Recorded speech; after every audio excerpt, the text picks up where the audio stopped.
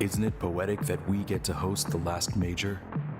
Soak it all in, because this is the finale.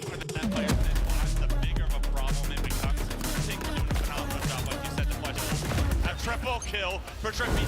Now the collapse can come through. Trippy leads the charge, and the rest will follow. Catwalk and Wall as Susie as well as Whirlwind. Another one here too. Right here, one shot. Take right, he's got Reed, and he's got a teammate here to back him up. Lucid is the star of Halo Infinite. Alive, he goes down. Got a lot of damage. Team's able to clean it up. Now it's a little bit more comfortable. 2 dead. Now 3 dead again. 5 back base. And he goes to the kill shot here. Oh my god, the cross. Do you know the kill shot? He's going to be cut him down. Cycle's going to be able to challenge that.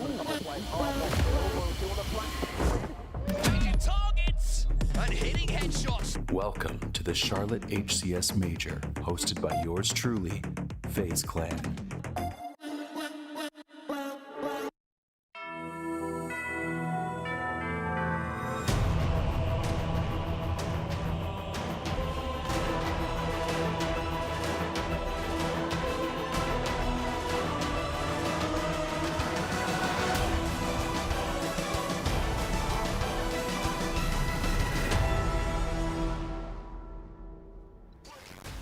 Good afternoon, Charlotte. Welcome back to North Carolina, and welcome back to the Charlotte Convention Center, where all of the incredible Halo Infinite is going down on our main stage. And of course, we do have wonderful booths here as well, because fans are funneling in. They're here for the perilous journey that is the championship bracket, which of course starts on Saturday. So day 2 here at the final major of the season is going to bring so much to the table. It actually already has this morning, and I cannot wait to talk all about it. My name is Lottie Van Prague. I'm going to be desk hosting for the remainder of this weekend, joined by 2 amazing analysts, and I'm very excited to have you once again on the desk. Snipe Down, welcome to day number 2.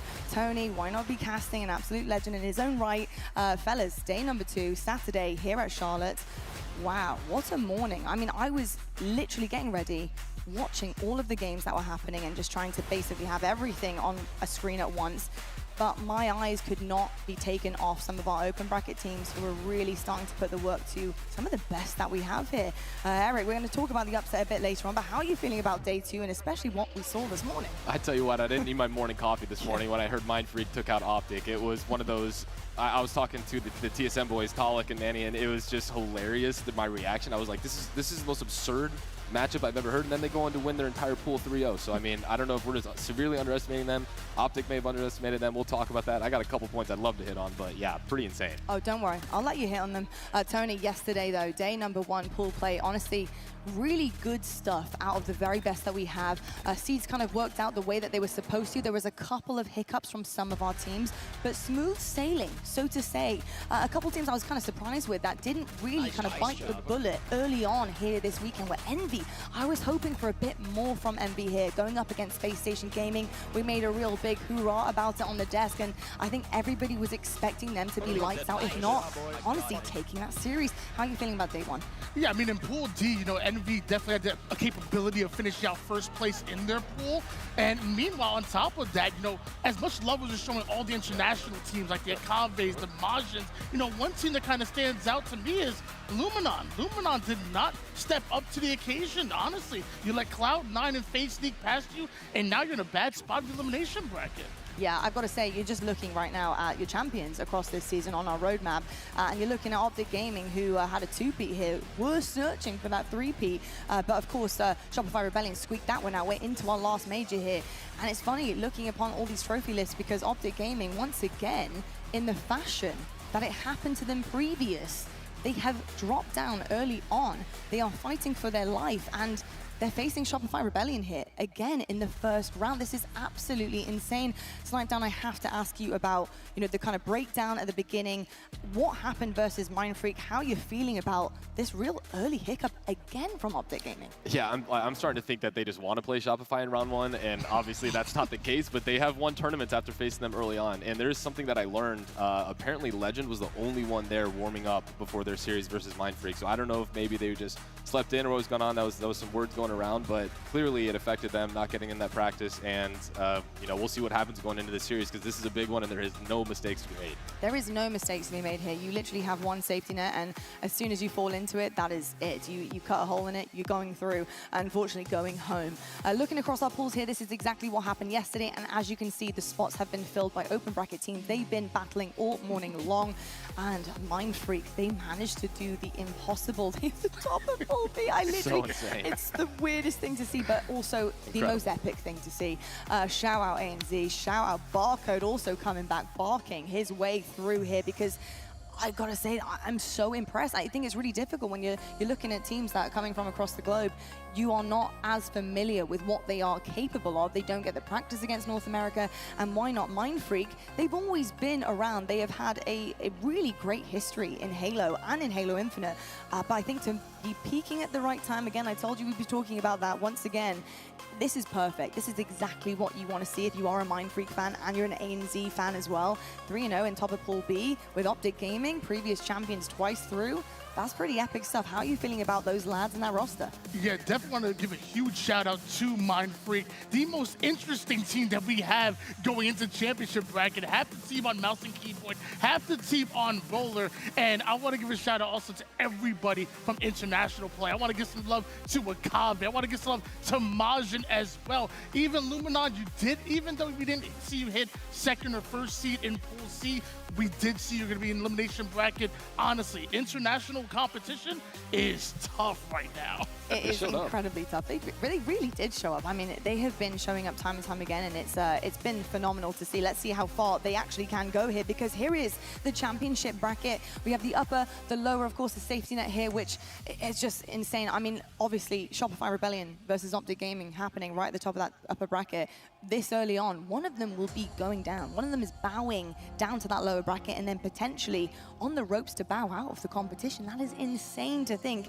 You will obviously gonna, put everything in one basket on one of those to make it through. You don't want to meet them in the lower bracket, so I do actually feel kind of sorry for a couple of teams that will be meeting them there. But Slimedown, when you're looking across this, what are you most excited for other than that kind of crazy first round matchup against Shopify and Optic? I mean, truthfully, every one of these matches I feel could go either way depending on how the teams come out. I think, Space Station, Cloud9 has their opportunity to take out a Space Station that we've been talking about has been weak. Envy still got a decent matchup against FaZe. They would obviously prefer the Cloud9 matchup had they won their pool and took out Space Station. And then Mind Freak versus TSM. Those are, I have no idea where that's going to go. I mean, I'm picking Mind Freak for that. I would love to see the momentum carry forward. Every one of these series is going to be absolutely electric, and I think these are going to be some of the best first round matches we've seen. I cannot wait, and actually I can't wait that much that we're going to go straight to game. Let's head on over to the casters. It's going to be the first one on the main stage, boys, and it's a big one. Walshy and Clutch, I hope you're ready for Optic versus Shopify. It's lining up green in here, and I cannot wait to see what happens. Dave, I'm ready for this. I know you are. And dinner is served early on Saturday. We got Shopify versus Optic once again. Winners round one. Optic slip up in pools and now immediately get thrown against the team you'd think that they would be finding in the grand finals later on this tournament. I gotta ask, what are you thinking of this Optic team as they woke up slow on this Saturday, once again getting fed to the wolves of Shopify Rebellion in bracket play? I mean, in the history of Halo, anytime we've had a dynastic team who've just dominated throughout the seasons, they haven't fallen in these ways. You haven't seen these early pool play losses. You haven't seen them lose to an open bracket team like this. So it's just confusing to me to see this mixed results. They have the highest of high ceilings, but seems like their floor also is a little lower than I expected to be. And it's always Shopify that kind of find themselves tasked with the bracket that doesn't really favor them as Optic continuously. This is the third time this year Winners Bracket 1 has featured many of our grand finals so far throughout this year. Both of our champions so far throughout this year. Shopify's got to be sitting there thinking to themselves, can you guys just figure it out? We got to do this again? Can't you guys all do something different here? What's going on? But that it almost feels deliberate at this point, they're saying. That being said, Shopify have gotten the better of Optic in Winners Bracket Round 1 both times it has happened up until this point. When these two teams play, ladies and gentlemen, this series usually goes the distance. These two teams have played 11 times this year. The series, the map tied at 29 apiece across both of these two teams. And if you're in this venue, I don't know what you're doing if you're not sitting down watching this one. This is the series we've all been wanting to see, and we get it early. Yeah, Like, you're not sitting down watching this. You should be standing up watching this. Yeah. As Wes said, the games between these teams are tied 29 apiece in their series. However, the series score tells a different story. 7-4 in favor of Rebellion.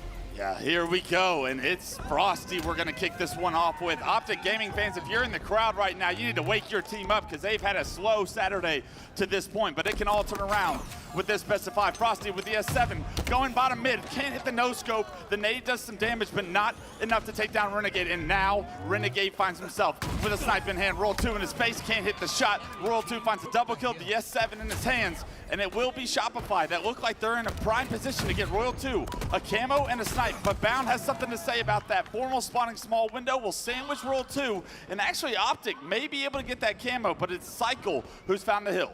And it's always that tough start at the beginning here of live fire. Do you go for the camo, or are you going to be able to roll that advantage into a longer hill time, or do you just grab the hill right away? Well, Cycle doing everything right by scrapping up this time. Yeah, there's been 6 kills in this game. It's already about to be 1-0. Cycle, the only player that pushed green from Optic, actually taken down. So Cycle caps his hill. It's a perfect first hill for Shopify as it rotates the tower. Optic are going to have an opportunity here to get back in this game with the tower set up. Formal found that camo snipe, and now he has to do work to get his team back in this. He has a healthy amount of ammo as well. 5 bullets, that's going to be enough to get a good setup here going on over at the tower. Able to clear out Frosty for that very first kill. Can he find the next one? It's going to be Last Shot. Last Shot does take down the hill player, but Formal still with that camo and the snipe. Gets stuck by Last Shot. Last Shot finds 2. Formal's got to be a little irritated on that, but Renegade with the S7 is exactly what the doctor ordered for Optic fans. Yeah, we're going to see he's now going to hold the top tower, and nobody contesting that top center lane. That makes things much more predictable for anyone on Optic. They know they're either going to come from dummy side or they're coming from Nest. Let's see how locked in Renegade is early on this Saturday. 2 players coming up the tower. There's no chance for him. He gets a small window to hit a shot, misses that shot, and with that, loses his life. Frosty finds another kill as well. 3 go down for Optic. Shopify have broken the setup pretty easily from Optic, and now we'll start to get progression on the second point. And I love seeing this energy out of Frosty. You saw him win that fight. You can see him mouth something to the effects of sit down as he out-BR'd Formal. 3 members of Optic push green to get Frosty out of that position. A lot of information given to the rest of Shopify. Can the rest of the team hold this setup for tower? Doesn't look like it as Bound picks up 2 in the kill feed. It is all 4 going down. Frosty the first one to spawn, but Optic break that setup immediately as well, and they'll continue progression, already over 50%. Get this back to a 1-1 score as slow as you started. Optic starting to get on their feet. And look at the score lines across the board here. Legend, still not killing the board, but most assists, has 5, which is the rest of his team combined. I love the fact that he's not playing too different though. He's just post up near Nest saying, I'm still gonna land on my shots, hold the 7, and try to keep Shopify out of the hill. Shopify break the hill. Frosty with camo and snipe this time around. We saw Formal with this opportunity, now Frosty with the same power-up, power weapon combination. So little time for Optic to get back on their feet and try and break the setup before Shopify can take a 2-0 lead, and they have to go through Frosty with camo snipe in order to do so. There's 2 players pushing towards Nest. One's already snuck around back tower. The camo not going to be part of the equation anymore as it runs out. Frosty with the shots gets a double, does trade, but in the meantime, the rest of Optic, Legend himself, has gotten the hill, and although he doesn't have a kill, that is major feat in that hill to get Optic right back in this. Yeah, I mean, on one hand, if you're a Shopify fan, you have to say, great job, we're shutting down Legend. You gotta do it good. But this other time, on the other hand, you're saying, wait, we're tied 1-1 and Legend hasn't even gotten a kill yet? Wait until he wakes up and starts going off. If you can process that level of information while all of this is going on, that would be impressive. But Shopify get a clean wipe as the hill rotates into house now. Cycle gonna be the first man in front of the Shopify Rebellion setup here. He's gonna get taken down. 2 actually go down. Frosty and Cycle both lose their lives. The player in the hill for Shopify by himself. It's going to be Last Shot as Roll 2, trying to anchor from green, trying to get some damage for Last Shot to capitalize on. But both him and Roll 2 go down in a staggered respawn from Cycle and Frosty. Optic all 4 up and have a perfect setup of their own, but they have to play perfect here if they want this hill. Couldn't tell if Royal 2 was not QTing because he was getting greedy and trying to finish off that fight, or he didn't want to get the spawns all over at green and get stuck in that position. Either way, didn't pan out in his favor, and they got this next push to go through. It's still a little bit of time. Optic trying to crawl back in hill number 3, and Renegade hits a couple of body shots with the snipe. finds himself two by himself. It's Roll 2 who stands alone on the map, gets in the hill, and this will be Shopify taking the lead once again, 2-1 here shortly. That's going to be the second hill for Shopify. Looking strong, looking good. When we're looking at the kills across the board, pretty much even for all these members of Shopify. The only one that's positive right now is Frosty with a +2. So Slays, neck and neck between these two squads. Roll 2 trying to get eyes on that camo, but Renegade just tiptoes around his sight line right there, able to get away with that camo. And now, although Royal 2 is able to play big door here with the snipe, Renegade's got the camo. He's gonna try and get up close and personal. And look at this, I love this from him. If he can get some initial damage from his team, that's his sign to go. Yeah, and last time when we saw that secondary hill being captured, this. It was all because of Renegade really pushing through to that side. It was Renegade slipping behind in the mud. You saw Frosty, didn't catch that timing last time. Second time Renegade makes a flank, once again, undetected. Beautiful trigger discipline from Renegade right there. Just a heads up play to clear out all of green. Repulse, camo stick, working to his advantage as well. Last shot did see him, but too little too late. He didn't know he had all the util in the world to play around, and Renegade takes down last shot to help Optic almost guarantee this fourth hill. Look at this, Renegade just buying so much time over here at back green. They're not comfortable just leaving them back there. Last shot, doing a little no-scope with the snipe, but double it's back. a little late here on this hill. I'm curious to see if we're gonna see Shopify try to commit to this and grab it, or just go for a bit more Slays and set up their hill number 5. Well, the hill's not gonna move until Optic get in it, so Shopify kind of left without an answer outside of try your best to come back in this, and if you can pull that off, that would be a deflating experience for Optic Gaming to go through. There is one player, I believe, still at tower. Last shot on the prowl. Last shot hits the first body shot. The second one is true as well. And this kid, when he hits up, he does not miss. And right now, he is the player to watch with the double body there. One player of Optic gets feet in the hill. You got to get him out fast. Last shot decides to drop, not where you want to be with the S7, but can last shot make it work? And body shot onto Formal, but Formal with the beautiful shots to suppress last shot. It's going to take him out. 2 members go down for Shopify. Here come Optic Gaming to tie the game right before Shopify could go up by 2 hills. Yep, looks like Legend's gonna scrap up the last remaining time in that hill. And we got ourselves a tie game, Wes. Next up, top center hill. 2 minutes and 40 seconds on the clock, so you can guarantee that time probably not gonna be a problem in this game. It's a 1st to 4, we're gonna call it, as Formal posts up and does what Formal does best. Rip faces from a posted position as he finds that first pick. Another body shot under Roll 2. Roll 2 is gonna repulse up into Formal's teammate. Good comms will get Roll 2 taken down. Roll 2 and Renegade, the first 2 players to die on this set at the battle for camos, where everyone on the map for Shopify is focused. Optic Gaming don't send the same amount of resources there as they prioritize the hill, and we'll see who gets the benefit, who benefits the most from that decision. Yeah, I feel like on the top center hill, it's hard to argue not grabbing that scrappy time. It's such an easily contestable hill from either platform. So we're gonna have to see if Shopify can make up that gap, but Optic scrapped up so much, they're about 70% on this hill number 5. That's a beautiful read from Cycle. So many times you see that player from Cuts get a back smack, get so much free damage on the hill player before he's able to react. But Cycle, with heads up situational awareness, able to get a melee, it's traded out immediately, and he doesn't even have to pay for it with his life. And now look at the progression, Dave. Shopify have gotten right back in with the use of this camo. Yeah, I like that. And also that pressure that you saw Royal 2 and Frosty trying to push on green, but ineffective there as every member just cleared out of the top center. It's going to be Optic trying to scrap up this last little bit. Inbound dodge these nades? Yes, he can. They get steps in from the repulse up. It's Cycle. Cycle repulses up. He gets 2. It's a double for Roll 2 as well, and that's going to do it. They're going to get the hill all 4 down for Optic Gaming. The hill will go to Shopify from a miraculous last-second play from Cycle. Something about counting chickens before they're hatched. My apologies, all you viewers out there. Last shot I had no counts idea as Cycle chickens. had the flank of the sentry up through the vent. I didn't see anyone near sandbags in a position to contest that. If we're trusting anyone to count chickens, I'm trusting Last Shot. Everyone knows he's got chickens at home, and he can count those chickens to the very last second. 3-2, Shopify take the lead. Roll 2, you can tell time is not going to become a factor. They want this 4th point. Optic coming from the big door situation. Roll 2 forced out of the hill. Multiple members now back green from Optic. Roll 2 with the side kick in hand, able to find Bound, and that's going to open up the floodgates as Renegade goes down as well. Yeah, still not certain about his big door over here, but now they've got Cycle open him out. The only real risk is now someone like Legend, who snuck on over towards the pillars to get that snipe pick off. He might have started. He's warming up a bit more. He might have started slow, but this is the exact opportunity you expect Legend to take advantage of. He's going to have a player back green, but knows that there's white wall pressure coming as well. Roll 2 taking down Legend before he can do any more damage with that snipe is a massive kill for Shopify.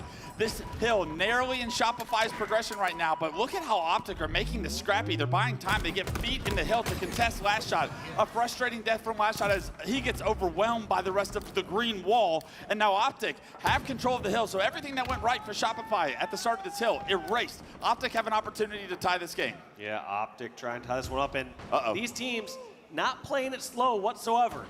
These teams can play it about as fast as anyone else when things start to go in their advantage. So we're not going to be seeing any sort of overtime in this scenario. This is going to be going over to one of these teams soon, whether it's going to be Shopify closing out this game 4-2 or Optic bringing it to a crucial Hill 7. Frosty no-scope, headshots, Formal, and hits him again in a second. He comes off respawn. Formal had Quantum the first time around, couldn't even Quantum out. Frosty is canceling Formal out of the equation for the end of this game. This is going to be Shopify's hill. Very interested to see where that first grenade landed. Did that land all the way on the scoreboard there from Frosty? I can't believe I've seen players throw predictive nades from that far away. Oh my God, just somehow, prepping it. some way, Bound gets into the hill. You know he's a fast player, and Bound is doing Bound things again. He gets feet in the hill, he gets another kill to his name, and he's gonna tie this game up for Optic Gaming. When you think Frosty's done enough, Bound answers back. One of the fastest, if not the fastest player in the game when he's G-sliding across the map. How did he get Somehow close that gap quick enough to just contest it. Now Shopify, luckily, not crumbling just yet. They're all the way over at tower. You didn't see Frosty overcommit, try to desperately kill that person in green. He didn't have a chance. He didn't have the grenades. Instead, setting up for this final hill. This is where these series are decided. It's the close games and the differences that players make at the end of these close games that really make the difference in these series right now. It looks like Shopify able to get almost halfway progression. Optic all coming off respawn right now, and they have got to go. Sniper's coming up, and you know everybody wants that S7 in their hands. Yeah, they're gonna go for this snipe. They're gonna try to get this sort of control before jumping this hill.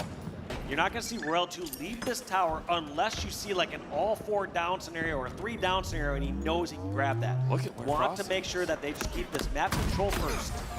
Frosty forcing Optic to try and pay attention to him. Meanwhile, the hill's on the opposite side of the map. Frosty has so much space for Shopify. He's going to say, they're all spawning green, boys. Check nest. Frosty's got everything else under control.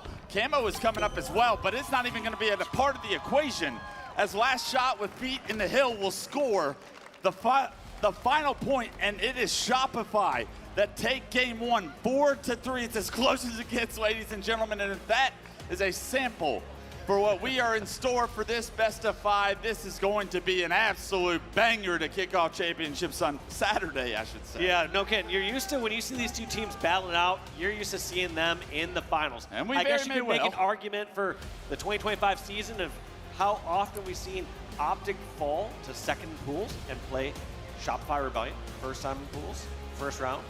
But these two teams so evenly matched.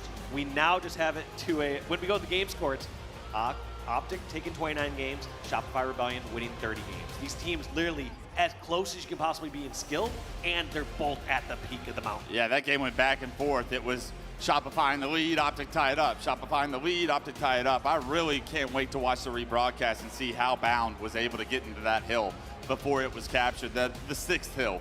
Right before Hill 7. I don't know how Bound got feet in there, and what he did after was absolutely miraculous. I've been confused those last few hills. I've been confused all day. I mean, on hill number 5, you see Cycle somehow get through when I thought Bound was going to capture it. Hill number 6, I thought Frosty was going to capture it. Today, I woke up, I thought it was October 4th. It pretty much is December 25th with the kind of gameplay that we're seeing. This might be the best Halo Infinite as of yet, and what these teams have in store to end this year. It's going to be nothing short of absolute brilliance here so far. We're shifting our mindset, Dave, as we take a look at the highlights on where Optic Gaming are for the day right now, going into a Game 2 Slayer.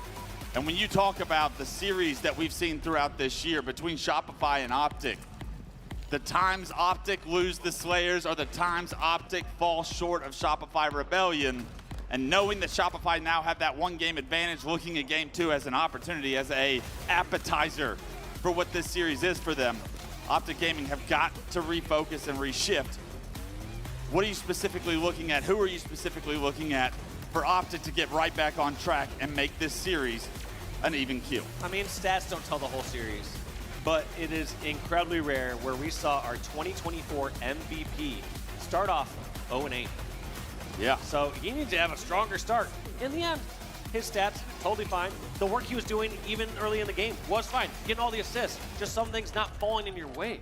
But at the end of the day, if you're asking me to highlight one person or call out one person, you gotta say, Legend, where's the stats? And I think if anyone's going to step up in this game too for Optic Gaming, it is usually Legend that is nothing short of brilliance when you watch his point of view. It's going to be Solitude, Slayer that these two get to duke it out on. There's a camo, there's a shock rifle. We saw plenty of those paired in the first game with the S7 and the camo, and you saw how much success Frosty was able to have. You saw Formal anchoring the tower with the same combination. Don't be surprised when these two teams at this high of a level, they drop those power weapons for their camo players, and when they do, they create opportunity and almost outright dictate how this game is going to go. Ladies and gentlemen, we are getting into game 2, and Optic find themselves down 0-1. Shopify gave them everything and honestly stole some of those hills away. But as this series continues, you can only best believe the bloodbath will continue as well. Excited to see how both these teams decide to play it. I do think we're going to see a bit slower of gameplay at certain moments on this one. You have no choice but to, unless you want to try to force some action. Oh my God, Legend does want to force some action, just flying into the yard. He was dead to rights in a situation like that, but he wanted to put that pressure on. That's a statement from Legend saying, you will not see me drop those stats again in this series. He finds himself the first pick of the match, 3-3. Trades across the board, shock rifle in the hands of Last Shot, but I believe that camouflage is still gonna be up for now. Nobody able to go for it as the map continues to get split. Spawners coming across everywhere. You see Last Shot kind of get surrounded. There's players truck flanking him, and there's a player posters in front of him. Because Renegade forces himself to be such a hard kill, Formal is able to pick up a couple of kills. With that, he's able to find this camo and the shock rifle, and already the power up and power weapon are paired together, and now it's Formal's chance to once again change the outcome of this series. Yeah, that staying alive by Renegade was absurd. Huh? You think about, yeah, that also seemed like I should have hit. I'll give you a little credit there for him. Well, that one looked pretty good to me. Looked good to me, Coach. I was gonna say, the fact that Renegade not only stayed alive on the stairs, but jumped up and avoided being seen during that time where Last Shot was trying to throw a grenade there. It's just, the difference between these top teams isn't just the shots, it's how difficult of kill are you? Yeah. How much of a nuisance How are long can you you when stay you're being alive? taken down? Formal with the shock. It's Optic with the pressure, 11-6. That was a beautiful push onto the back of Tram there as they were able to finish off every single one of those kills, only losing one member. 12-6 the lead. Camo's going to be erased from part of the equation right now, but Formal still with shock rifle in hand. Forced to back up as he can't hit the headshot on the player's side. There's players from Driveway, Loop, and a lot of pressure onto Optic here, but Formal gets into the mix, finds himself a kill, gets another player to no shield. Kills being traded out will benefit Optic here and now. Yeah, and you feel like Shopify, they're overly committing here to try to take all these players over at Yard and Driveway because the shock rifle's there. That's out of ammo at this point. So all that time that they're chasing around Formal and trying to get that weapon back, Formal making effective use of it. Getting a few picks here, laying down damage, and his team now with a 7-kill lead. Yeah, Shopify wanted to push out that more successfully, but Optic do such a good job of trading the situation out. The teamwork is starting to show out for Optic early in this game too. 16-9, multiple players stuck in the back of blue. They're both knocked to no shield. Renegade head on a swivel, turns onto Royal 2 posters, gets that kill before getting traded out. 3 go down for Shopify as the second camouflage is coming up. Optic may have an opportunity to get map control. It's Legend finishing off Frosty, popping the camo, and can he stay alive is the question. Yes, he does. Decides to revert back towards this Driveway side. Now Legend's gonna have to try break behind the defenses here of Shopify. In fact, maybe not. If the player's gonna just make a push towards you, that's gonna be the opening that Optic need to make their next charge, and here it comes. Frosty with the jiggles, making him such a difficult kill. Legend loses a couple teammates. That's the map control gone, and he's forced to trade with Frosty in that situation. 22-16, still Optic in favor, but you thought that that was going to be an opportunity to run away with the game, and Shopify starting to fight back. 100%. I mean, it felt like Optic were gifted the opening slay. They had the camo and they started the charge, but Shopify answered to a couple kills of their own on the opposite side of the map. Kind of isolated Legend out there. He didn't really have an option. He was always going to get traded out. It was just a matter of does he get that kill on the Frosty. He is able to get that kill, and since then, Formal's found himself another shock rifle. A little bit of success with the first one. Let's see if he can have even more now that he knows where Shopify are, all stuck in the back of Loop. There's a lot of map in front of Formal right now. If they can keep Shopify pinned down, that would be big, but as Formal relocates to bottom U-turn here, multiple members pushing top posters right now, and Formal gets back up to top sniping. Now he's got Cycle in front of him, but Frosty looking over, and Frosty not to no shield. Cycle still able to get a shield back, but Cycle gets the best of Formal. Should be cleaned up by Legend. Legend trying to hunt. Cycle down. The repulse makes it a little bit more difficult, but finally Legend able to get that kill, and a much better start for Legend as he is 8-4-3 here in game 2. Optic benefiting from that heavily with a 30-19 scoreline. Yeah, massive lead. I mean, we talked about highlighting Legend going to this one, but I think one of the people who's doing real amounts of work there is Renegade, getting 2 kills in your kill feed, dead. bringing him up to 14-5. The MVP, Renegade, 14-3-5. Getting his team back into this series. Part of a leadership quality is doing it yourself sometimes, and Renegade says, I'll do it myself. We'll hop on board with him, and he looks to be aggressive. All Shopify are top snipe. If he hits this left at the right time, he is going to find even more kills to his name. Frosty does try to turn, but it's a killing spree for Renegade as he outdoes Frosty once again here. I mean, I'm having flashbacks to Halo 5 World Championships where you have Renegade on this Splice roster flanking around over the yard, hitting the likes of Frosty and Royal 2 from behind. Renegade challenging the world right now, and Cycle brings him back down to earth with some shots of his own. Cycle trying to do what he can, but still a tough position right now. Down 15, making 14 kills. This is Optic's game to lose. Cycle though. Camo could help. It can help, but I don't know if it can help by 13 kills. It will make a dent, and it depends on what they can do if they can get Optic in some sort of spawn cycle, but you start to think of like Camo adding maybe 3 or 5 kills in a very good or very average time. 13 kills, completely different. Cycle was actually getting hunted by Formal there. He actually does a phenomenal job to stay alive, relocates, and able to take down Formal, but in the meantime, he's still losing teammates. Members of Shopify are dropping across the map, creating this still 11-kill lead. This Camo, he's having success with it, but at the same time, Optic doing such a good job to trade kills out until now. 2 go down for Optic, the last 2 players forced into blue, and this is where they could get trapped. This is the moment Shopify could come back in this game. Legend just being so patient, waiting for that player, the dip, spot cycle right away, trades out the damage, but that's gonna be Legend and Frosty going down. So every single time it seems like Shopify might have an open, might get a kill. Optic get a kill of their own and make it so Shopify can't get a 4v3 or a 4v2. Yeah, I can't tell you how big of a kill Renegade got off screen there. And oh my God, last shot not going down without a fight, gets a triple kill. Beautiful shots from last shot up close and personal to make it a 7-kill game. And all of a sudden, Shopify's momentum starting to manifest into a comeback. Just like that, you saw last shot assuming they're gonna spawn over near hotel or something. Tries to position over near LR, does not work, and instead the yard gets taken over, Royal 2 falls, last shot falls, and that's just a great push from Optic immediately. No hesitation, push out, take over some new ground over at the yard. Yeah, if they hesitate there, last shot probably continues to go on a spree, but such a good job from Optic. No, don't flinch, you go when it's time to go in Optic. Now reaching the 47-kill mark, 3 kills to go. Here comes a push from Shopify into yard. It's free shots on the last shot. It's free shots on the Cycle. Bound, the player that was called out so much yesterday to try and step up when these two play each other. Bound having a great start to this series as Optic will tie this series up.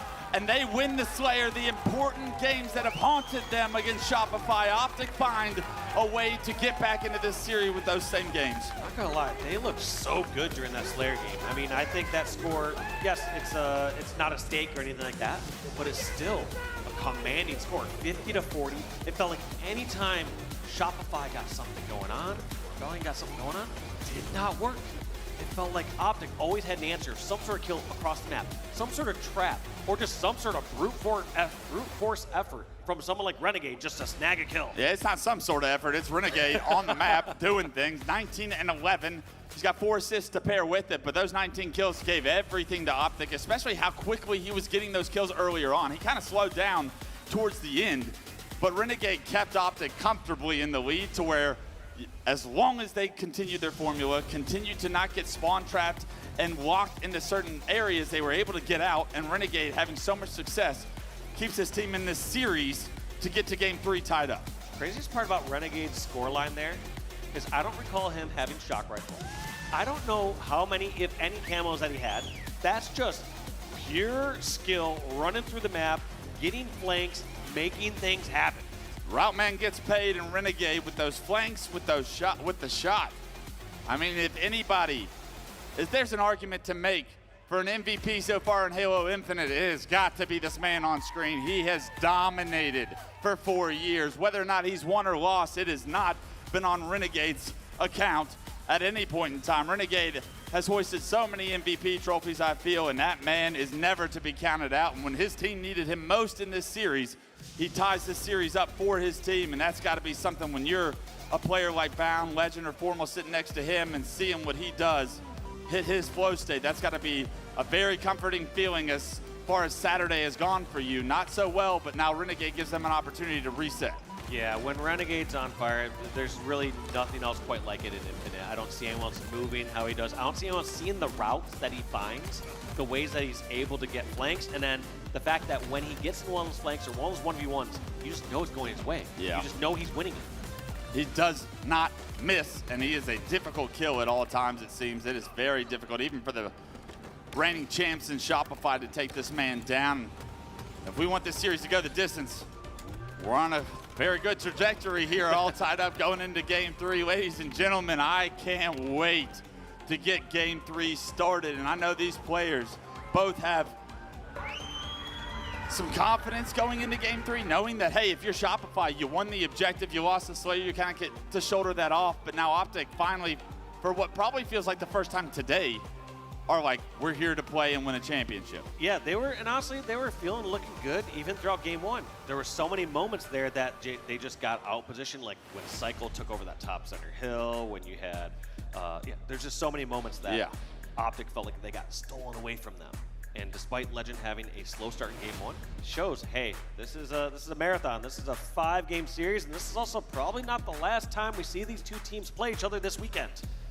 I sure hope not, but now that they've matched each other in winners bracket round 1, it's going to be a long road for whoever decides to go through that elimination. Long road, one's taking the short path. Yeah, absolutely. Recharge Stronghold's the name of the game for game 3. Shock rifle and camo once again part of the equation. We saw Formal grab it early on and start to go to work in that game 2, and you got to think, if you're Shopify, you got to start prioritizing these power-ups. They really dictated their early game in that game 2, and I mean, it's tough to, if any of these 8 players get that weapon in their hand, they can really start to change the trajectory of this game.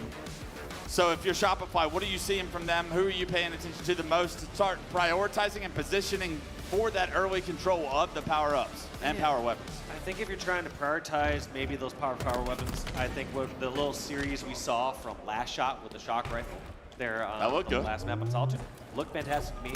I think the bigger thing for me that I need to see from Shopify is they need to be able to get an entry kill and then not throw a death or fall into an optic trap right after. Right. I feel like there's a few times that we're seeing, and this is from both sides, but specifically from Shopify's side, is they'll get one kill, and then you'll instantly see that kill answered by someone from Optic, and it's not the person that was in the original engagement. And on a game type like Strongholds, if you're able to stay alive after getting that first kill, it can snowball out of control, especially on a map like Recharge. If you get a trip cap, big things can happen. Big things are still happening on Renegade's screen. He's got the shock rifle in his hand, finds the third shot on the last shot, gets Frosty to no shield, but Frosty with the nade and the damage to follow, able to find not just Renegade, but takes down Legend as well. Formal does jump into C, but in the meantime, Shopify jump into B and A, so it's gonna be an early hold for Shopify here as the dust settles. Optic do have a 28-point lead, so nothing to stress over, but here's where the game kind of slows down, and how are Optic gonna break this? Yeah, and I think Shopify happy to take that trade. They'll say, yeah, you can take C, we'll take the other 2 hills that are a little bit better.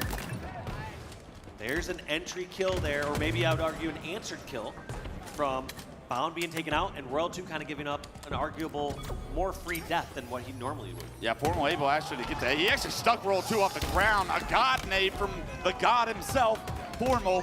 able to take down Royal 2 right off spawn. So he kills Royal 2 across catwalk, throws a predictive nade on the pipe door. It bounces off the ground, sticks to Royal 2's big toe, and Royal 2 hasn't played the game in 20 seconds because Formal has taken him out of it. Yep, Royal 2 once again out by Formal.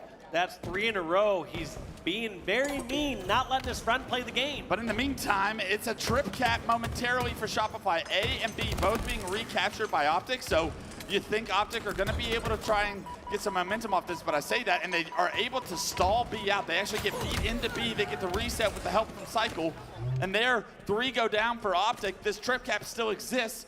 They do have a player in A. Last shot, late to rotate maybe, but giving up A in this situation, no harm, no foul. You got a 50-point lead and a BC control for Shopify. And last shot, knowing that he has to try to fight towards Needler or H-White, ends up at least getting the trade there, which is huge, and that's going to continue. Points on the board here for Shopify Rebellion. Formal by himself here over at Elevator, forced to drop bottom middle. Royal 2 knocks him down to no shield. Royal 2 actually looks down above him, takes him out, and then Royal 2 give him Formal a little bit of his own medicine there as he takes him off the screen. 4 down for Optic. A brand new camo for Royal 2. Optic are going to split spawn actually in this situation. 2 players spawn towards Elevator and camo for Royal 2 approaching these players. He's actually going to choose to back up as Frosty goes down. I actually love this from him. Good discipline on not overextending with that camo. I like it too, and I'm not sure if they recognize the split spawn or not, but either way, Royal 2 realizes in order to take over Elevator, you need to have numbers. If they have already spawned, you're not going to outshoot 2 or 3 players unless you're doing something like that. It's Royal paying 2 off. Kill. It's paying off. Can't get the over, but Royal 2, the patience, the discipline pays off. He's doing Royal 2 things. He says, it's my turn with camo shock, and he lights up the scoreboard for Shopify now. 131 and climbing to 26 from Optic. Just like that, trying to line up one more, feeling himself, and that's a 100-point lead there for Shopify. They're also not satisfied. They're pushing for the strip cap. I'm not sure if this is the right time as they lost Royal 2 and some players because they're essentially trading the C platform for Elevator, and Elevator is the better stronghold. Well, what they're doing is they're creating split spawns continuously. Look, Bound by himself at Elevator. The other 2 players from Optic spawn into pipes. They try to jump into B, but Royal 2 trades into B. Another player from Optic forced to jump into B. In the meantime, they're able to capture A. So not only are they consistently adding this pressure, they're forcing the numbers of Optic to be split across the map. They can't help each other, and all of a sudden, Optic on the ropes. Got it working, creating the chaos, but now that they've lost some numbers, it's Optic's turn. They had 2 down, but just as I say that, 3 from Optic fall. Legend, the only one alive, they know where he's at. He's in the hill. This is near perfect from Shopify. It's a killing spree from Cycle, everyone doing their part. As you take a look at the kills, all of Shopify, 9, 11, 10, 10, everybody doing their part. As we see individual pop-off moments, the pressure, just too much for Optic. They finally feel like they're grouped for the first time, but it's a C hold, several players in that C stronghold to stop what is the trip cap bleeding, but is the damage already done, Dave? At 177 and climbing still. Damage is done. I mean, even when Shopify lost a couple members there was just so much information. They had 3 players over at the C plat. That's so much info. And any way that they're going to push out of there is going to be tight confined quarters, whether they're going through control or whether they're going through gold. Couple of members from Optic, not to no shield. Renegade tries to grapple all the way to bat ledge. That was ambitious. Cycle waiting for him to enter the window. All 4 go down for Optic again, even with the burn of the camo from Frosty. It's still Shopify reaping the benefits of the poor positioning Optic had to put themselves in order to deny that camo. The pipe door push is coming from Optic. Cycle uses that grapple he took from Renegade to get out of dodge. With the help of Royal 2, they're able to knock down not just one player from Optic, but another player to no shield. Cycle should know Legend is here, no shield. He does, and with that, opens the floodgates onto A. 3 down again for Optic. Somehow, once again, they just make these incredible pushes. Basically, they'll know where there's so many players of Optic, and as you saw from that pipe engagement, Optic had numbers, but they felt funneled in even one by one. They're going to get double teamed, they're going to get grenaded, and they won those fights. Pushed on over, took Elevator, and they just go back and forth. And at this point, it is just too tough here for Optic to come back. They have to play perfect, and they have to do it now, and they have to do it the rest of the game. The pressure from Shopify has been too much. Bound and Formal both go down. A player tries to come across catwalk, and a trade will do everything for Shopify to win this game. 244, they're in C as well. Optic with no answer, Optic with no chance. And Shopify take back the series lead, 2-1. clinical by Shopify. Every decision they were doing, so well done. They were making the right rotations, taking the right fights, hitting all the important shots, keeping Optic staggered. One thing that was so impressive to me is that a lot of times when teams are pushing their advantage, like let's say that they have trip cap or they have 2 caps and they're going for that 3rd one, and they lose a member or 2, more often than not, you see the next 2 members fall, and you have these staggered spawns. Shopify, however, they lose 1 or 2 people, somehow hole up, get into strong positions, be overrun pipes, be in difficult to kill spots, buy time to their teammates, and if anyone Optic overextended, they would get an answering kill of their own. Yeah, that last control from Shopify lasted the last 5 minutes of that game. It was never Optic's opportunity to get back into it. It was always Optic on the ropes. Optic on the ropes, they could not figure out a way to break what was the relentless pressure from Shopify. And what a response after game 2. They said, Greenwall, you didn't invite me to the barbecue, hurt my feelings, and came back and dominated game 3. If we know anything about Optic, you can never count them out of a series. No. Fans. Undoubtedly. Doesn't matter if the game was won by 1 hill, like in game number 1, or right here, a dominating fashion around 250 to 50. Royal Optic, 2. you can never count out. Royal 2. Hadn't seen much of his point of view so far throughout this series. We get a glimpse of him. Chance with the power-up, power weapon, and I mean, he's been doing this for 15 years now. Doing just another check-in here with Royal 2, and yep, still goated, still insane. Still cooking heads. But like you said, Dave, 2-1, even after that dominant Strongholds performance, this series, this Halo, still far from over. A lot of Halo left to be played here as we see these 2 teams match up so often, and so often do we see it go the distance. Game 5 on the horizon after a neutral bomb Aquarius. And when these 2 teams match up, I feel like I always favor Shopify when it comes to Assault, but now it feels like with just Aqua Bomb being part of the equation, Optic have got to be a lot more confident. I feel like on Fortress, they always fell short to Shopify, so they are very happy to see that Aquarius neutral bomb is the name of the game and not a Fortress coming up. And Shopify have to know they have to keep their foot on the pedal the entire time because they do not want this to be decided by a Slayer, which we saw them previously lose already in this series. Taking a quick look at both their records here on Bomb. Who's the Bomb? 11-3 for Shopify, 8-3 here for Optic. Just 0.1 more average points. Now, the only thing I can say in defense of Rebellion here as we go into this game 4 is the game 2 they lost. I felt like there was just a lot of disorganization, mainly chaos caused by Renegade. Yeah. Just getting behind enemy lines, shooting people aside, winning all these one-on-ones. Aquarius, yes, you can be sneaky. Yes, you can do certain things, but not as much as you can on something like Solitude or many of these other maps or Lattice.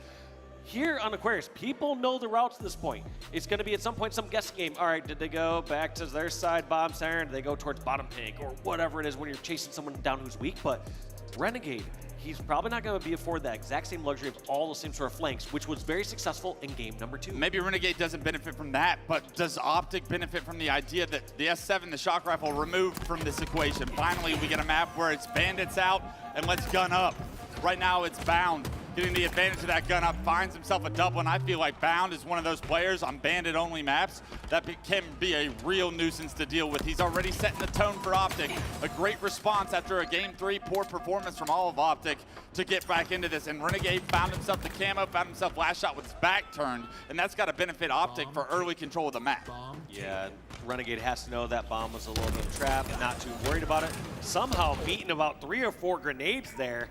I wonder if he was still on a death screen, or I wonder if they just were predicting where Renegade would go.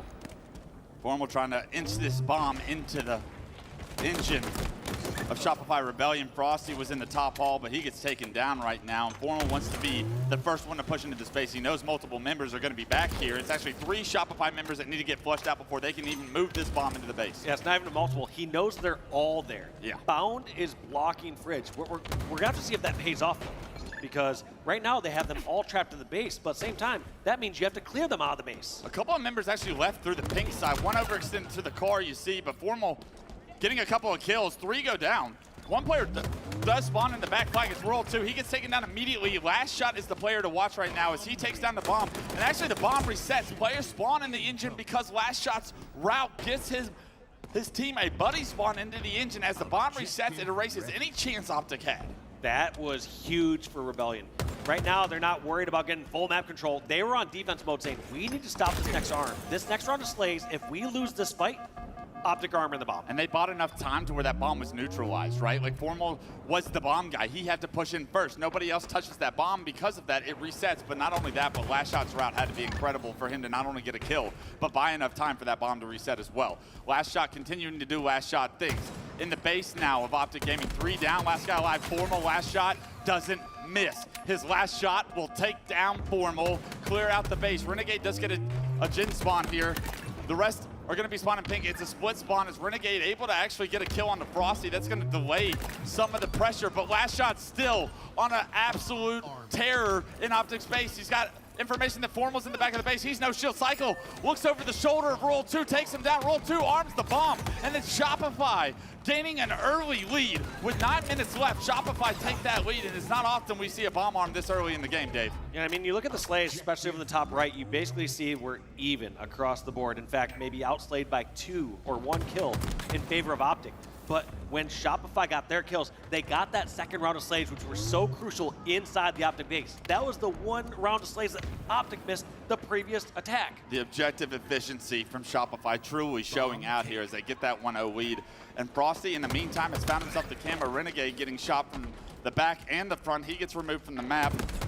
Formal front the base. That's 2 going down for Optic Gaming.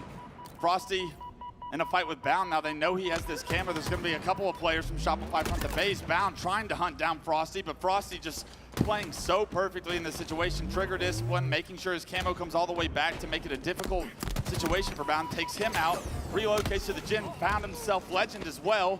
And finally, that camo does get removed. Not a ton of actual objective work done there. 3 go down for Shopify and Optic. Even though Frosty looked like he was making phenomenal plays there, find themselves on their back feet on respawn. Now Optic need 1 round of slays before they can tie this game up.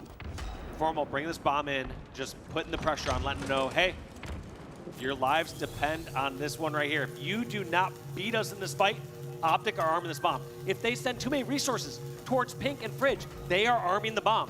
They have to decide how to play this carefully, and a 1v1 trade there is actually going to go in the favor of Shopify Rebellion. Yeah, but Optic get 2 down themselves. 1 player spotted in the pink corner. There's got to be 1 player from Shopify playing defense in the flag, but look at the reinforcements. As Bound goes into the pink corner, they're going to spawn on the flag. That is where Optic don't want Shopify to be, but Bound has to make a play now. He's got to sandwich these players that are stuck on the flag. It's actually a double, make it a double from Renegade, all 4 down for Shopify, and this is surely an arm for Optic. A perfect sandwich collapse from Optic Gaming will tie this game up. You think the nation just not good enough from Shopify coming off spawn, and yes, Optic will get that point to tie this game up. Got ourselves that tie game, and I almost wondered, was there a spawn in the back of the flag there? I couldn't tell where all the shots came from. So that was just also very fortunate timing there, as Optic were clearing out of the base to make sure they can get this next round of slays. They actually forced 1 spawn in the back of Shopify, and they could not react fast enough, but that could have been disastrous. You think the bomb arm would be an opportunity to reset the map for Shopify, but they go all 4 down. Bound finds the camo. He's also challenged with moving this bomb forward, but you know he wants to be aggressive, so he's going to drop that bomb. Spots Roll 2, finishes him off. Good communication and teamwork. Good angles from Optic here. It's Bound finding himself yet another assist. There's 1 player alive. It's Cycle, and they know where he is. That bomb moving in front of the base, but you don't want to do that when you have camo. You want to be aggressive. You want to be part of the action. Cycle gets spotted out, actually reveals Bound who has this camo, and are they able to take advantage of that reveal from the sensor? I don't think so. The bomb's still neutralized though. Yeah, these other members from Optic are put in a difficult spot. Right now, Bound is hoping that somebody else comes down towards the bomb and pushes it forward. But nobody else from Optic wanted to take that lower position because they saw Bound down there already. And so Bound had to either completely keep moving that bomb or abandon that position. And you got to wonder if he could go back, would he just start moving that bomb into the window, and potentially how would they benefit if they just left Cycle car side of the map? Didn't work out for Optic, and now Optic on their back heels once again stuck in the back of their base, similar to what we saw from Shopify. They have control of the fridge, they have control of the engine, and it's going to be a collapse from Shopify. Who gets the kills? Frosty's the first one to go down. That's big to release some of this pressure for Optic, but the rest of Optic still have work to do to flush these players out from their side of the map. Yeah, last shot still being a nuisance over in the gen. You now have Royal 2 and last shot there. This 2v2 coming up. They're going to push this numbers. They know that two down from Optic. They want to put this pressure on and see if they can force the fridge spawns and get the bomb in the base. Yeah, Frosty looking over from top middle. He actually gets his head ripped off. Beautiful shots from Legend to be able to get that kill before Frosty can cut that sight line off. And with that kill, that removes that lane, that window of opportunity that Shopify were really relying on the damage to come through for those Gen players. As I say that, Roll 2 also goes down. Last shot goes down. Frosty's coming off respawn. Where did he spawn? It's got to be pink side of the base. Last shot, or Frosty finally gets taken down and took a route car 1, I guess. This bomb, so close to going into the flag, but the back flag spawns that Optic know already have occurred will stop them from moving this bomb in until another round of slays. That was so well done by Legend. So sneaky over in the util. On top of that, relieving the pressure on the base, bringing this across. Oh! Almost gets the fish on Frosty, the last one alive. Frosty stopping an arm. I can't stress how important that kill from Frosty on the Legend was. He will delay what is Optic's control right now. Everybody from Shopify rewarded with an opportunity to respawn and defend their base once again because Frosty gets that kill on the Legend. There's a couple other picks, 2 apiece, but it seems like Optic have a little bit more presence across the map. 2 are pushed on over towards the car side. Frosty trying to change that. Yeah, the camo is up, and you see how bad multiple members of Optic want to go for it, but they're forced back down to car, but none of them get taken down. The shield recharge from Optic, everyone bait and switching perfectly there, Dave. That was insane by Formal and Legend. As soon as one started to get some shield back, they were the tank. The other person was buying some time, baiting and switching. That was brilliant by those 2 to stay alive for so long. That's what led to that 3 dead. It's 2 players from Shopify make it 3, spawn in the back of the base. Where does Roll 2 spawn? He's going to spawn out in the fridge. If they're able to isolate Roll 2, don't be surprised when Optic Gaming perform the same level of strategy they did the first time around. They get that kill, but they lose Formal. There's 2 players defending the pink door this time around from Shopify, but Enable will come through. Cycle gets backed up. Cycle gets knocked to no shield. Is there anyone from Optic coming from the gen? It's going to be Legend. He's a little late as he comes off respawn, but Cycle's noted in the window to be no shield. All of Shopify stuck like fish in a barrel. Bound, knocking everyone down to no shield. The bomb's still front the base. He's pinging it. Someone get the damn bomb in the base. Doing everything there, and that was such a perfect last-second touch on the bomb, but I'm surprised this didn't progress any further. Yeah. They had all the kills, they had the position, they had the bomb in front of the base, but players from Optic were confused on who's on the objective, who's doing what, and all of a sudden, Bound's the last one alive. 3 dead for Optic, or Shopify still. Bound and Legend still alive. The bomb still in Shopify's window. It may reset due to time right now as Shopify spawn up. They spawn on the pink side of the map. One is going to have opted to go to the pink too. Bomb actually resets. Thanks Steitzer for that one as Bound finds a killing spree and gets back control of the fridge of Shopify Rebellion. Now I'm looking over at the slays. Optic outslaying heavily now. Formal going +10, Bound +7, Renegade +5. But keep in mind, it's an objective game. All these slays, as you saw during that last round, didn't translate into a bomb arm. If they can't do that, all Shopify need is just their one opportunity. They just need to outslay for 30 or 60 seconds and get their one arm. I mean, Bound clears out Optic space again, sees the bomb bottom middle, and has got to be saying it again. Someone get the damn bomb. They have outslayed Shopify so heavily for what feels like the last 3 minutes and have nothing to show from it. The game remains tied. 2 minutes on the clock. Camo is up, and you can best believe the next arm is going to put so much pressure on the other team. Holy, good God, Legend, that stick was disgusting. Hits him with a slow ball. Not too happy about the trajectory of his jump as he saw that blue plasma ball flying his way. Renegade moving this bomb in. They do only have 1 kill, but this pressure is being felt. Information on 3 players. Renegade did damage to all 3. Frosty in the window, challenging Legend, backing Legend up as 2 members of Optic go down. Shopify release what feels like have been the past 5 minutes of pressure. Finally, Shopify with the bomb in hands get into the enemy gen right now. Optic, they start to slow play. Look how slow they're saying, all right, we're now in defense, and they realize what's at stake here. If they lose this next round of slays, bombs being armed, and there's only 1 minute left on the clock. The Optic need to get these kills. They need to stay alive. There's 2 players weak over here on the BR. Can they stay alive? That's going to be 2 falling down. There's Renegade and Formal, both taken out. You know that bomb's moving in, that cycle, arming this bomb. Shopify Rebellion did not have control for the last 5 minutes. They get it for 45 seconds, and they arm the bomb. The efficiency, how slow the game turned down, and pressure bursts pipes, or it makes diamonds, and diamonds are what Shopify are creating right now. They are headed to winners bracket round 2 if they're able to close this game out. A minute left on the clock. Optic scrambling across the pink side of the map. Cycle on the prowl right now. The bomb in Last Shot's hand, and he's in their base. They overextended. They didn't know. Last Shot forced to drop it as Renegade jumps up, but multiple members are here, and all 4 down for Optic. Shopify Rebellion get the 3rd arm before the time goes out, and that'll do it. They once again knock Optic Gaming to the elimination bracket. Shopify Rebellion in 4 games this time get the job done, and they scratch their shoulders off. The dust is off, and they say, we love to see Optic in round 1 because we always beat them there. They just made that look clinical in game number 4. I mean, the most surprising part is Optic. They had this lane. They had things going on. Just a couple missed objective opportunities. And it felt like they either need somebody to just start running that, either somebody being committed to it, or they're going to go back to the drawing board. You know they're kicking themselves in that game number 4. Yeah. They had all the slays in the world, and it could not translate to an arm. Shopify get 1 round of slays at the base. They get the arm instantly. In fact, they get a 2nd arm right after it. Yeah, before we talk about the brilliance of Rebellion, I do want to say, if Optic goes back and thinks about this series, they'll be kicking themselves for several different games. Game 1, several different hills slip out of their control.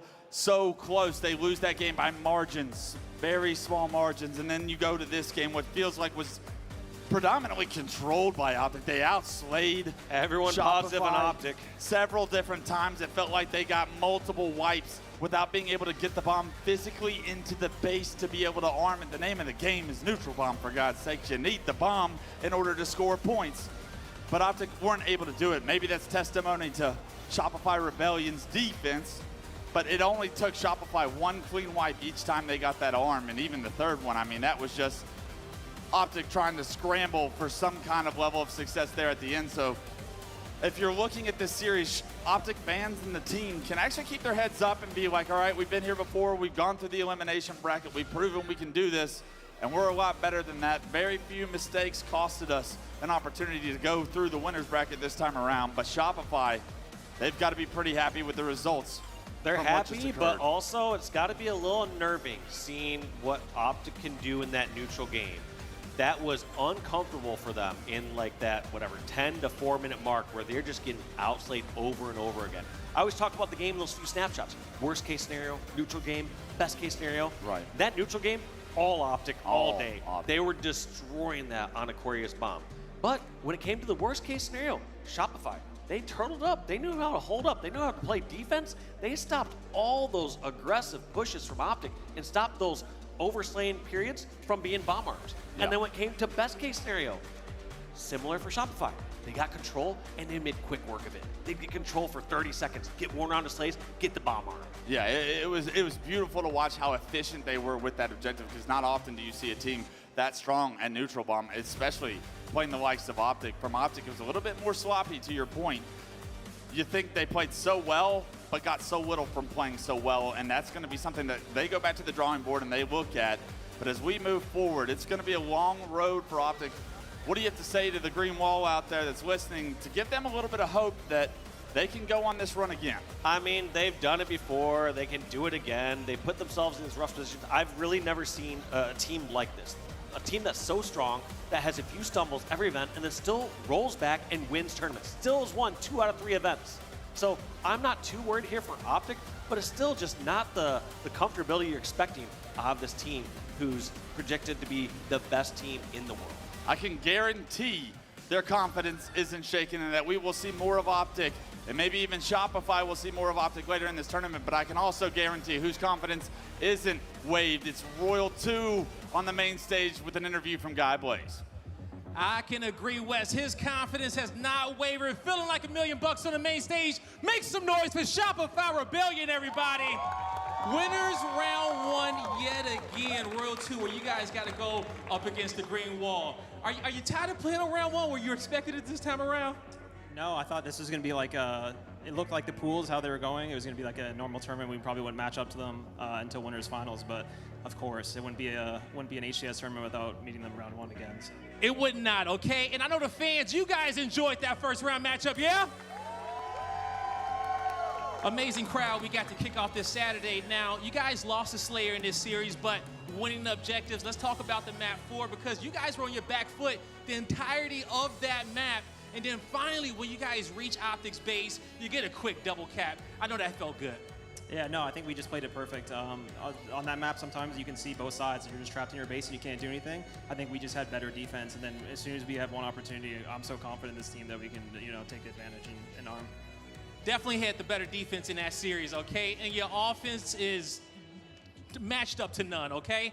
What do you want to tell these Shopify fans as you guys get ready for your second round matchup? Because we still got a lot more Halo to play today. I just appreciate all the Shopify fans. I know this is like the last HCS major of the season coming to Worlds. I appreciate everyone coming out to the booth. And yeah, just whatever side you're on, Optic or Shopify, I appreciate all the Halo fans. So thank you. You heard it here from Royal 2. Check out the Shopify Rebellion booth, and that's going to do it for us on the stage. Lot, take us away. Thank you so much, Blaze. Wow. What a matchup early on Saturday. We are so blessed up here. Main stage action was elite. It really was on fire, and I have to talk to you, Snipe Down, about what we just saw because we were conversing in the back here, talking about what on earth went wrong really for Optic Gaming because it felt like they were in it at one point in time. They were slaying so heavily. Surely things would be in their favor, but I think the biggest thing is having contextual kills. Kills that mean something, making sure they convert into something that Shopify is so good at doing.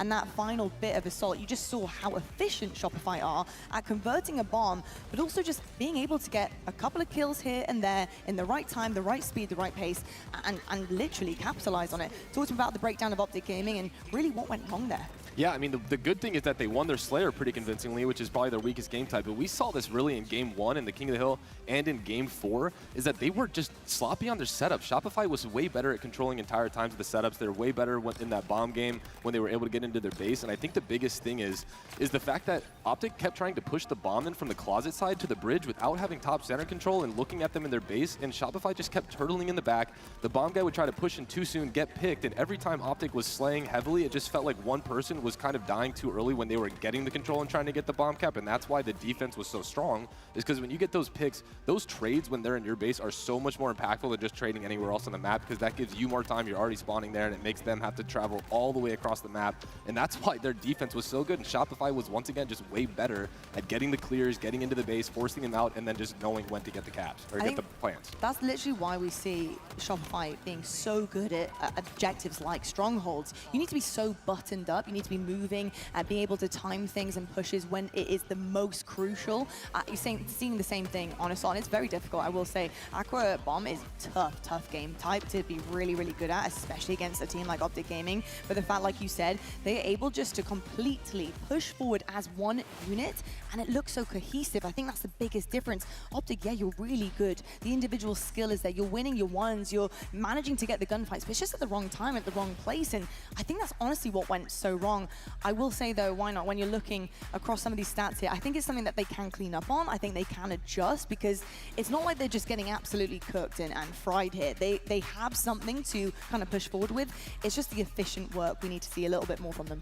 Yeah, even the stats kind of lend to what Eric was kind of talking about. Because of Shopify Rebellion's positioning, you saw the damage output, especially in that Game 3, be so significant. And even when Optic were out slaying them, you still see Shopify Rebellion with the damage advantage on top of that. Luckily for Optic Gaming, they've been in this situation before. They've been in elimination bracket round number 1 and won tournament title in twice now. We've seen that. So I feel like if they're able to slay the way they are, the objective efficiency will come. I call them an objective scrappy team for a reason.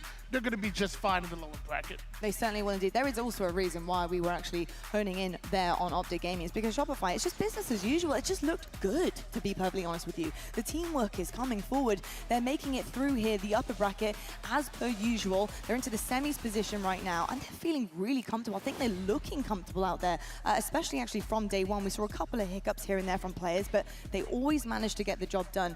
But I think the biggest standout for Shopify right now, Snapdown, is the fact that they have a comfortable comfort level on that stage. It's really scary to go up against. I'll tell you what, the teamwork on that team that has evolved from the first event that they've been together to now is just absolutely phenomenal. You saw the stats on that page, and there wasn't a single person on that Shopify roster that looked like they had to carry or stand out, while Renegade was far and above the highest on his team. I think he had 70 kills, and the next closest was like 58. Yeah. And so that's pretty big difference. And the fact that Shopify was so good and all their stats were right around that 1.0 KD means everyone is playing the team game right, and one person isn't the reason that they're winning.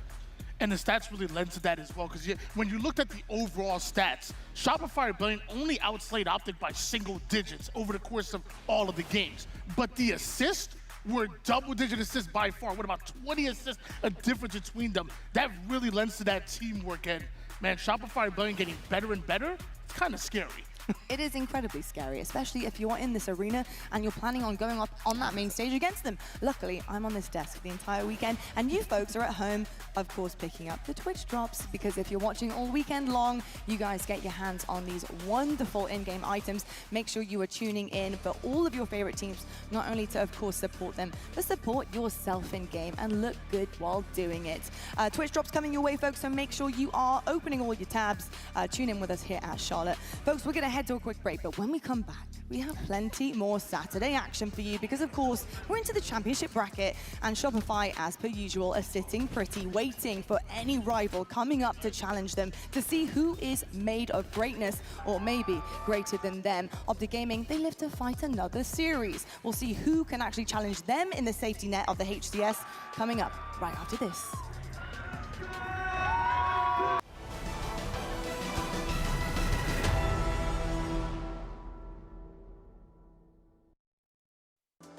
Level up your gaming space with metal posters from Displates. Hang your Displates in seconds. Swap them whenever you like.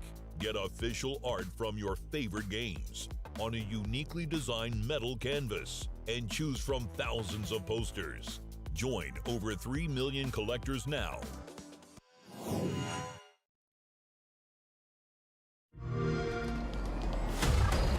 Invasion. Objective incoming. Zone contested. Zone capture. New sites incoming.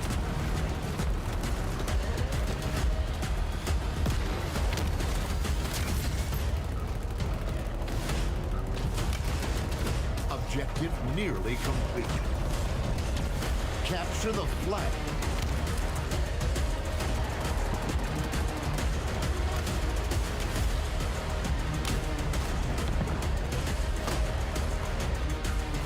Flag capture.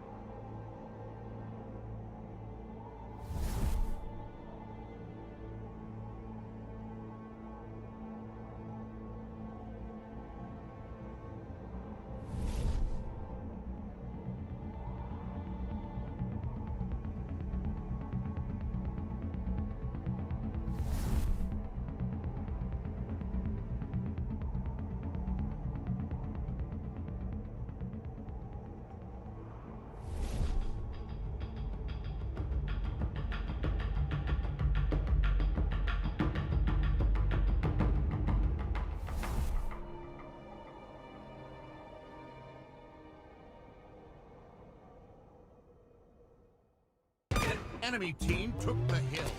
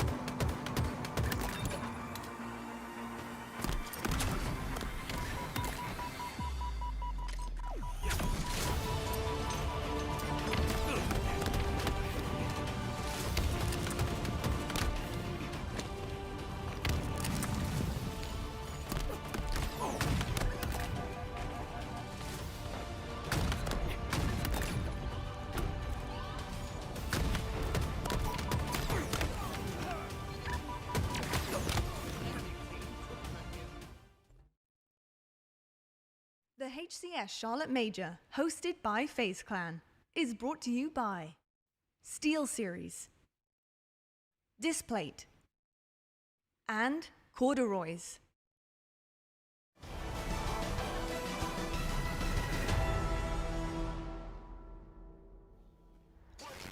Hello folks and welcome back to North Carolina and welcome back to the Charlotte Convention Center. If you're watching at home, I hope you have your feet kicked up, you are relaxed, having the best time ever, because our fans in here are tweaking right about now. We have an elimination bracket match on that main stage, and I know if you're the Optic fans in the room, you're gonna be feeling a little bit nervous, but you do have one thing to depend on, and that is the fact that your team have done this twice before, and not only have they made a journey here in the elimination bracket this early on, they've gone and lifted the trophy after it. So, hey, who knows what could happen? Maybe 3 times the charm? I don't know.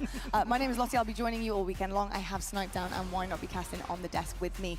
Gents, what a series we have on our hands. The first elim one of the day and the weekend, and it's going to be against Europe. And I will say, Optic, they have faced some big European rosters in their time and haven't always come out on top. Luminon Gaming have been looking pretty good so far. They do find themselves, of course, in the elimination bracket, so they're not probably super happy with how they performed so far, but I do believe that all 4 players on that roster are really, really good. Eric, I've got to ask you, how are you feeling about this matchup in general, in particular? I mean, we have not seen the best of Optic, but the longer these tournaments go, the more scary that team is going to get. They started off the day slow. In that series, they obviously weren't at full form. They collapsed on a couple of these setups. In this series, I mean, this is make it or break it right here. This Luminon team is hungry. To be fair, they avoided a lot of these teams, or tried to avoid them, to still end up against them in the winners bracket or losers bracket round 1. So it's very interesting to see where this goes. But overall, I mean, Luminon, I would be loving my chances if I was them now, just based off of what I think their mentals might be. I would be trying to maybe provoke them a little bit, some things like that, get in their heads, because I'm sure they're in their own just a little bit. They have to be, just a little bit. I know that they are capable of bouncing back and they are resilient, but at the end of the day, we're only human, and you're going to be thinking over these things, especially with this journey for the 3rd time in a row. Tony, talk to me a little bit about Optic Gaming here. What can we rely on? What is something that a lot of these Optic fans right now in the audience need to depend on when it comes to this series so that their team really pull this one over the line and continue their journey? Well, the one good thing about Optic Gaming is that they're a very momentum-driven team. When I say that when things are going good, they're oftentimes going great. When things are going bad, they oftentimes go terrible. Luckily for them, game number 1 heavily leans to their favor. So when I'm looking at Optic Gaming, I'm looking for them to really blank out everything that happened in the last series, which they've done before in a lower bracket round number 1 matchup, and just play their game. And if they get momentum under their wings, they can run away with it. On the other side of things, if they hold on to like some of the troubles of what happened against Shopify Rebellion, we can see a very tough series for Optic Gaming. I think the really good thing right now, Simon, is the fact that with Optic in particular, it's not like somebody is not shooting straight, not performing super well today. You can see everybody is looking pretty good. Their guns are smoking hot. However, it's just about where they're getting those kills, how they're converting those kills into something more useful, especially objectively. It's also great to see them get over their Slayer hump too. Yeah. So anything else positively that we can push through here for some of our fans who are really hoping that Optic dig deep and get it done on the main stage? Yeah, I mean, like you said, slaying's not the issue. They're getting the kills. They were right there against Shopify in the kill category, even though they got blown out in a couple of the games. So for that, they just need to get the objective efficiency up. They are likely, I said they had the best teamwork in the game as a team when they're on 100%. Yeah. But if they're not able to capitalize on these objective game types, which has held them so strong, I think Luminon might be one of the only teams that has actually taken an oddball from them as well. Yeah. So if that is slacking, then this is where it gets dangerous. They started the day 0-2 so far, which is just pretty mind-blowing, and it would be something else here if that continued. Yeah, that actually, do you know what, it's so funny that you put that into perspective for me, because I'm not, 0-2 right now on a Saturday for Optic Gaming is kind of almost unheard of. And also especially the fact that it was an upset against an ANZ team, which by the way, we talked about this. I think this is historically the best kind of seeding we've ever had for ANZ. Is that correct? In me thinking that? I believe so. Potentially. I think they need to win maybe one more round, One more round? It could potentially be there already. So that's a good one to watch out for, folks, because ANZ, they're making moves here. Mindfreak are no joke, so we'll be definitely watching closely for this team and their journey here as well in Charlotte. Tony, anybody to watch out for on Optic playing particularly well, or maybe a play that we really need to see not just step up, but shine in order to really gain some confidence here for this Optic roster? Well, I mean, it has to be the same player that oftentimes when they find themselves in this very position, when it's early in the lower bracket, they lean on Renegade hard. They lean on Renegade to be that main slayer and just stack up slays on top of the damage that a Bound and a Formal is able to create. Oftentimes, when they're in this predicament, you'll see Renegade lead in slays, but not lead in damage. He actually takes advantage of the damage that a Bound and a Formal is able to create on the map. And when that chaos gets created, here comes Renegade. Listen, we didn't get a lot of time to talk about Luminon Gaming, but what I will say before we head into game is that this team are powerful. They are incredible in Europe. They can get it done. They know they can. They have before. This is the time to do it, to show us what you're made of. I know there's a lot of pressure on their shoulders, but if there is a team that are going to take down Optic Gaming, I promise you it's a European one. Let's head on over right now to the main stage, to the two voices that will be in your ears, guiding you through it. Onset and Brav. Fellas, we're here once again. It's like Groundhog Day. It is indeed. It is Groundhog Day here in Charlotte, and wow, what a series we have, and more importantly, what connotations this series has. Yeah. This is an elimination bracket round between two teams who would have been hoping, one of them to be in a grand final, and one of them hoping to make it to Sunday. We have Luminon and Optic Gaming, and the loser of this will be eliminated top 12 at the final major of the year. Wild. And of course, two teams both wearing the same exact color palette, but only one will advance from this series. And you thought, as we said earlier, that Salt Lake might have settled the nerves of the Optic Gaming run. Maybe the pool play worries and woes were behind them. And as you saw earlier, that was not the case. Somehow they were destined to meet Shopify, winners round one yet again this year. They fall in that series 3-1, only taking the Slayer. And now they must get through Luminon Gaming if they want to advance. And of course, we talk about the history that has started to kind of evolve between Shopify and Optic. Well, boy, is there some history in this matchup as well. This is a matchup that we've seen the underdog taking. This is where Europe announced themselves to the world. So here we go then, everybody. Optic Gaming versus Luminon. And bitter disappointment waiting for one of these teams. And as you say, history between these players and these teams, if you think about what we've seen even within the Optic arena, we've seen these players take down an Optic Gaming roster not once but twice. Could history repeat itself? And could we have an even crazier story ahead on day number 2? That's the question here in game number 1. Well, for Optic Gaming, Oddball has been one of their go-to safe game types. However, at the start of this game, the Oddball is in the hands of Luminon Gaming, as well as Snipe Drone having camo and the shock rifle. So all the toys, for a little bit of time to be racked up, are in the hands of Luminon. They've lost a couple of kills here, and even though 20 points are on the board, Snipe Drone's going to have to find some kills. Going to take his time here with his extended camo and try to line up the shot. Good trigger discipline, but Legend gets away. Form will be taken down, though. Legend's going to try and re-challenge, but before he does, an Optic Gaming member will put some shots in from downtown. There's a little grapple, there's a little... I was going to say grab, but not quite clicking there for Legend. I think he wrapped the corner just a little bit. You can, of course, snag that ball through the geometry, but I think he was a bit aggressive on that, and just, you really can't come all the way through the geo if you're moving that far away from it, so the ball will instead reset. Gets the kill onto SLG, however, has to retreat because the rest of his teammates have fallen around him. Legend putting out a lot of damage at the moment, and Formal going to clean up one of those kills. However, Snipe Drone did get the stick to make sure that was a 1-to-1. I like the aggression I'm seeing from Legend here. I think he wants to get amongst it here. Glory last player alive, and you can see that Legend is on the hunt. Yeah, it really is. As you said, so much damage from so many different angles on the map already at this stage.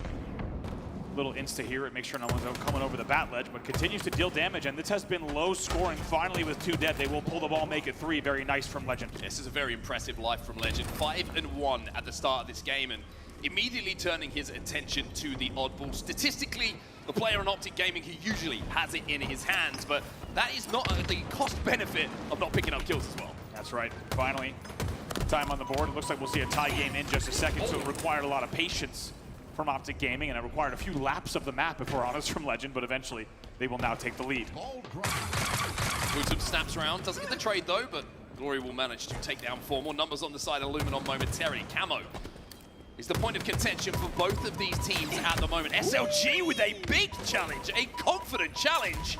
And even though he won it, it's going to be Renegade for Optic who gets away with this camo. Yeah, really nicely done, even though they forfeit that life. And of course, SLG has some very nice shots all the way up from Shock. Going to be very happy to have paved the way for this Renegade camo grab. Let's see what he can do. A little bit of a battle going down in the pipes here between Glory and Formal. Formal's going to win it. And now with the shape that you can see Optic are starting to have on the map, they can collapse on these spawners. Renegade is behind SLG. There's another player for him to deal with here in Wootum, who's already taken some damage. And off the back of this double kill, Luminon find themselves 3 dead in the oddball. It's in the hands of Formal. So far, it's paid off for Optic. As we said, they had to play with a slow, patient start, but they're really overslaying just a bit to make sure they're getting comfortable ball grabs, and it has now translated on the scoreboard as well. So Luminon in a little bit of a predicament at the moment, knowing that they have to be aware of Renegade having that power-up, although it has now dissipated the camo. And also where the players of Optic Gaming are playing to try and break this setup and get that ball out of their hands. 48 make it 50 points and rising. And with 3 dead again, Glory last alive. At least Glory has managed to find some kills on the pipe side of the map to get that odd ball out of the hands of Optic. A little bit of a stalemate here, but Optic with the lead. Yeah, Optic's preferring really for, once again, just control-based gameplay. They're not looking for scrappy holds. They're not allowing things to get mixy, which I think will continue to play really to their strengths. I think there's one opponent that is going to demand respect from the history of these two teams. I think Optic won't be overlooking this Luminon Gaming lineup. They know that they are talented, that they have credentials and, you know, potential to upset as well in this series. So every single move is going to be calculated as Formal grabs that odd ball here at the back of blue. Really nicely done. He will also drop to allow him to use what's left, of the shock. Doesn't connect just yet. Might need to play ball here. 3 dead on the side of Optic does get that play ball, and Luminon are going to have to travel back across the map now to where that spawn is going to be of that objective. Renegade already there over at Pipes alongside Bound, so Luminon get the ball out of their hands, but in absolutely no position to grab the odd ball themselves. Yeah, kills exchange, but so far Optic gets the better of Luminon off of the next break as well. So only 136, but we got to start looking at the game clock. A nice shot from Snipe Drone onto Formal and Bats. Look at this camo. It's going to be a big factor here in the late game. Do they bait it? Do they try and get aggressive on it? Shroud goes out. Legend's going to peek. He's going to keep challenging because Bound is coming in to support, but SLG will find the kill onto Bound, and that might open the way through that Shroud screen for Luminon to get that camo and move towards that odd ball. And with 2 dead, it's a staggered 2, maybe even 3 here. Formal in a very important spot, and he knows it. Big win from Formal, and Bound comes to help as well. Last player alive here going to be Wootum. It's going to be a trade. That'll do for Optic Gaming. Everyone from Luminon is on the respawn, and most importantly, nowhere near that objective. Optic is starting to control the map a little bit here, and Luminon starting to look a little bit ragged on the pushes. Love the discipline from Renegade. He checks elevator so thoroughly, checks every single nook, cranny, and angle to make sure that no one is there, and only then does he push out here onto the A ledge to make sure he can eliminate players at control. It's nicely done. They win that battle as well right now in a momentary 3v2. 35 seconds left in this round for Optic to essentially hold on to the lead that they do have. Wootum's going to try and make a little bit of a move towards Pipes here just to take some space for the Luminon Gaming spawners to get on the map. A couple of warning shots coming in from Renegade to let Wootum know that the green gun is there, but Wootum does not heed that advice and will fall victim to Renegade here. Very nice shots. Make sure to take down Glory as well. Snipe Drone's last player alive, and he's bottom tower. And they have a perfect team shot. 10 seconds left, all 4 dead. Yeah, this is going to be the round going to Optic Gaming. Nowhere for Luminon to get across the map in time to contest that odd ball, and Optic will take round number 1 here on Recharge Odd Ball. Up by 1. 1 to go. Really comfortably as well. Let's not forget they started that round trailing by a decent margin. 21 points is, of course, quite a bit, right? You're almost 25% of the way done on the round, but they do not hesitate. They make sure to slowly get control back over the course of 2 to 3 slays. They were not in a rush. They knew that if they played their game, they could take the round comfortably. That's exactly what they did. We'll see now if they can do it again. Bit of a flank coming in here from Legend. Doesn't manage to find the kill onto Snipe Drone though, and Formal is going to be last alive. He's dead as well. So the perfect opening strategy coming in from Luminon in this round number 2, which allows Glory to get camo and the shock rifle. Not for the first time. We saw Snipe Drone doing the same thing in round number 1. Big moment here. Glory's going to have a lot of comms that no one's pushing C plat. Checks tunnel for a second, but might not know someone's beneath it. Let's get a little bit of connection. Bound should be able to win that fight though, not the sticky, it was the frag. A common, frustrating mistake for many a Halo player. If you've been there, you know how it feels. But Wooten on the flank of Renegade doing a lot of damage at the moment, but can't quite find the finishes. Optic 2 dead, make that 3 dead. Renegade last alive, and Snipe Drone has the ball in its hands. Here's a question, will it translate? Formal last player alive now. This is an important 1v1 happening on the map in the long haul. Snipe Drone! Big win from Snipe Drone! Really big win from Snipe Drone, because now he can throw that ball towards the spawners at back blue. SLG will grab that ball. The Frenchman now will be racking up time for Luminon. And one of the great advantages, of course, of having the ball at back blue is you can throw that ball off if you need to, but SLG fancies the fight against his fellow countrymen. I like the confidence from Legend, but it does not pay off in the end. Adds to more time, and Legend tries to be the first man in, and eventually the push will come. The ball's played early, but probably wisely an early play ball, and SLG does a little more damage and tries to get away. Kind of gets stuck doing both in the end, but most importantly for them, the ball is played. Snipe Drone gets a nice finish as well, and all of a sudden this round's a little different. It's a 32-0 lead in favor of Luminon. Yeah, Legend nearly showed him who was boss in that 1v1, but Snipe Drone connected with the headshot when he needed to, and just a little bit of a pickup on the slays has been the big difference in this second round to the first. Optic completely outslaying Luminon in that round number 1, but this time it's looking a little bit more even. Even indeed. It's a similar start now. It's a 10 extra point cushion for Luminon, but maybe they'll have learned something from that round and realize, hey, just because we've got these points on the board doesn't mean we can just play the rest of this round the same way. They need to ensure that they're applying consistent pressure. Good shots from Formal here at top goal. Yeah, Formal having a really good game as well. 16 and 10 at the moment. Bound, 17 kills for him. Equal amount of deaths, but we always say with Bound, if he's going around 0, just over 0 in the KD department, he's usually doing his job pretty well. Now, big opportunity. Can Optic Gaming get the comeback going? Renegade with camo in hand as well. Let's get into a listen-in with Optic Gaming. Yeah, jump on. Let's go. Done, nice. I saw it all done. Do the same shit, Shock is up, Shock's about to be up front. Wait, we'll come back. The nice one. Actually, go ahead. Stack. No, one's beer. I don't have... One stack. Give me 1 second. Bottom camel corner. I request on. Come on, kill the guy. Nice, we got one. Just top here. One's on your cross and top here. One shot. Dead. He's turn around. He could be your hill. He's not my fighter. Nice, back. He give on.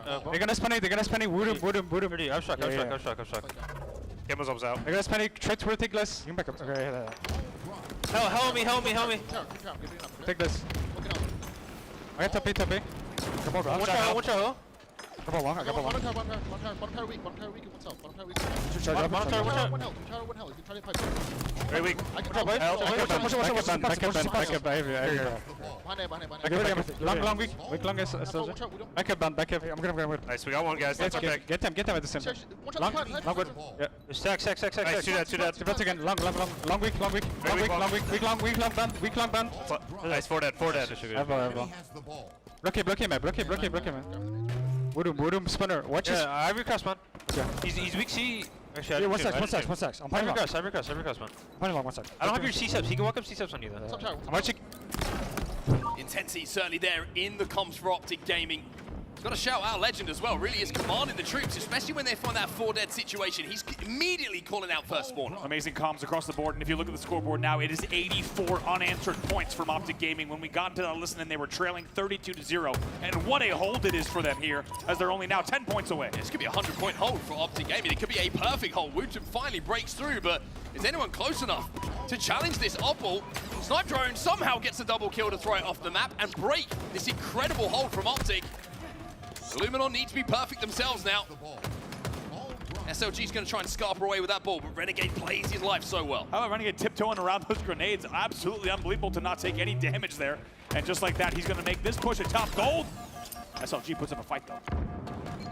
Got the help though inbound, and the teamwork just starting to come to the fore once again here for Optic Gaming. Luminon is trying to force this ball at the moment, but I think the Legend's going to collect it. And with 3 dead, that's going to be the round going to Optic Gaming. No one's going to be close enough to stop Legend, and racking up more ball time here. Optic Gaming will win map number 1 here, 2-0. Really clean win from Optic Gaming, and if you maybe were worrying about some wobbles after that early Shopify match, or maybe even, of course, the pool play result, maybe that gives you just a little bit more reason to lean back and relax, because the confidence and the composure that was displayed, and also the fantastic comms across the board of Coach Lunchbox included. It's a fantastic game, 161-57 in a lap score. More importantly, 2 rounds to 0. And Optic Gaming looking really strong in game number 1. Yeah, real efficient as well. Something to just highlight. We were talking to Wes about the Optic Shopify series, and there was a few moments where Optic didn't look the most efficient when it came to some of the objective, but that obviously was not the case, especially with that incredible hold that they had in round number 2. And I think on the other side of things for Luminon, probably looking at that series layout, seeing oddball game number 1 and thinking, this isn't going to be easy for us, and we can't get too disheartened if this one goes against us. This game number 2 is where the series really starts for them. A Slayer, an opportunity to tie the series up at 1-1, knowing there's no more oddball left in this series. Right, and also they'll know Optic's record in Slayer. Let's take a look at some of the highlights from that game number 1. They'll know all about Optic's record in Slayer. Of course, it's been much talked about, and for good reason. The Slayer history that Optic Gaming has, specifically with Shopify Rebellion, and how Slayers have been historically Shopify's game type when it comes to Optic really not showing up in all the Slayers. Now, it's worth noting a strong Slayer performance from them in their recent series, Optic Gaming, against Shopify, so indicating that maybe some specific work has been done in the game type. But as you mentioned, most importantly, it's Luminon Gaming looking at game number 2, thinking, all right, their best game type in the series is now behind us. We can focus on a Slayer to get right back in this. And hey, we've seen it many times before. These players, especially if you look at SLG, with history against Optic Gaming, and now they can tie the series up here. But were they to fall, it would be quite a road to get back into it.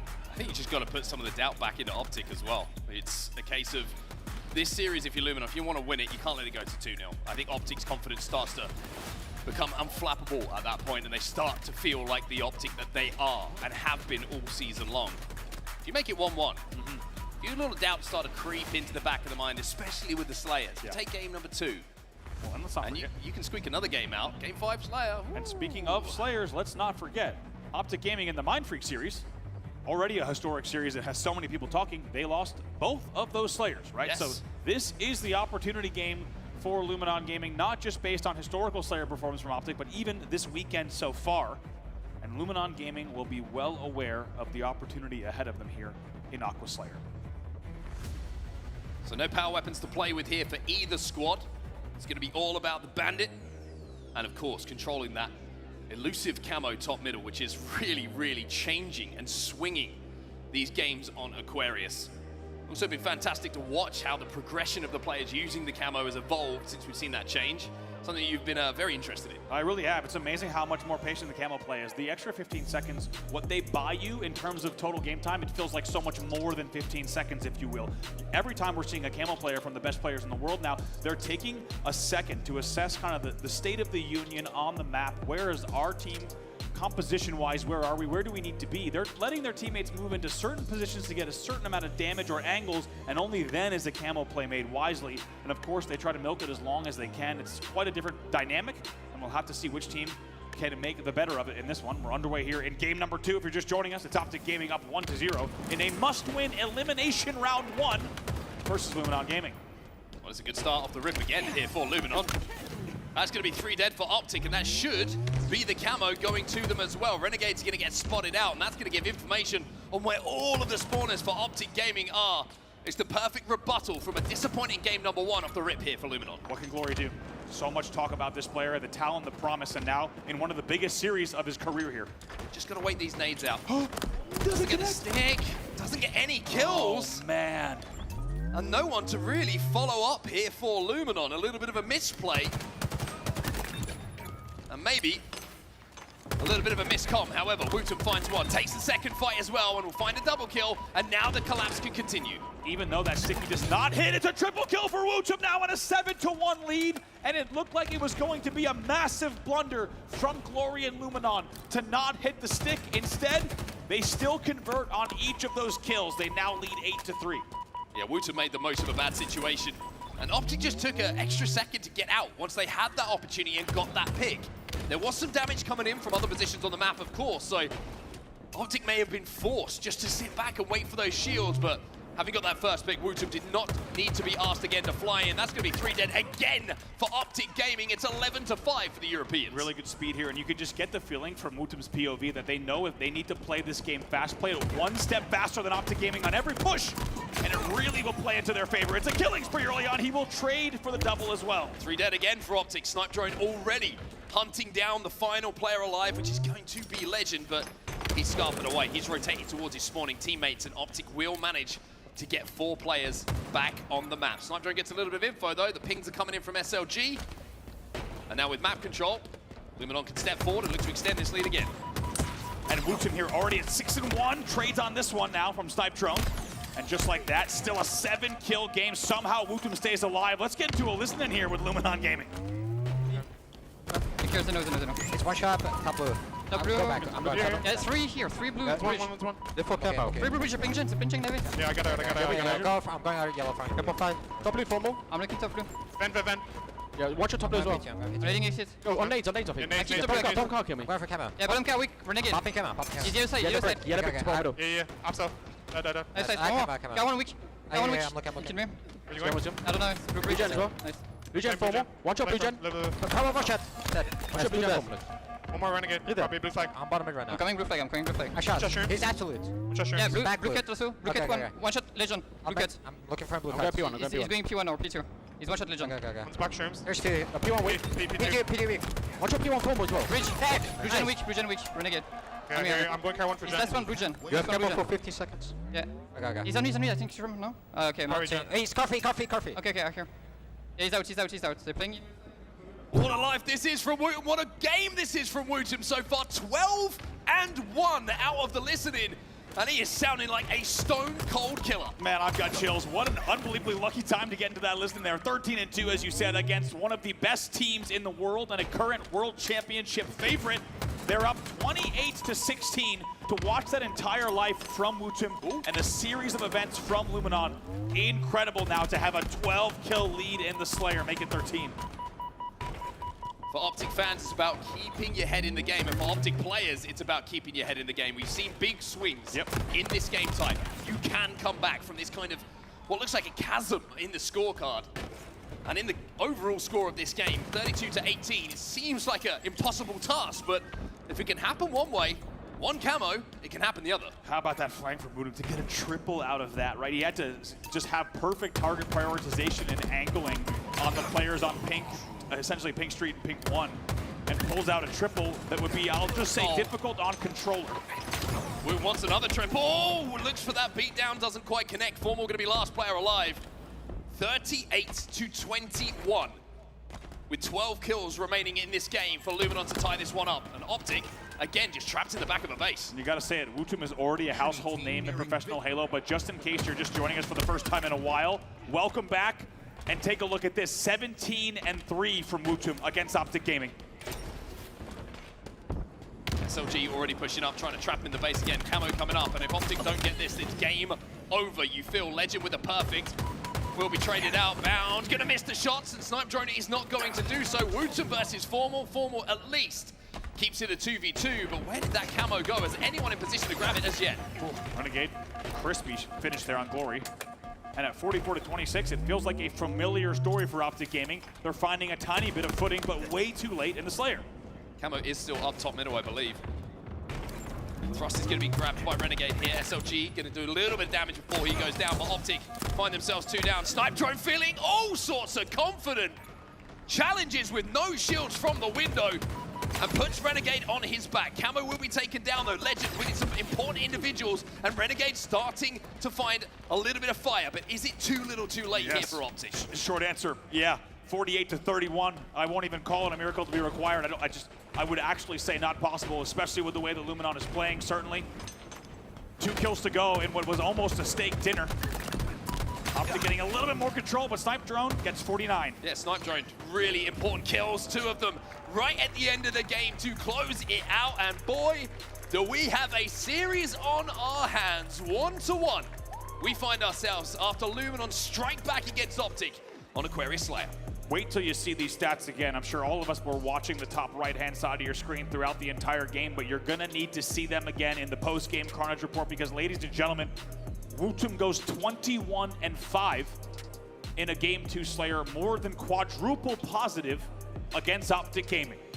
I don't know how many times I've said that, but I can certainly count it on one hand. Unbelievable performance from him, demanding respect here in Charlotte. And I think you've got to give credit to teammates as well. A lot of the times when we were seeing Wootum, he would win the first fight, but then the damage output from other teammates means that he could position himself to clean the damage up and make sure that that damage did not go to waste. It is an incredible individual performance from Wootum when you're looking at the statistics, but it's even more impressive when you look at the overall team performance.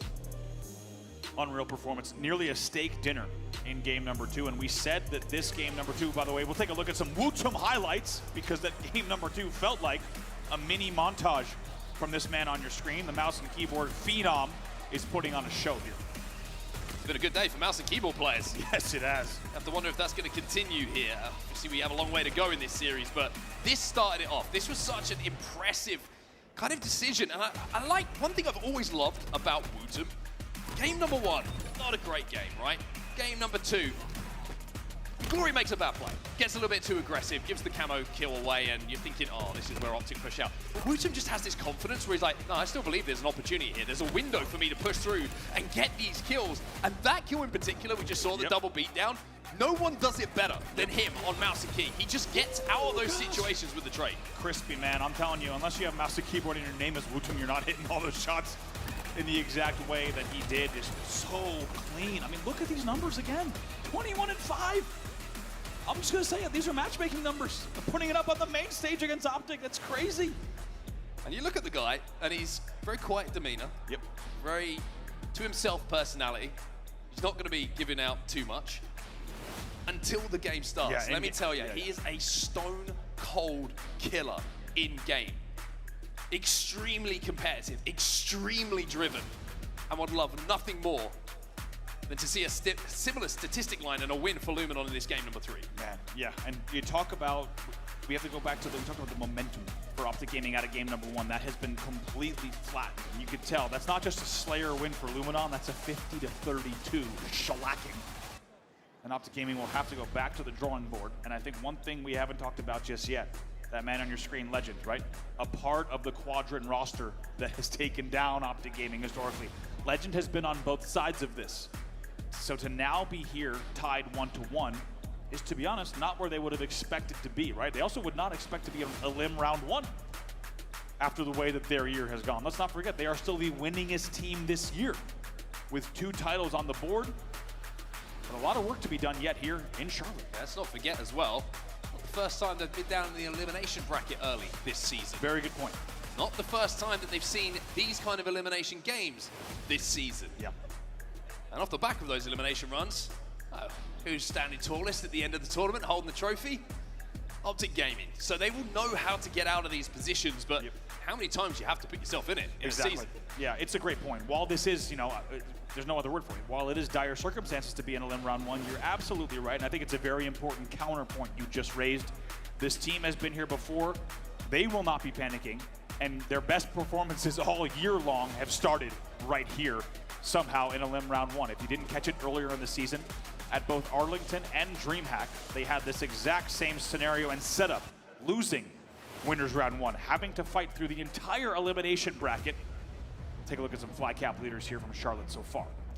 2 of them at the top of the leaderboards are involved in this very series. SLG also sneaking in there at the bottom, quietly. He's got his fingers to his lips just so that you don't notice him too much, but Bound is going to be the guy who, no surprise, furthest player forward for Optic Gaming, getting in your base, getting that flag moving. And the same could be said for Glory as well. It's actually a very interesting comparison between the 2 players and the way that they play the game, because there's a lot of similarities between them. Both very aggressive, both want to make something happen on the map, and sometimes can be guilty of maybe not putting the brakes on when they need to. I think that's what makes this series so exciting, is you essentially have players who are very eager to have the first damage, to have the opening picks, to make the difference in those pushes. And what a dynamic we get. You can see it already. The series is playing out this way. What a dynamic you get when you're putting that head-to-head, when you have a player like Glory and SLG going up against Bound and Legend. They're going to be absolutely flying at one another, trying to be just 10% faster in the way that they get into your base, in the way that they're dealing damage, in the way that they're avoiding certain sight lines and blocking other spawns. And we're seeing now, in the head-to-head, tied up 1-to-1, as these playstyles are kind of clashing just directly in combat. It's been amazing to watch so far. Well, I love the fact that our next game type is going to be a good one as well. Capture the flag on Origin. So we're going to see some sniper action, we're going to see some rockets, and we're going to see the power weapons back in play after that Slayer Aquarius. Now, this can be a very unforgiving game type. Yes. If you lose that snipe and that flag is moving, you're 3 or 4 dead. With the caliber of teams we have on our main stage right now, you could be down not just 1, but 2 flags almost instantaneously. Going to be really interesting because I think it's hard to place a bet on this specific game type based on the playstyles we've seen between these two. You could argue that Luminon can catch fire and keep Optic on the spawn. However, if just as you say, if that gets broken once and Optic gets stable footing, then Luminon's in all sorts of trouble.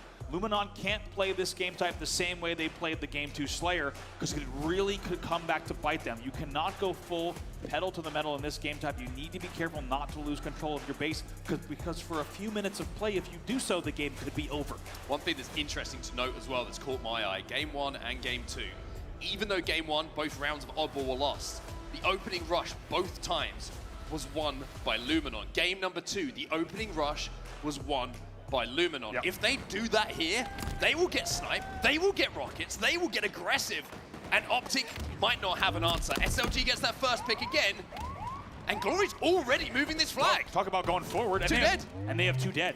Big responsibility for Renegade here. Renegade hits 1. Damage coming in. And Renegade has to back his ass up to try and get into a position to stay alive. Both Legend on the overextend. This is a huge, huge battle, and Legend wins it. If he goes down there, it's 1-0 to Luminon. That flag should Looks like blue flag's still going to be out here, but for a moment, Optic Gaming can breathe based off of some big individual performances. Renegade getting the first pick is a huge deal as well. I mean, if Legend doesn't win that, it's 1-0. That is just a massive, massive, impactful play from the man that we're watching right now. It's a 1v1 for the flag cap. Also, how about a start to an Oregon CGF, right? If you wanted action, you have found it here. This has been non-stop, full-speed Halo Infinite, and this game is already no exception. 2 dead here for Optic Gaming. Snipedrone going to finally collect the rockets. And the overextension is happening once more. SLG is pinching. SLG gets 2, and Glory finds another. Bound is last alive, and he's already down to no shields. 2 rockets still, by the way, to play with here for Snipedrone.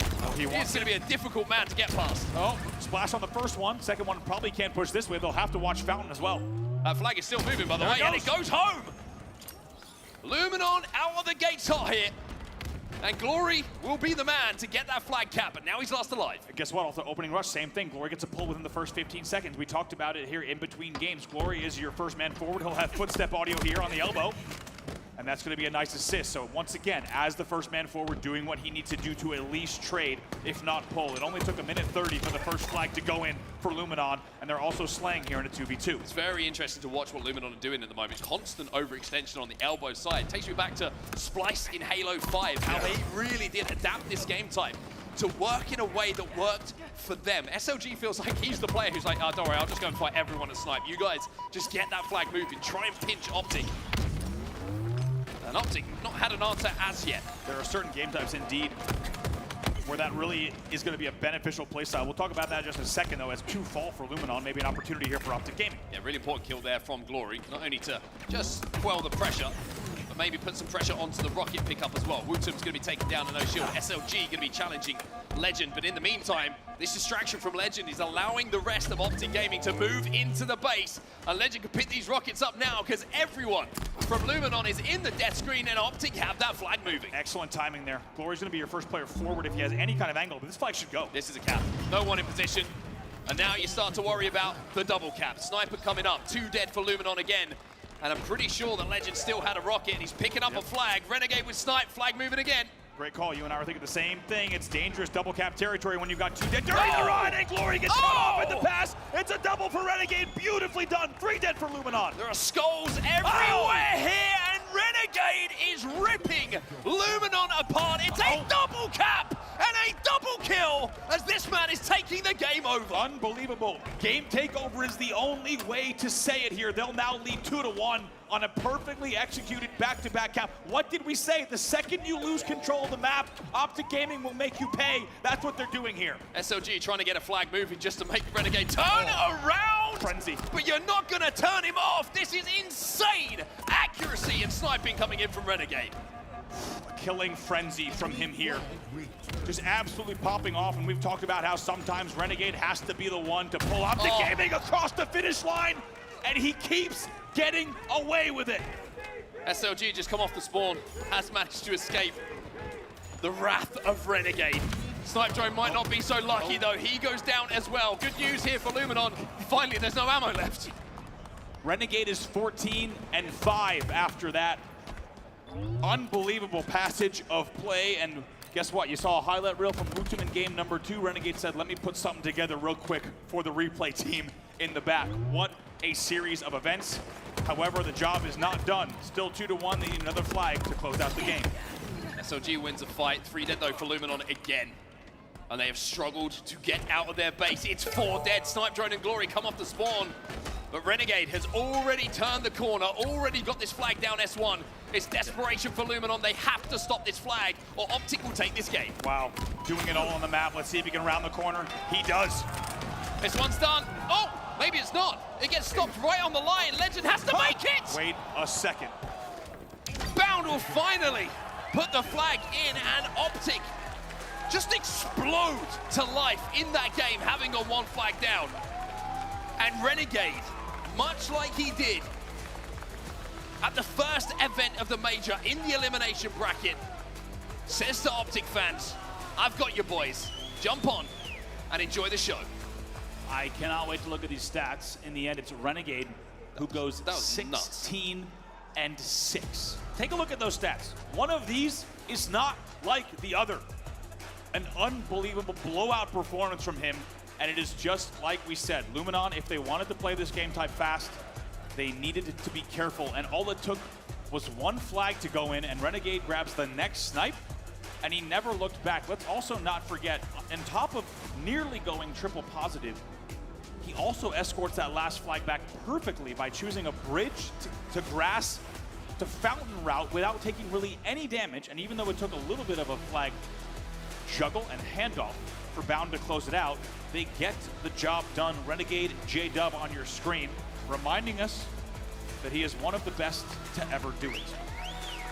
A lot of discussions happening amongst the community and people who have watched every single event of Halo Infinite, who is going to be the Halo Infinite MVP. Well, if you've not got him in your discussion, you quite simply don't know ball. But I think the most impressive thing for me about that killing frenzy that we saw from Renegade, it happened so quick. I mean, it was in about 60 seconds or so that he got those kills. It felt ridiculous. It was unbelievable. It was double kill after double, and then this shot on SLG, he just woke up. He's just trying to walk out the front door. And this is insane. This is just victim after victim. You're looking at it from the POV, really, of Luminon. By the way, only the back base spawn is what catches him off guard. Yeah, finally. I did notice that. I felt almost bad for him, to be honest with you. But it didn't come to cost them too much. Finally, they did get that flag in.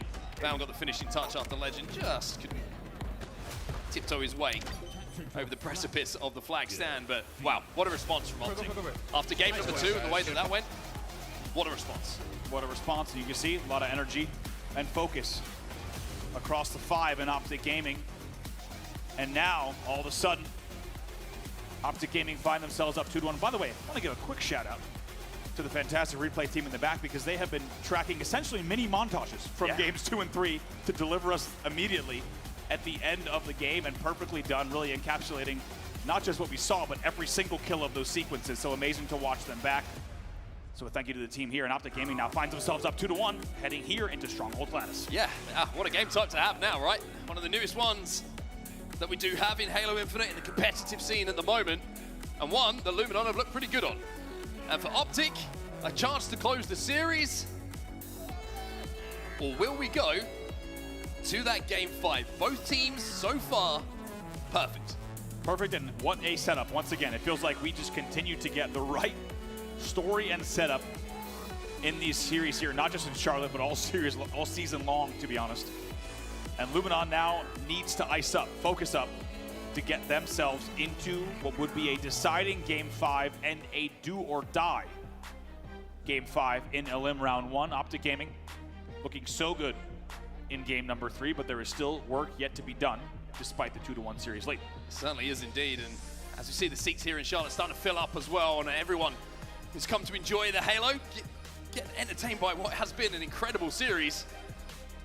You're looking forward to who is going to make it through to Championship Sunday, the last major Championship Sunday of the season before Worlds. Here tomorrow. A long way to go for both these teams if they want to be there. Really is, and you got to think it's pretty wild, but as we said earlier, Optic Gaming has only won this year when they've had this exact setup, which I'm not going to lie, logically doesn't make a whole lot of sense. It doesn't make any sense. It doesn't make any sense. But this is familiar territory for Optic Gaming, and even beyond that, maybe comfortable territory. Because when they get these pool play wake-up calls, as they did at the Optic Major, as well as DreamHack Dallas, it seems to unlock a new tier and a new level for them. And even though they continue to find themselves in games 4 and 5 through the Elim bracket, they've got the job done so far. The question is, will this run be like the others? And it is that man again. I talked about the first event of the season, the Optic Major, where I think everyone was a little bit shocked. The God Squad was introduced, but they did not initially find the form that brought them that trophy. And it was Renegade, who at times was dragging Optic Gaming through this elimination bracket run, and went on to be crowned MVP of that tournament. Well, the biggest game of the series so far, when we were all tied up, belonged to Renegade.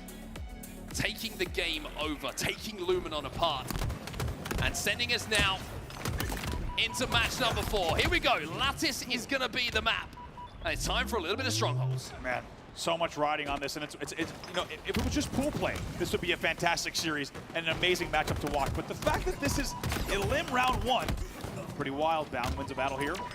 Will be 3 dead. SLG last player alive momentarily. He's going to go down as well. So Optic with early control to get the reset on B. And it's going to be a triple cap here for Optic. Spawner's already up. Luminon trying to work their way into A, but a really important win there is the first spawner in a 1v1 from Wootum over Formal, just to give a bit of space here for Luminon. Yeah, not easy to win a battle like that against Formal, and 3 fall. Actually, Renegade's your last player alive. He'll make sure to get a kill before he goes. It's a 1v1 for just a second, and the spawner comes to help as well. 4 dead now for Luminon. And if you thought the last few game types were fast, this one might be even quicker. Yeah, good luck a lot of the time.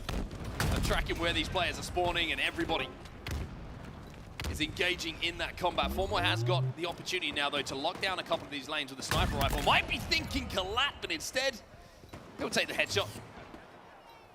Don't give him that much time. Formal's going to pull that trigger. He's going to make you pay. 55-0 now, off of the opening for Optic Gaming, and currently outslaying by just a few, but more importantly, completely outscoring. Wootum finds one. Formal's going to have to hit this bullet, unless he's got some teammate support to stay alive. SLG re-challenges and gets that kill.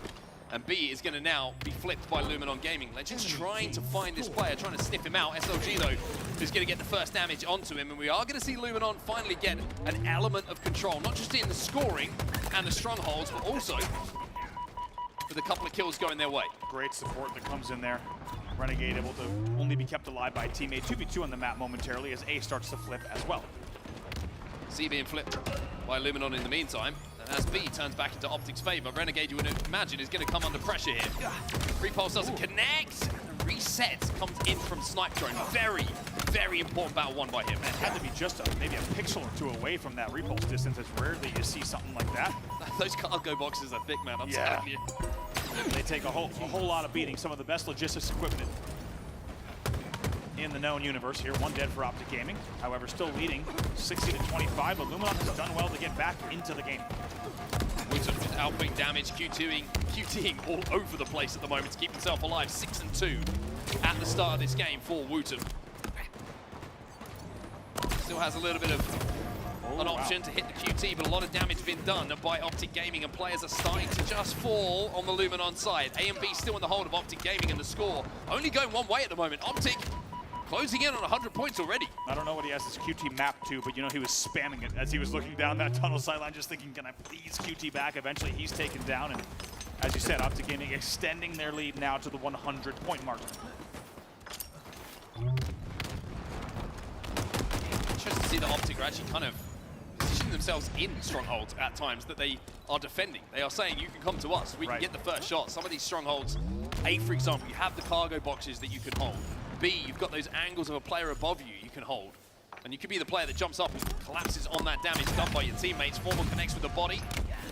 SLG will stay alive bottom middle, and 2 dead for Optic. Luminon need to make the most of this and turn the scoring in their favor. Yeah, big opportunity here. They know he's around. Sniper knows that something's afoot and someone's nearby. He's going to have to deal with it eventually. But AC flips during the entirety of that. It will be Luminon scoring momentarily, and now 3 dead. It's a 2v1 for a second. Last player alive is going to be Formal as well. This is a 1v1 to not only get everybody in the death screen and on the respawn, but maybe to keep them scoring. A and C is the hold. It's weak. It's a little bit flimsy, but they are scoring. Yep, Luminon able to get some points on the board, but as you say, it's going to require several more of those cycles of slays to get back into this one, because they still trail here, 128 to 44. Formal just holding down one of those power positions at the moment, trying to keep players from Luminon out of B. SLG is going to take the fight from the low ground. Not an easy angle for SLG. Gets the trade in that situation and can't flip B. So resources again thrown towards converting one of these strongholds. Don't pay off this time around. Wooten with some good movement. Gets bonked into the air, but again, B is just held by Optic. How well handled by Legend, and he's not done. He gets a double kill as the last player alive wins a pivotal 1v1 using the repulse there to stay alive at B. Gets the reset, and then a second kill as the only player alive to make sure they continue scoring. Incredible individual effort here from Legend against his former teammates. Yeah, the boy is starting to flow here. You can see it. Collapsing on damage, taking fights, pushing those spawners. Legend wants to take this game by the scruff of the neck. And what a story as well, right? Let's not forget, for Legend to be the one that's shutting down the European hopes here is quite a storyline in itself. Without a doubt, it's a huge lead for Optic Gaming. 160 and rising. Legend with more damage, more kills. He's 10 and 6 in this game with 8 assists as well. So leading the lobby in assists with the least deaths in the game as well. It is pretty remarkable to watch this guy when he finds that flow state. It really is. And they're just continuing to mop up those kills as C will now flip a C hold in effect for Optic Gaming. Yeah, Luminon need to find something. They need to find it now. Otherwise, their tournament's going to be over with a very disappointing top 12. Wooten finds 2, but Legend, of course, does not go to the death screen without taking at least 1 with him. Glory is going to re-challenge. Wooten will get it. Of course. Oh, you just... Sometimes difficult to put into words the reaction times of a player like Legend. I think everyone, as soon as that battle started, I think everyone looked bottom right to see if he had a sticky. And as soon as you saw that he had a sticky grenade in the back pocket, you knew what was going to happen. Of course, he takes the extra damage with him. Still 2 dead for Luminon here at the 200-point mark for Optic. 2 dead for Optic. Luminon with numbers, and they're able to flip A, but Optic already inside of B, turning it back into their favor. SLG looks like he made the play call, to try and flip C. Not only to stop the scoring, but get Luminon a little bit of map control. Renegade trying to stop that happening, though. The 1v1 is won by Renegade, and he will be able to turn C back in the favor of Optic here. Finally, Renegade does get taken down, but he's 16 and 10 in this game. It's reset, over at C. Optic now finally flood over. And Legend's going to be that player, surprise, surprise, to impact the game for Optic. SLG finally trying to wrestle B away. That's been a mainstay for Optic. They've worked around and they just can't get control of B at any point. I think my planet needs me, says Renegade, and he just absolutely nopes out of that situation in the most obnoxious way possible. Just being, a menace on the map, to say the absolute least. A will flip, and once again, Optic is scoring and looking for a trip cap. Laura, the only one alive. With the trip cap starting to progress. It feels like it's entering the conversation at the time to speak about now or never for Luminon. Otherwise, their tournament is going to be over. 20 and 10. Renegade in this game after a remarkable previous game as well. John looks fired up. And doing it with style, right? He's repulsing out, he's repulsing back in. He's absolutely in your face Here's Optic Gaming at the 240-point mark. Well, we saw him take to the stratosphere a few moments ago with that repulse, but it has been an out-of-this-world performance from Renegade. And Optic Gaming in this game 4. Desperate plays here on A. Killing spree for Renegade, but you get the feeling this game is pretty much done unless something ridiculous happens for Illuminon. Snipe drone last alive. Inside of the hill stands Renegade. They will turn this one over. AB the hold, and it is done. Optic Gaming will send Illuminon back home and start the dream of another elimination bracket run. Oh boy. And if you wanted to see the most dramatic possible storyline develop for Optic Gaming, I think that's exactly what we have teed up here yet again, being 3-0'd in one of the biggest upsets in history in pool play by Mindfreak, and now they've turned this into the beginning of what could be another historic elimination bracket run. Their first opponent in Illuminon, as you saw, was no easy task, but in the end they closed it out in 4 games. While things were kept interesting, a lot of respect due for Optic Gaming. They closed out that game 250-52. One thing we've learned from Optic Gaming elimination bracket runs throughout this season, throughout this year, is they get better and better and better every game as the series go on, as the games go on. And even though they're down there early, you've got to wonder if the rest of the tournament is currently taking a look at that Optic Gaming performance and thinking, hey, we might be seeing them a little bit later on. 22-10 from Renegade in a game that they allow 0 players on the opposing team to even go positive. It was a dominant performance, and it feels like Renegade is not just the X factor, but the one that's just popping off in these games and just, I mean, putting up numbers that, to be honest, he has no business putting up. And also, as we saw, passages of play as well, where just you cannot find any gaps. Even when you think you have him dead to rights, it is easier said than done. And Renegade and Optic Gaming looking like they might be back on form. A lot of work yet to do, of course, but it'll be a lot of fun to watch and see where this goes from here. It certainly will. I mean, Renegade many times has been described as a game changer, right? Yeah. And if you needed to explain to someone why, I think you just show them that series. You're like, there you go. He just has this ability, whether it be finding a power weapon, whether it be just finding a route, an angle, whatever it might be, where all of a sudden things start to click for him, and he can completely change the momentum of the series. I think that series belonged to Renegade, you have to say. Big moments ways. It really did. It was amazing to watch, and we're lucky to have Blaze on the stage here with Coach Lunchbox to break down exactly what we saw in a fantastic Elim Round 1 from Optic Gaming. All right, everybody, make some noise for Optic Gaming as they come out on top with a big, much-needed matchup. I got Coach Lunchbox with me on the main stage, and Lunch, you guys didn't start the day off the way that you wanted. What's been going on from your perspective? Yeah, we're not closing out games like we normally do, so we found ourselves in loser's bracket again, but the guys have proven they can do it, so we're hopefully going to make the run. All right, yo, and the Green Wall fans in here know you guys can make a run, right? Now, and you know, in doing that, it had to come down to taking down this team. Now, you guys, you know, we saw you win one Slayer earlier today, but these guys dominated you in a Slayer, turned the series 1-1. You go into the flag game, 1-1 there as well, and then you had some big-time plays being made by Renegade. Talk to me about him as a player, and when he's making shots like that, how does that alleviate pressure from you guys to really get back to that prime-time Optic form? Yeah, I mean, John's been that type of player for his entire career. He gets one weapon and, you know, hits 7 headshots with the snipe. So anybody on the team can do it. It was nice that John started finding his flow in that game and kind of carried us to victory that one.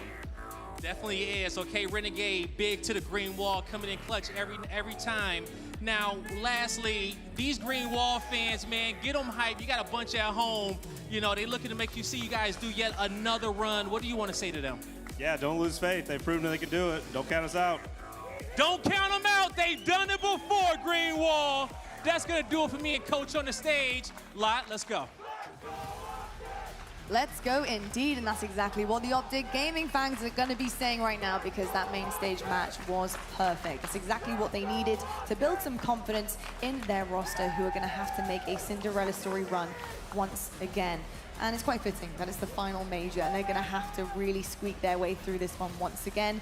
I've got to say, for me, Renegade has to be that guy that really stepped up to the mark, because he saved their bacon a couple of times in that series. I think, honestly, the fact that he can just turn it on when it means the absolute most, especially in an objective game type, to be able to carry them to victory on that CTF game, while also, really actually being quite efficient as well with objective work, making sure things are getting kind of put in where they need to. I will say Renegade has been lights out all season long. Sniped as an individual player, sometimes you can just turn it on and it really does make all the difference, and sometimes teamwork, hey, it will surround it. So what does a player like John do for a team like Optic Gaming, especially when they're on the ropes like that? I mean, when it comes to power weapons, Renegade is by far one of the most impactful, if not the most impactful player on the map. We saw what happened when he got that sniper rifle. His team literally got back-to-back caps right away. He held the entire map, the entire control of one side of the map all by himself. No one could even leave their base. It was actually incredibly impressive to watch that. I guess my biggest concern is what happens when he's not playing like that. There hasn't really been another standout player on that team that I've watched so far, and usually it's someone like Legend. He had a rough first couple series, and then Renegade now is the only one. That team is so good. My concern is, like I said, what happens when he's not stepping up his game against some of these better teams and they're able to hold him down a little more? I couldn't agree with you more. How long can you rely on just one person's ability? Because, quite frankly, you're going to have rough games. You're going to have games where you're a little bit quiet, but the fact that John is able to do that basically back-to-back in that series, just to make sure that they got that done here today. The first win, by the way, of their Saturday out of 3 games that they played already. I mean, it's tough stuff. You can't really expect that and put that on a player's shoulders. So I completely agree with those sentiments here. I'm looking for a Legend to step up here. I'm looking for a Bound to step up. I think in terms of formal, he's always doing what needs to be done. He's a phenomenal anchor player. His comms are off the absolute charts. He does everything that he needs to do for this team. I'm kind of waiting to see the rest kind of step up to the mark, but hey, Saturday on the ropes with the pressure on. We know Optic do really well with that, Tony, so are you expecting big things following this series? I really do it, and although I would say maybe he didn't step up exactly in the stats department, one thing I heard in the listen, and specifically with Optic Gaming, is Legend being extremely vocal. Like, it was actually, for somebody who's normally extremely quiet, it seemed like going up against his former teammates, the #1 teammate, we heard Legend just really command the comms a bit. So I actually did love to hear that. I'm sure once it starts to move into a rhythm more in the KD department, we'll see some great things as well. But definitely want to give a shout out to Legend. That isn't it kind of poetic? You see the boys from Luminon, they were the ones who gave Optic their first loss in pool play to begin this year. Now it's Optic sending them home. Hey, a little bit of a revenge tour here, and we love to see it. And also, who knows, Renegade, he just might really vibe with some kind of French call-outs here. So, Legend, keep it up, man. I mean, bonjour, Renegade. I will say, though, in terms of the championship bracket, Optic do have an awfully long way to go. They did fall flat here in their round 1, so they will move forward. 3-1 will be the final score in that series, sending Luminon Gaming, our EU powerhouses, home packing. Who will they meet, though? Who is going to be dropping down? Who's going to be meeting them here in the wings? Carve Esports or Cloud9. Cloud9 also, looking to make a run here too. I think they're another one to watch out for alongside Envy, actually. I'm looking here. That went the distance against FaZe earlier on. We were watching that kind of on the side station there as well. Envy versus FaZe. FaZe do manage to get that one done, and honestly, similar sentiments to the way Optic Gaming were playing in that series. It was really a couple of individuals stepping up to the mark where it mattered most. I saw Trippy really starting to find his groove there, and Sniped, we were watching that on the side as well. FaZe Clan need to step up in the teamwork department, I think, pushing forward, but good to see that everyone's starting to feel themselves individually. Yeah, that FaZe roster, man, they really like to put you on the edge of your seats, but we got to give props, especially to Trippy for that Game 5. He has been so consistent when it comes to those. Snakebite as well. I mean, if you look at his stats, even from yesterday, he dropped a killing frenzy with the shock rifle to bring them back, and they had to fight their way back. They've done that again, and I think the thing that I really like about that roster right now is that they are actually, even though it might be a little scary and they're giving up some kills and letting some teams back into the game, but they are closing out games that they have leads and they're not giving up those leads that they have in the past. Yeah, I love to see it. Honestly, the growth is definitely there, and it's going to be baby steps, especially right at the tippy top of the mountain, because it's so difficult to be good at this game at the highest level consistently. Everybody here in the HCS is so incredible at this, and this is why we're seeing upsets. This is why we're seeing close games that are coming down to the wire, and I hope you guys at home are enjoying it. I'm really excited to find out what we've got coming up next, because I believe we actually will see Shopify Rebellion once again going up against SSG. Ooh. Now, SSG have been quite the difference maker here. I am a little bit shocked at how they're doing. They're doing quite well. Space Station Gaming, Tony, how are you feeling about the roster going up against the most buttoned up that we have here in Halo? Yeah, I mean, throughout their ups and downs so far this season, I kept talking about how SSG's gameplay really translates extremely well into LAN. They want to play bully ball, they want to hold forward, and they win their gunfights. And in the past, it felt like maybe one player might have been maybe too quick to get into the action, too quick to be the first one to die, and the timing felt a little bit off. If SSG find that timing in their teamwork again, this is a dangerous SSG. That's going to be an exciting series. Well, we're going to get to talk all about that on the desk in moments, but if you are tuning in, listening to us yap about the best players in the world, you guys get your hands on these amazing Twitch drops, so make sure you are tuning in all weekend long. Support your favorite players, because while you do so, you guys get the in-game goodies. So make sure you're tuning in, guys. It is Saturday in Charlotte, North Carolina. It is absolutely gorgeous, but inside this venue, it is way hotter because that stage is on fire. We have incredible teams battling it out.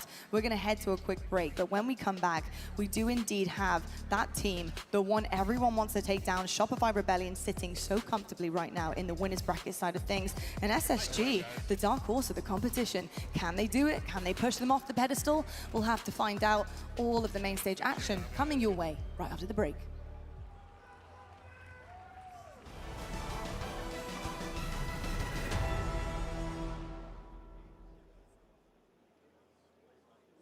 For the first time ever, your game gets 100+ audio presets. Pick a pro-tuned audio profile for each game and vibe to the soundtrack of you.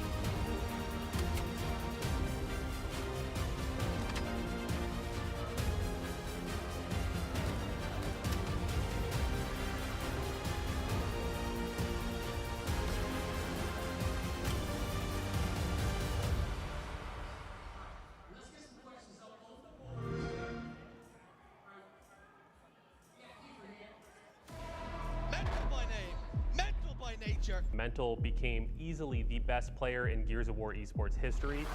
You know, once you have that level of success, that anything but first has got to drive you crazy.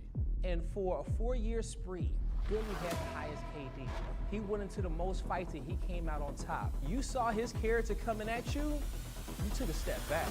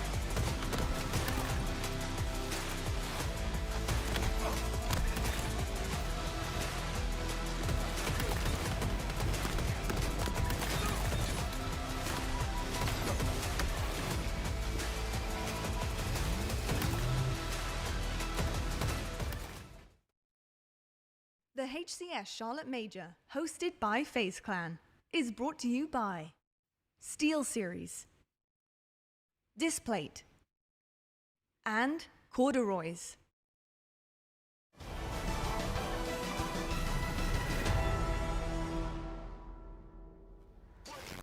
Well, hello once again, Charlotte, and welcome back to your day number 2 here at the Halo Championship Series, hosted by FaZe Clan this time around, the final major of our season. And of course, the main stage, getting ready to host 2 teams, duking it out in the winners side of things in our champ bracket. Shopify Rebellion versus Space Station Gaming. So lovely to have you guys joining us here on the desk. Got Sniped Down and Why Not Be Casting here with me all weekend long. And I am actually really excited about this matchup. I want to see what Space Station Gaming are bringing to the table, because Shopify Rebellion, we know how good they are. They're so buttoned up, but how can you unbutton these guys? That is my big question. How do you start to turn all of their strengths against them? Maybe, just maybe, you put them against a team that really, when you look across the roster, doesn't make sense the most, maybe teamwork-wise, but maybe individual skill, slay power, scrappiness. Maybe that's how you do it against Shopify Rebellion. I've got to ask you a little bit about your thoughts, Sniped Down, overall on the series and the way that these two match up, because honestly, play styles do play into things when it comes to a series here. Yeah, I think the Space Station roster, truthfully, is one of those teams where once they catch momentum, they have a really good fight, but they also are one of those teams that play up to their opponent's caliber. And so I think we can kind of throw out all the online scrims at this point in those scores. I mean, that team has specifically always kind of hated online practice. They've never taken it as seriously. It's kind of been a thing in the community of not even wanting to play them sometimes because of it, because you don't feel like you get the good practice. But for them, they play up to their competition, and if they can even showcase that they can take a lot of games or even take this to a game 5, their Slayers have been strong, they have a chance, and all they have to do is be the better team in 3 games. That's it. And any team, especially of those caliber with the history that those players have, they can do it. Let's switch it up and talk about the underdogs for a moment here. Space Station Gaming first, because this is honestly where my questions really come into play. I want to know how they handle certain situations in terms of a series layout when it's favoring them. How do you handle a team that are really good at pretty much everything, and where your strengths lie, how they turn weaknesses against them?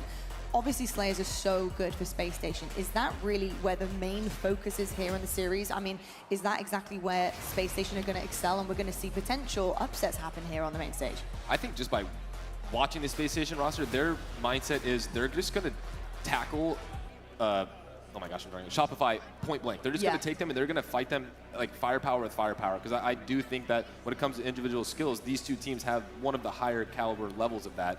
And for them to come out here and do anything, they are going to need to match them, because I don't think Space Station, because of the lack of practice, has the teamwork to outdo Shopify. But like we said, we saw Shopify, none of them were specifically standing out above the rest, so maybe there is some space for Space Station to take some of these games. I like the pun there, by the way, Eric. I'm a big fan of puns on the desk.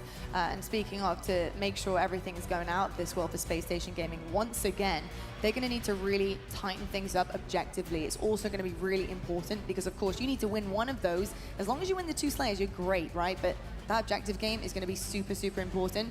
Tony, I've got to ask you, where will that lie for them? Where's that big swing objective game if they can get the distance here? Well, I'll be honest with you, it's not going to be that game number 1, Capture the Flag. So far, Capture the Flag has been very tough for Space Station Gaming. Although they look really good in pool play leading up until today, it's been tough. 0-2 right now in Capture the Flag, it's going to be tough. But that game 3 is where you can swing things around. That Slayer come out with the win. A swing game number 3. I don't see it in CTF, sadly. Okay, well, we'll have to find out. We are ready to go to game.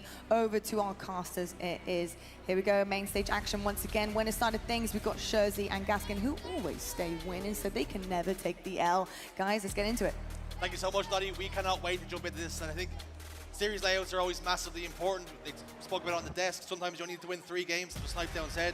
That's the case in almost every series here in Space Station, although the underdogs, there's world champions on that stage. They have more than just a chance. Yeah, there is a couple of game types that I do think favour Space Station in a series layout as well, which is not something you can say often when you're going up against Shopify Rebellion. In particular, that Slayer Streets is an outlier when it comes to this Rebellion roster. They are 1-6 across this season, which sounds pretty crazy when you're looking at this team who just seems to be winning on every single map. But it has been their worst, so maybe that is a chance for Space Station to try and nick one away in this series layout. Capture the Flag Origin is going to be our game number 1. Dan, you're always a man with statistics. Tony spoke about how he doesn't like it for SSG. Tell us why. I don't mind it for SSG. Not to disagree with the desk, but SSG are 3-0 across the season. I think it's a good game type for them. On the flip side for Rebellion, they are 4-1, so both teams are confident on it. I think it is a map and mode that fits both teams' play styles. They know how to control the map. They know when they need to be focusing on the sniper side or the rocket side. So I think this is going to come down to a couple of individual plays. You know, do we get a Renegade moment like from Optic Gaming, where suddenly he just pulls out a 10-kill sniper spree and completely flips the game on its head? We have 8 players on this stage that can all be capable of something like that. And it's so interesting, right? Because when the best players are on that stage, sometimes we talk about how important teamwork's going to be, momentum, all that good stuff, but sometimes it does just come down to one play from and a little moment of magic from a player like Renegade, from a player like Stellar, when they get that sniper rifle, hitting faces and carving opportunities open for their team. And I know full well that Stellar is capable of it as well, but I am kind of waiting to see Stellar back in his prime yet again. I'm waiting for this Space Station team to kind of show us what they're truly made of. I don't feel like they've hit their ceiling yet. There is confirmation of the map set records for these teams on these maps. As I said, Street Slayer, not a great one for Shopify Rebellion. But then when we look a little bit further into this one, Lattice King of the Hill, even though we don't have much data, Shopify Rebellion still haven't lost on it. Lifefire Oddball hasn't been great for SSG. But that Aquarius Slayer, if we do get there, it is another game type that both of these teams have been very successful on, which you would imagine would create an explosive ending to this series. But that's the real question. Do we get there? With the way that Shopify Rebellion have been playing so far this tournament, it is hard to look past them winning this one comfortably. And I like your point about Space Station Gaming, how they haven't really hit their peak yet. It's almost like they're laying dormant, waiting for something to happen. They had a moment against Optic Gaming where they went up by 2 but then got reverse swept. We're still waiting to see these 4 players click. Yeah, especially considering when this team was kind of reformed after the changes happened, it felt like it was Space Station forcing these changes. They were the ones who wanted to make the changes. These were the players they wanted on their team as well. But it just hasn't quite got there. Now that can all change in a moment, and it could be the perfect timing with this being the last major, then going into the World Championship in less than a few weeks. You could have timed it absolutely perfectly for your peak here. What a time it would really be for these teams, particularly for Space Station, to find that form and carry it forward just a couple more weeks into Worlds. This could truly be a great appetizer for this team. And what a statement it would be if they can get the job done over Shopify Rebellion. But that's easier said than done with how Shopify have been playing so far this tournament. You look across every single player on that side and none of them look out of place. None of them look like they are struggling at the moment. It is hard to find a weakness. And it's something I have to say about Shopify Rebellion. When it comes to consistency, we do not see them fall into a banana skin. We do not see them trip up in pool play, in winners bracket round 1. They're so consistent. Their performance levels, their output, they will always be there or thereabouts when it comes to the winners finals. And that will be where their eyes are set. Securing winners finals and then on to potentially the grand finals as well. They have avoided the first banana skin in Optic Gaming, but now SSG are going to be the next target for them. And remember, on the other side of the bracket, we have FaZe and TSM. Both 2 teams who maybe would like to have a stab at Shopify Rebellion as well. All to do for Space Station Gaming. 4 players sit across from them, and they're the defending champions. But just last year, it was Stellar and Eco who were those champions for 4 out of 5 tournaments. And how fortunes have shifted. Now they find themselves chasing the pack. They were atop that mountain for so long last year, and you know they'll be hungry for success. I'm a little bit worried though. I mean, I look at the series layout, and yes, even though Slayer Streets maybe opens up an opportunity for SSG, there is a world where this is a 3-0 in favor of Rebellion as well, just because they've been so dominant. And they're going to be confident after that win against Optic Gaming in particular. Like, that would have been their biggest concern. This tournament, when they came into it, we are worried about Optic Gaming. That's been their main competition so far this season. And with them now brushed to one side, it's about getting to that grand final and saying, all right, let's see if Optic can make that miraculous run yet again through the elimination bracket before we have to face off against them yet again. But this Rebellion roster, when it was formed, you know, it was off the back of the changes that Optic Gaming had made, the God Squad that was created, and Shopify Rebellion seemed to have had a pretty good form after being in this position. Not only that, but the team was formed not just after Optic Gaming, but after Space Station Gaming as well. So this team came about almost like remnants of what was left. And they have found success. Second place after second place, but then finally getting over that hump. They looked like, was it just going to be online competitions where they've seen that success? Finally getting their hands on that trophy in Salt Lake City, and how sweet that must have felt. And it was Frosty and Royal 2 trusting in two players who hadn't necessarily been in the limelight as much. Last Shot and Cycle hadn't won championships, hadn't been lifting trophies, but now they have. And the real question is, can they go on to win a world championship? And at the moment, in the form they've been playing, I think absolutely they can, and it really would be quite something. When you look back at the Halo history books, the teams that have been formed, those who have gone on to win world championships, this for me would be, it would remind me a little bit of like Splice and what Splice did in Halo 5. They went against the grain, they took down the greats, they took down the big names, and even though this roster does still include a couple of the biggest names, it's just the fact that you get some new faces on your screen lifting trophies. And how funny is it you talk about Last Shot, you talk about Cycle, how Frosty and Royal 2, although a lot more experienced, they took a chance and they went on that roster. But Royal 2 might think it wasn't that long ago that him and Snakebite got a chance to play with some veterans. It wasn't that long ago Frosty was picked up by Royal 2 and by Snakebite. And now look at the career he's gone on to have.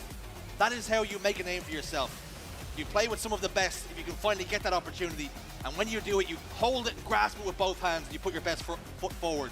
And Cycle and Last Shot have not looked out of place on that main stage. It's about passing the torch, isn't it? It's about recognizing that you were in this position once and you trust that you can help guide someone and mold them into the player that you'd like them to be. But I don't even think that they needed that much work. I think Cycle and Last Shot have fitted in so perfectly to this team that I'm sure Frosty and Royal 2 are kind of just raising their eyebrows at each other saying, maybe we've lucked out here because we've not had to really do much in terms of training. But thank you for bearing with us whilst these players were ensuring they had all their settings correctly.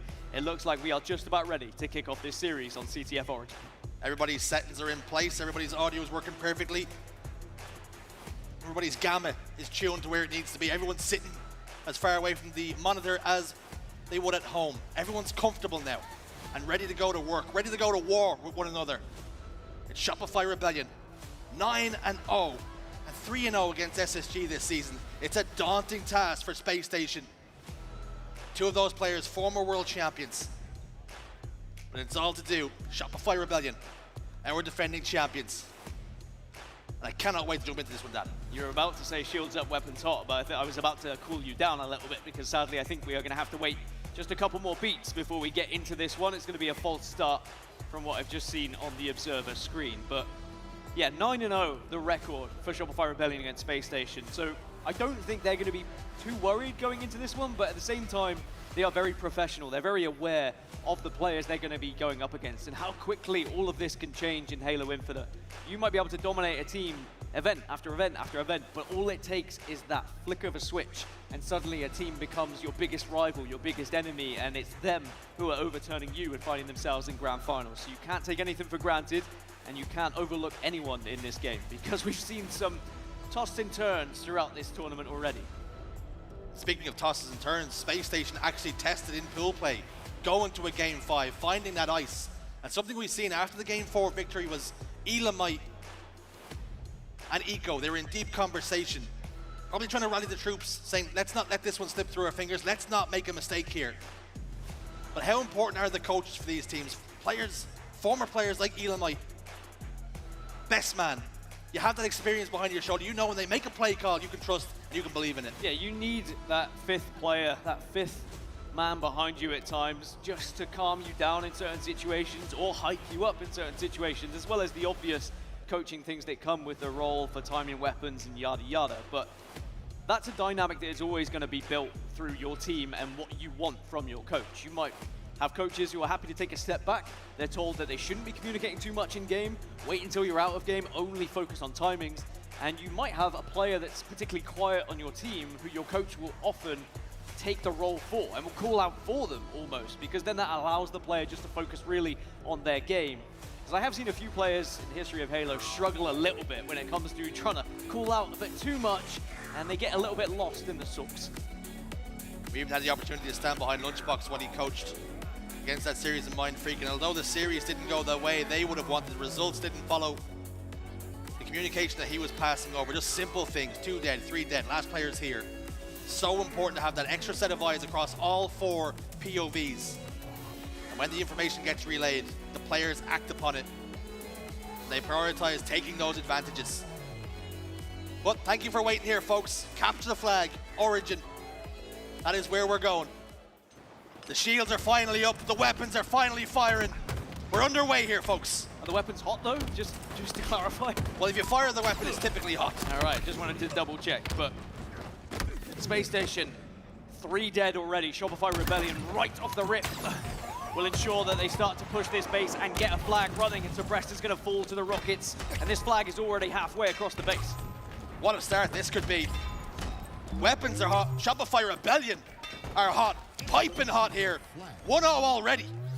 And they've got control, and they've got the sniper rifle, and they are hitting the shots with the sniper rifle as well. Last shot, maybe watch Renegade, what he did for Optic Gaming a little bit earlier and said, well, now it's my turn, as again, body shot after body shot, so important here for Rebellion. The consistency of the body shots. So much damage. 3 dead again. 4 dead for Space Station Gaming. And last shot just waits for fresh spawner. Cycle is there. This game has barely gotten started, and Snipe Down once said, the game has started. Do Space Station even know it so far? I mean, this is only 1 minute and 20 into the game, and we're already potentially seeing a 3rd flag go across into the other base. Last shot's got it very far. 2 dead for Space Station. Flags going in. It's going to be a 1 minute 30 game from Shopify Rebellion. We waited longer to get into the bloody game before we finished it. SSG didn't even start. An absolute demolition job from Shopify Rebellion. The only word that springs to mind is flawless. Falcated moments away from goosing. All players, 2 players with 1 kill for Space Station. They barely got a chance to fire their weapons. That's how quickly it's over. And remember, before this, SSG were undefeated on that map in mode. If that hammers home just how well Shopify Rebellion just played that, if you didn't already need it just by merely watching what happened, insanity. Might be the quickest game we've seen on TTF Origin, certainly on the main stage, certainly in a winner's semi-final between 2 teams of this caliber. If you stepped out into your kitchen to make a cup of tea, and you said, oh, this game 1 should be starting any second now. The kettle's not even boiled yet. The game's over, folks. Especially in America, where they're still using kettles on a stove. Yeah, that kettle's whistling. Game 1's over. Quick, it's in the books. Go make a tea now. This is your chance. Get a room temp tea. Unbelievable from Shopify Rebellion, and how about a statement of intent? And you can only imagine how it feels to be on the receiving end of that. I mean, you might have played a game of matchmaking where you felt something like that, but for it to happen on the main stage in that way, in that fashion, it is demoralizing. And this is where SSG need to now look to Elamite behind them, and he needs to be rallying the troops. He needs to say, all right, whatever, doesn't matter. We've lost 1. They played incredible. They got stuck on a pretty bad spawn trap. Let's move on to game 2, because game 2 is, in theory, one of Rebellion's worst. I mean, you said Space Station have probably played games like that in matchmaking, but no, it goes by that fast. Viewers have played it. I don't reckon SSG have ever played a game like that. But maybe they were doing it to somebody else in matchmaking, but the issue is, when the game was that fast, I'm not sure you could even say we played the game there. That was how quickly it got out of hand. You've made 1 call out to say, I think there's a guy in up. Oh, the game's over. That was... I didn't get a chance to play by play, I don't like think. Something I've never seen before. And if you want to get better at CTF Origin, I'd go back and watch that from Rebellion's POV. It's easy. It's easy. You want to get better, hit all your shots, just keep bodying people. Just pick up last shot. He'll probably bring you some success. He was more than last shot. He was first shot, second shot, third shot, and then the game was done. But Slayer Streets is where we're heading now. And as I've previously stated a couple of times, Rebellion are 1-6 on this map in mode. So it hopefully is a chance for SSG to get back into this series and maybe just brush that one off and forget what has just happened, because they need to lock in here. If they allow Rebellion to come out of the gates that hot again, we could be witnessing not just a fast game 1, but a fast series. For Shopify Rebellion, it's more of the same. For Space Station, dust yourself off. and go again. But it would not surprise me. Lesser players would be shell-shocked by what just happened. But so much experience on that stage. Will we see a response from SSG now? Not only just a response, but winning this game is the only true way to bounce back. Yeah, I feel like they have to win this game. You go 2-0 down here, I'm worried about them. I'm already worried about them, if I'm honest, but maybe if you're SSG, I think you try and take the wind out of Shopify's sails a little bit in the early stages. Slow this game down. Don't allow it to be at a pace where Rebellion are able to just run you down and take gunfight after gunfight without fail. And of course, that focus is going to often be on bottom middle when we have the power-up spawning. But it looks like it hasn't really affected the early game. But it is still going to be an early lead for Shopify Rebellion. Trades back and forth. Last shot, double kill, stock rifle, sticky grenade, repulsor. He has the whole toys, he has the whole sandbox, he has the whole playground. He's over back tower, he has a teammate there as well. Suppress has come looking for a fight, and he's gonna get one. And he wins it. Royal 2 settles for a trade, knowing there was an enemy combatant coming behind him. Eco in the arcade. Firing off the back foot, cycle down to no shield, Stellar's grenade lands perfectly at his feet. This is good for SSG. This is better. At least now we're firing our guns. Yeah, they just need to make sure they're watching each other here. Don't take too many individual fights and get caught out, otherwise Rebellion really will run away with it, but it's already a 6-kill lead. Don't want to allow this to get to like 10 plus. Otherwise Shopify Rebellion I think will be in full cruise control and start to run you down here. But you can see Space Station, they're trying to escape. Suppressed was running away there, and thankfully he did run away to a team. Are we looking at the Rebellion or the Empire right now? Absolutely terrifying. SSG have got a couple of kills back. That will mean a last shot is forced to slow down here.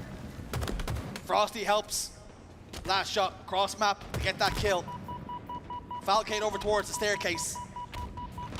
Stellar inside tram.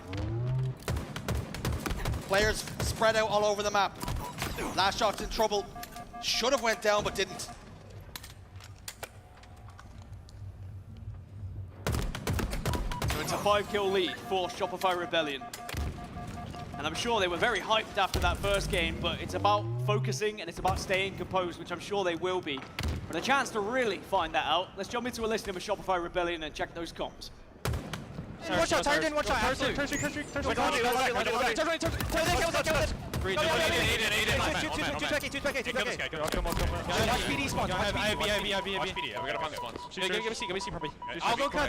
go cuts Preston, hold on. Actually, no, I can't.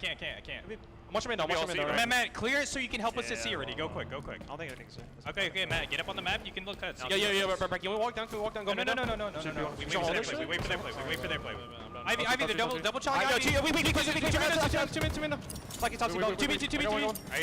I gotta be pressing. I'm walking pop C. Be out driveway. You say C block, I think. C block coming. Got one, another B. To your right. Ivy, weak pressing. Ivy, weak. Alright, good shit, Wyatt. Watch your PD. Yo, Target, last guy, Target. I'm putting bin map to Target. Yeah, I'm going PD. Back A. Okay, can we charge? Back A, absolutely back A. Two's back A, pressing. Tires, Wyatt. Two's back A, pressing. Red arcade. He's going B steps, red bar. B steps, red bar. Last two. Keep up, 2 shot. Watch out. Another one. One more charge. B steps. It's 2 on we can keep walking. Two. No, come 2. Watch out, Ivy, one shot. Yeah. Just go B. Playing south 3 shot. Can we back there? Can you fight the P1? Looking? Yeah, I'm looking. Well, I mean, there was a lot of passion in there, a lot of importance, but my favorite part was probably the collective. Yeah. Just to make sure everyone was on the same page. But Rebellion, I mean, you heard some things there like, let's wait for them to make a play, let's not force anything here, and those little minor details is what is keeping Shopify Rebellion ahead right now. I think the call out at one point was let them make the play. They were set up for success. Last shot gets a double kill. You're trying to tell me this team's record on Street Slayer was 1-6 coming into this. Correct. Are we sure? Can we check the numbers again? And again, I will always go back to the point that a bad game type for a team is going to be focused on when they are in scrimmage. Regardless of whether you don't scrim Slayers, you can still practice them. and you can still go over VOD review, and you can still check as to what went wrong. And it seems like maybe Rebellion have found all of the things that were going wrong previously, because it's going very right at the moment. Camouflage for Royal 2. Team requires 14 kills, double their series lead. And they can just sit and wait. Information gained. Stellar slides across. They know it's going to be a pink hit. 3 players over towards Cafe, and Frosty's in big trouble. Frosty gets 2. Somehow, some way, Frosty's fighting out of the smoke. And SSG are just shadowboxing right now. They can't land a blow. Yeah, Frosty landing a 1v2 is massive for Shopify Rebellion. It stops the space station push. It stops them getting any sort of map control. You might want to start chalking this one up to being 2-0 to Shopify Rebellion. They look flawless. Such little mistakes they're making. They have not made a single mistake. Some may argue that just giving a kill away can be a mistake, but that's not how Halo works. Sometimes you have to give kills away to get kills yourself. You gotta move pieces around the board to find openings. When Shopify have found those openings, they've really punished SSG. This series so far has been absolutely terrifying. There's been almost a complete gulf in class between these two teams. This should have been far more competitive. But Rebellion are not being willing to give an inch here. 2 kills remain. 2 more kills, and Frosty, he's already hit a 1v2 in this game, and he might have to take another here. 49 to 35, make it 50. And Shopify Rebellion are looking terrifying. They are in championship form. They've already taken down their biggest rivals, and they are looking to shoot another team down into this elimination bracket. SSG taking a bathroom break, and boy, do they need it. Because at the moment, they are being outclassed. Bathroom break required. An extra player required, it seems sometimes. Shopify Rebellion, flawless. 50 to 35. I don't even want to talk about the capture the flag game. It might take me longer to talk about it than the actual score took. I forgot it happened. There's, can you miss it? There's a look at the stats. Cycle 15, 9, and 6. Royal 2, 12, 7, and 5. And I think someone in the back said Royal 2 across the tournament has never gone negative. And it doesn't look like he wants to do it this one either. I don't even need to fact check that. I would just believe it. Just because of how Royal 2 plays and how dominant a force he's been in the Halo scene for all the years he's been competing. How do you even get back into this if you're SSG? Remnants of game 1 still on the brain, I'm sure. This bathroom break will be longer than game 1, and the Rebellion fans are in the crowd, and they must be loving every second that they're watching right now. I think it might be quicker to tell people what isn't longer than game 1 than what is. Wonderful performance so far. All smiles on that Shopify Rebellion side, and none of them want to move. Those seats are hot. Don't go anywhere. It's how confident they are and how comfortable they look as well. When I saw Frosty come off the main stage after their victory against Optic Gaming, and he looked like he had just gone for a walk in the park. They don't seem to feel that same sort of tournament anxiety that I've seen in other teams. They don't seem to be shaken by anyone they're going up against. They don't seem to be worried about who they're going to be facing. And how much of that comes down to the fact that they've already gotten their hands on that chip. Would they be as confident? Would there still be some anxieties there had they not gotten their hands to lift that trophy? And are we seeing now the fact that they were able to do it, and they know what it takes now? Has that given them somehow a buff? But it's all smiles and laughter on the main stage as well. How many teams have you seen be in this position, even dominated like this, but will be very focused, locked in on the screen, talking about the next strats, but instead they're making jokes and they're happy to be there. And I think that's beautiful to watch, because one of the things that always annoys me and has annoyed me across the history of esports is watching teammates who hate each other compete alongside one another and not enjoying themselves. We're playing video games at the end of the day, but if you can play video games, enjoy it, and be the best in the world, that's the perfect recipe. Well, you talk about smiles and laughter on the main stage. How many times have we seen Halo 5, Frosty and Royal 2 lift the trophy and barely crack a smile? Yep. It was an expectation for them then. But now starting to find maybe some more enjoyment in the wins and the small things. And listen, I think I would enjoy being in the position I'm in right now as well. And I think Royal 2 said that in an interview all the way back at the K-Stan Invitational right at the start of the season, that this team has just kind of brought new life to him and made him start to enjoy the game a little bit more and made him focus on different things. And sometimes you do need that kick up the backside, whether it's a team change, getting dropped, whatever. It has changed how Royal 2 and Frosty approach this game, and I love to see it. Wow, quick flash of TSM. What's happened in the TSM game? That's the real question, because that's going to be coming up. Remember, TSM are facing FaZe in the winners semi-finals as well. So I'm excited to see who's able to win that one. You mentioned Royal 2 feeling like maybe perhaps it was a kick to the backside and you start to enjoy things again. Well, kicks up the backside.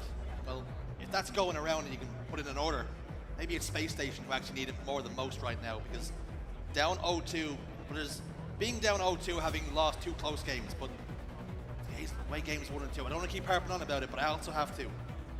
It was dominant. Why not? Main ball carriers. Harp Last shot, it. Eco. No, harp on it. You should, because what we're seeing here is something pretty historic with the way that Shopify Rebellion are playing. We've had so many dynasties and we've had so many incredible performances throughout the years of Halo where teams have just gone through and wiped the floor with the competition, but we need to give Shopify Rebellion their flowers because they deserve it in how they're playing right now. They have changed a game which is difficult to change in its 4th year. It's hard to be innovative, it's hard to dominate in this fashion, but they have still found a way. Now, yes, there were the stats on your screen for ball players because we are going to be playing Oddball on live fire. If you're wondering about the stats that you didn't see earlier, Rebellion are 3-3 throughout the season and SSG are 2-4. So stats would suggest that Rebellion are the favorites going into this one, but I don't think you needed the stats to suggest who's the favorite for this one. Stats also suggested in the last game that Shopify Rebellion were 1-6, and I have to have a word with some people because what I seen on the screen, it's beggars belief how that was able to happen with how they played it.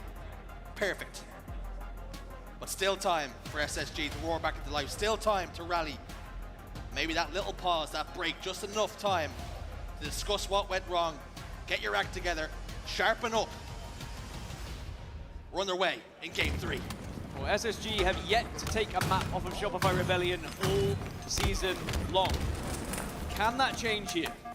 And maybe be the start of a comeback, which does seem an age away at the moment, but all it takes is one moment. It is a good start from SSG. They do get 3 down for Shopify Rebellion and get control of the ball and sniper rifle. So a little break, a little step away from the setups. And they do look a little better on the rim. Oh. Body shot for suppressed. Comes under fire. Pressure was too much. He goes down. Tried to get away with the help of the repulsor, but it just didn't work for him. But he has friends in high places. Enemy has the ball. Teammates there to get the kills. Cycle last man alive. Much better from SSG. They can actually get a setup here. They've got, I think this is the first chance they've had an opportunity to breathe and think about the game. And we're only in map 3, or we're already in map 3. Map 1, they didn't get a chance to even think. Map 2, Shopify Rebellion were constantly on top of them. But now SSG just get to dictate the pace a little bit here. Shopify Rebellion need to show us what they can do to try and break setups. Ball drop. Enemy has Much can be said when it comes to Halo. And what way to play, what play style is the most successful. Eco, nice body shot, dies at the big door. Oftentimes people will try and oversimplify it by saying play fast. That doesn't just mean run fast and slide and things. That means that when you have advantages, you take them quickly. Some teams will be able to get an extra 10, 12, 13 seconds of ball time simply because they made the decisions a little bit quicker. That's it, it's thinking fast maybe is a better way rather than just playing fast. If you take too long trying to make a decision of, do we push this side, do we push that side, how are we going to break this setup? And the teams that are a little bit lower on the skill level are naturally going to take a little bit longer because they don't have that chemistry, they don't have those reps. Both of these squads should have those reps. They should have that knowledge of what they need to be doing in that moment because they played it so many times. I think it can be said as well. Oddball is actually a really good game type for SSG to play here. It's one of our longest, if not our longest game type. More reps. Maybe just to acclimatize to the series because they just haven't gotten going so far. But this, in round 1, showing more than just signs of life.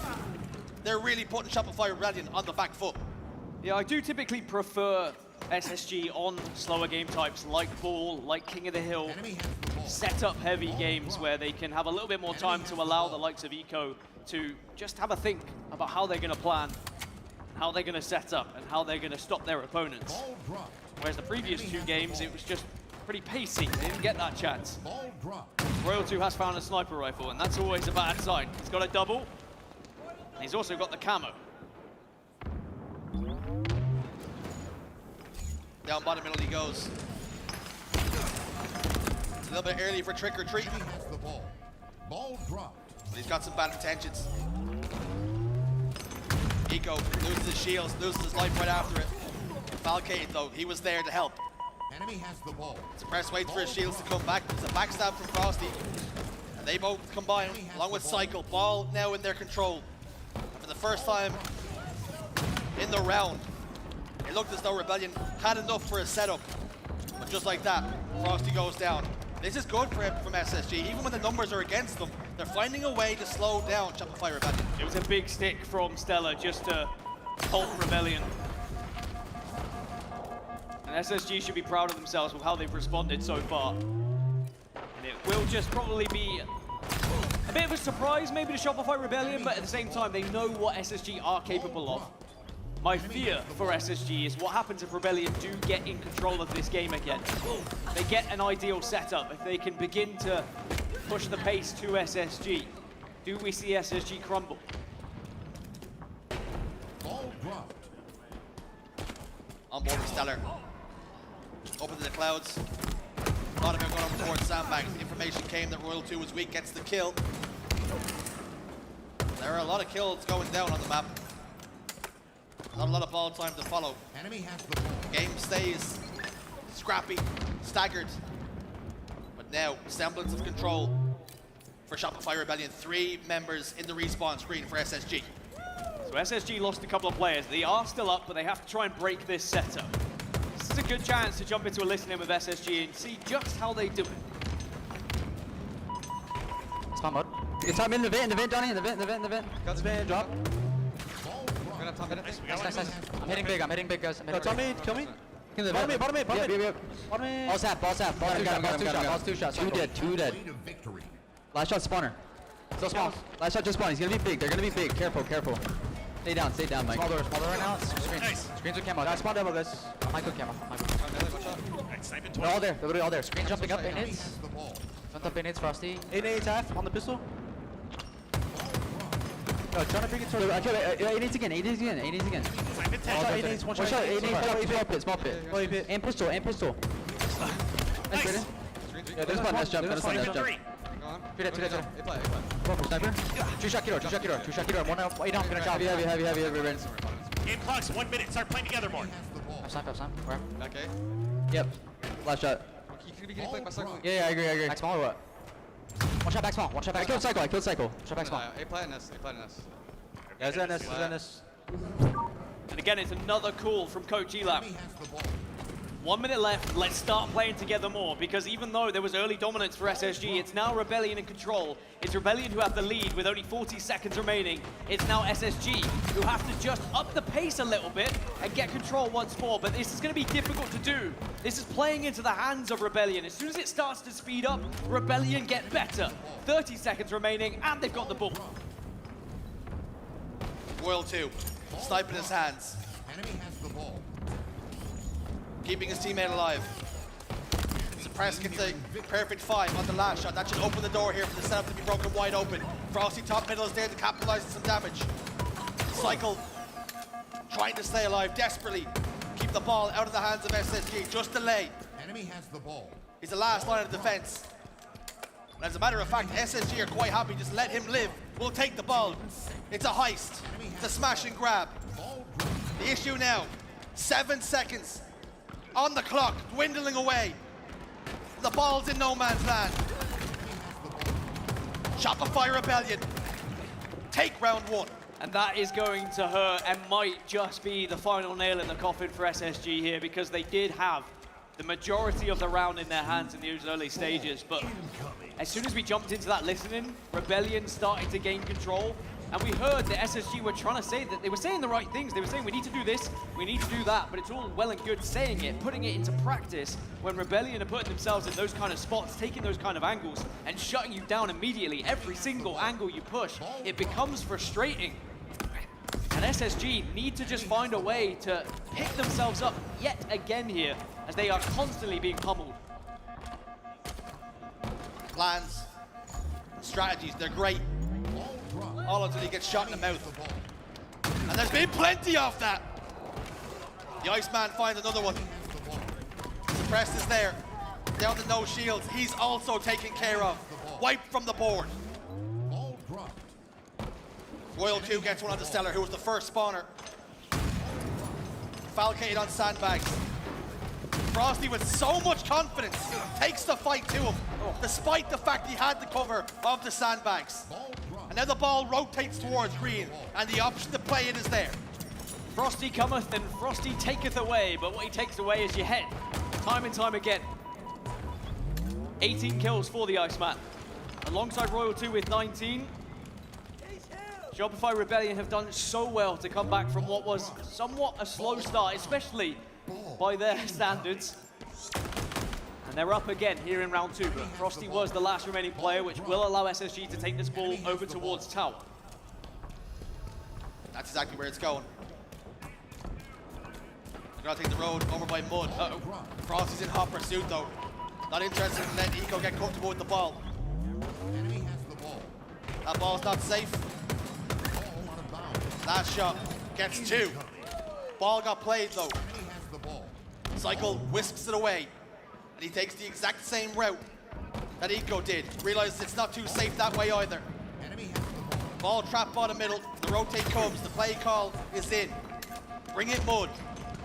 You then still have the option to play it.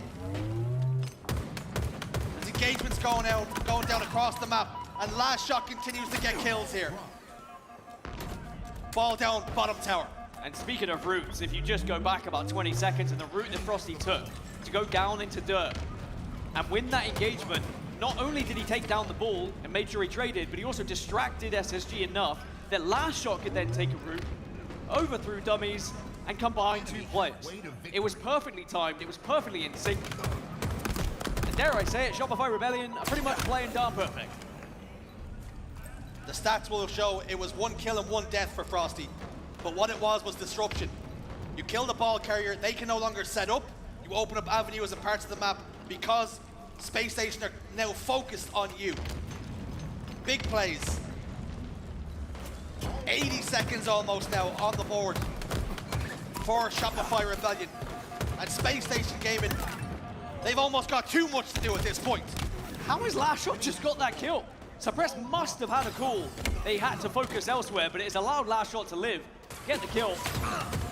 Now Shopify Rebellion only 20 points away from winning not just this game, this entire series, and it will be another 3-0 sweep, which has been the story every single time Rebellion have gone up against SSG. Rebellion just continue to be SSG's kryptonite.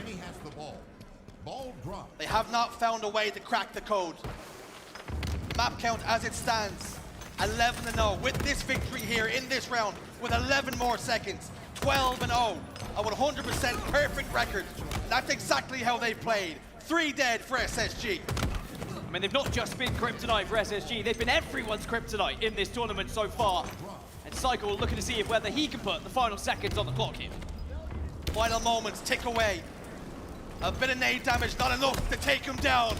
And Shopify Rebellion complete the clean sweep. And it's yet another winners final that Shopify Rebellion will find themselves in, and they will await TSM or FaZe to try and get into, again, a grand final here at a major for the HCS. And the way they're playing at the moment, I wouldn't want to go up against them. Doesn't matter who's on your team.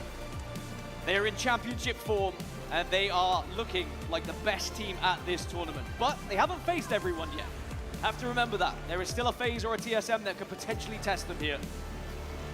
But everyone else that's got in their way has been brushed aside. And for SSG, it's about dusting yourself off, licking your wounds. You've been here before.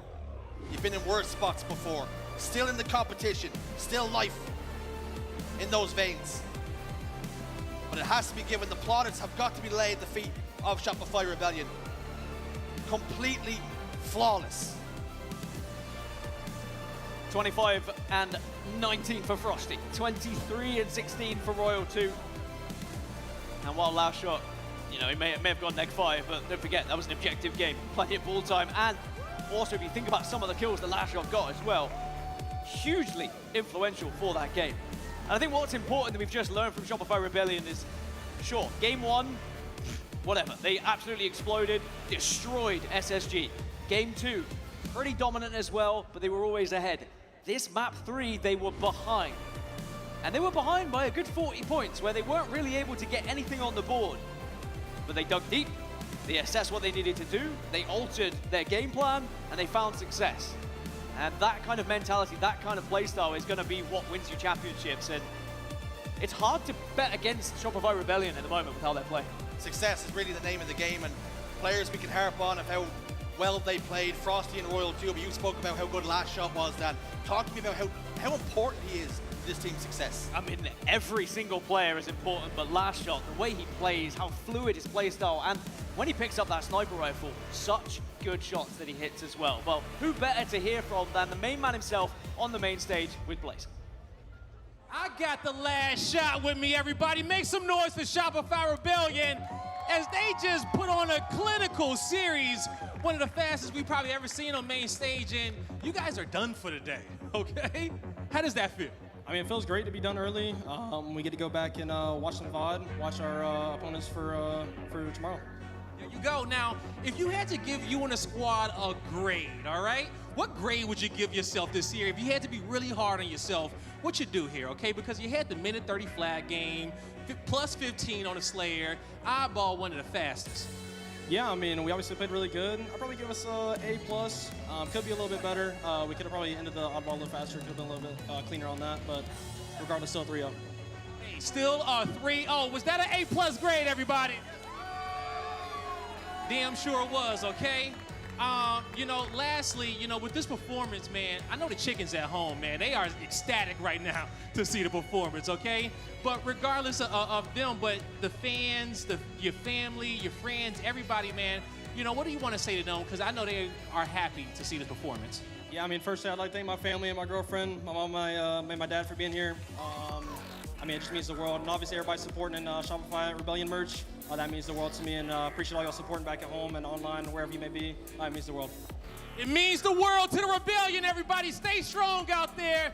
They're looking to go back to back, and that's going to do it for us on the stage. Lot, take us away. Well, I'll tell you something. I think the chickens are shook right now because I certainly am up here on the desk. Let's just quickly get into that flag game. I have to talk about it. I have never seen anything like that in the entirety of nearly a decade of doing this. I literally cannot even explain how difficult that is to do. The way that you have to be positioned on a map, the way that you have to make sure every single shot matters and counts and is done to absolute perfection as you are moving across the map, the way that you have to be in tandem with your teammates in terms of comms, they have to be clean, on point. People were pulling flags like as if it was muscle memory, getting across the map, being there for each other. It was unbelievable. I'm actually surprised we didn't see more like donuts on the other side of things. That was one of the cleanest, most efficient, objective gameplays I've ever seen out of everything. Unreal. That is terrifying if you are an opponent going up against Shopify today, tomorrow, whenever, in the future, at Worlds. Crazy scenes from Shopify Rebellion. I got to ask you, Snipedown, because obviously, you know, you are well versed when it comes to competition. But that first map, talk about an exclamation point. I mean, I think I cursed it. I said, how can you unbutton them? They just put padlocks on their shirts. I mean, crazy stuff. Talk to me about what's going through your mind when you're seeing a game like that. Honestly, I will be honest. I didn't see any of it. I was signing and taking some photos. I went to the bathroom and came out, and everyone was freaking out that the game ended. And I couldn't believe that there weren't some gooses on there, but we got all you can eat Olive Garden breadsticks on the board is what we're seeing. Yeah, I mean, if they're playing like that objectively, we know their slays are there. We know this team is just by far and above, I feel like, the best, most well-rounded team here at this event from what we've watched so far. They're really not giving anyone any room to make any plays on them. We saw it in the Optic series. I think they dropped the Slayer, and it just feels like this team is just firing on all cylinders, and it's going to be tough for anyone to go against them right now. I just got word from my wonderful producer that actually this could have been the fastest CTF in Halo's history, by the way. So if you guys were watching, and if you are watching in the stadium, you might have actually just witnessed something historical that might never be topped, because that was incredibly quick.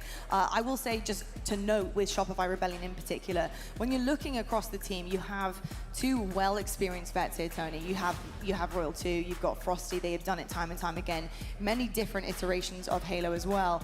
But then you look at Last Shot and Cycle, and I think when they actually picked them up at the beginning of the season, the question was, how are they going to fit in?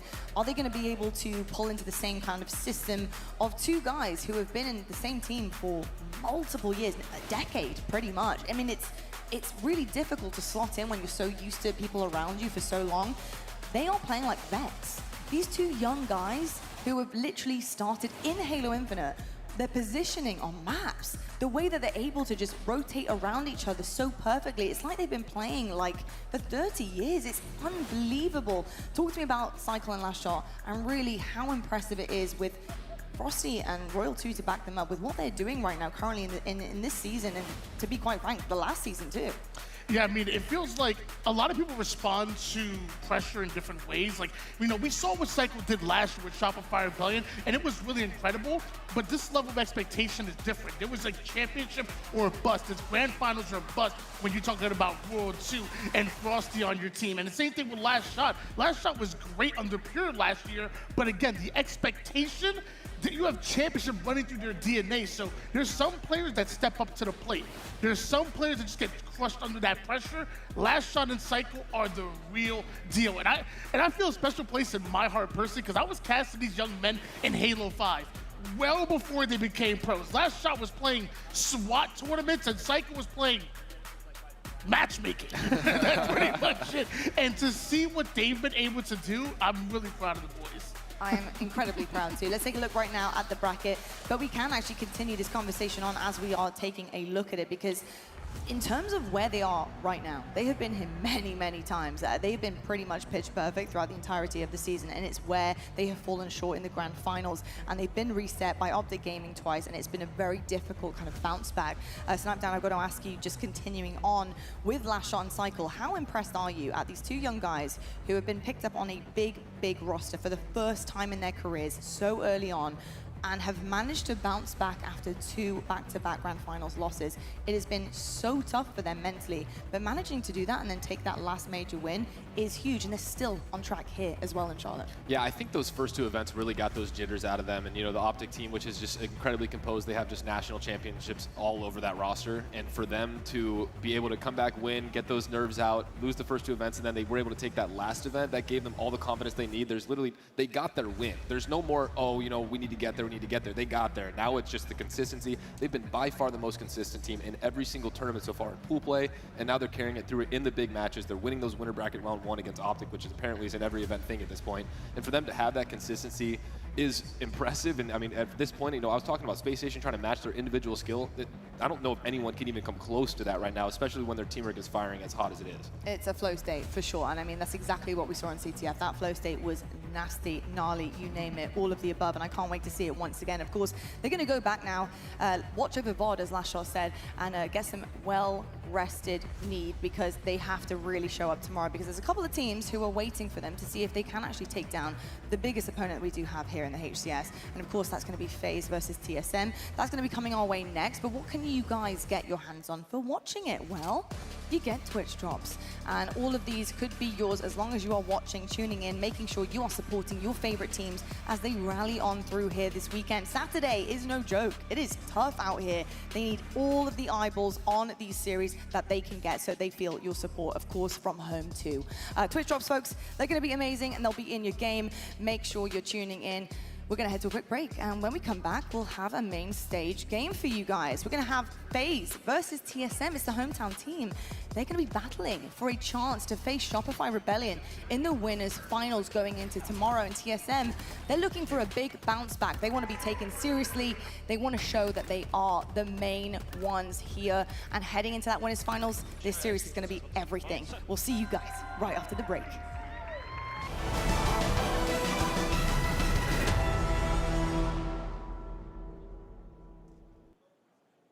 Everyone loves Corduroy's plush convertible beanbags.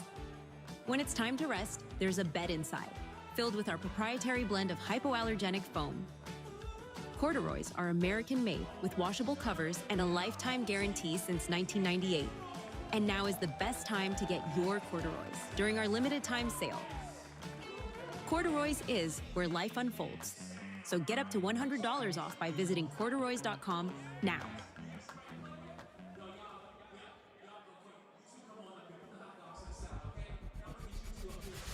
Want more Halo action? Subscribe to the Halo Esports channel for official HCS highlights, behind-the-scenes content, and player spotlights that take you closer to the pros. Stay in the loop with official updates, Halo Esports history, and our HCS and Community Top 10 series. Don't miss a second. Subscribe now.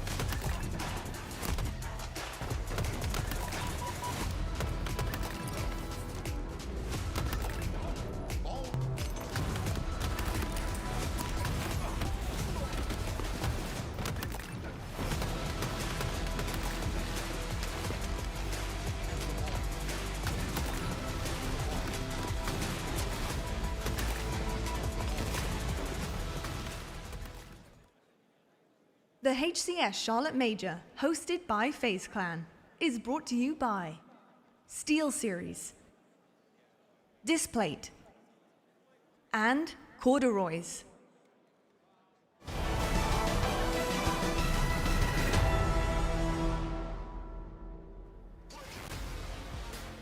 Well, folks, no matter where you're traveling from, where you're watching from, all signs lead back to Charlotte, because this weekend we have our final major of the season. We're very much into our Saturday, day number 2 in the championship bracket. There's some young guns as well on the sticks who are hopefully one day in the future going to be up on that big stage with the big lights, with the big dogs. And talking of big dogs, I'm joined by 2 of them. I got Sniped Down and Why Not Be Casting. Hello, boys.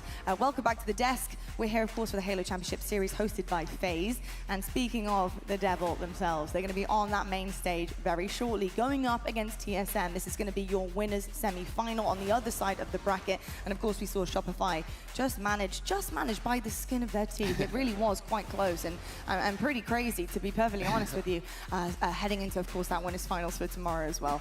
If you didn't know already, I was joking. And if you didn't know, you need to go watch it, because it was unbelievable, that series, especially if you're a Shopify fan. But let's talk about this matchup, because of course we have FaZe, who are really trying to dig deep here for their hometown. They're here at their own major, going up against TSM. And TSM, honestly, I'm pretty impressed with the journey that they've been on. I think, honestly, we came into things thinking that it was a little bit disappointing, a little bit lackluster, but they've proven us wrong. So I expect this to be a much better series than I think I would have literally yesterday. I've seen everything that I need to know about TSM, but FaZe is where my questions lie. How are they performing currently?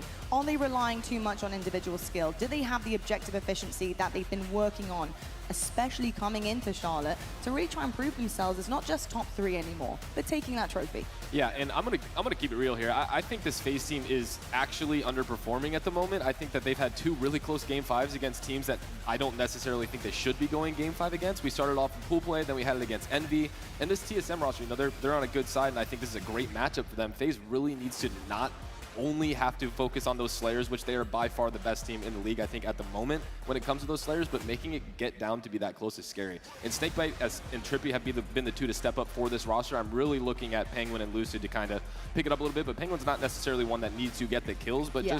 just a little more out of him, and I think this team will be well more balanced. 100%. I really do think that Penguin thrives when the rest of the team are kind of firing on all cylinders, and I think that's what you're going to see from a teammate who really fills in all of the blanks, which, quite frankly, are crucial to winning a series, crucial to be able to move as a unit. And Penguin is somebody that is so imperative to the team.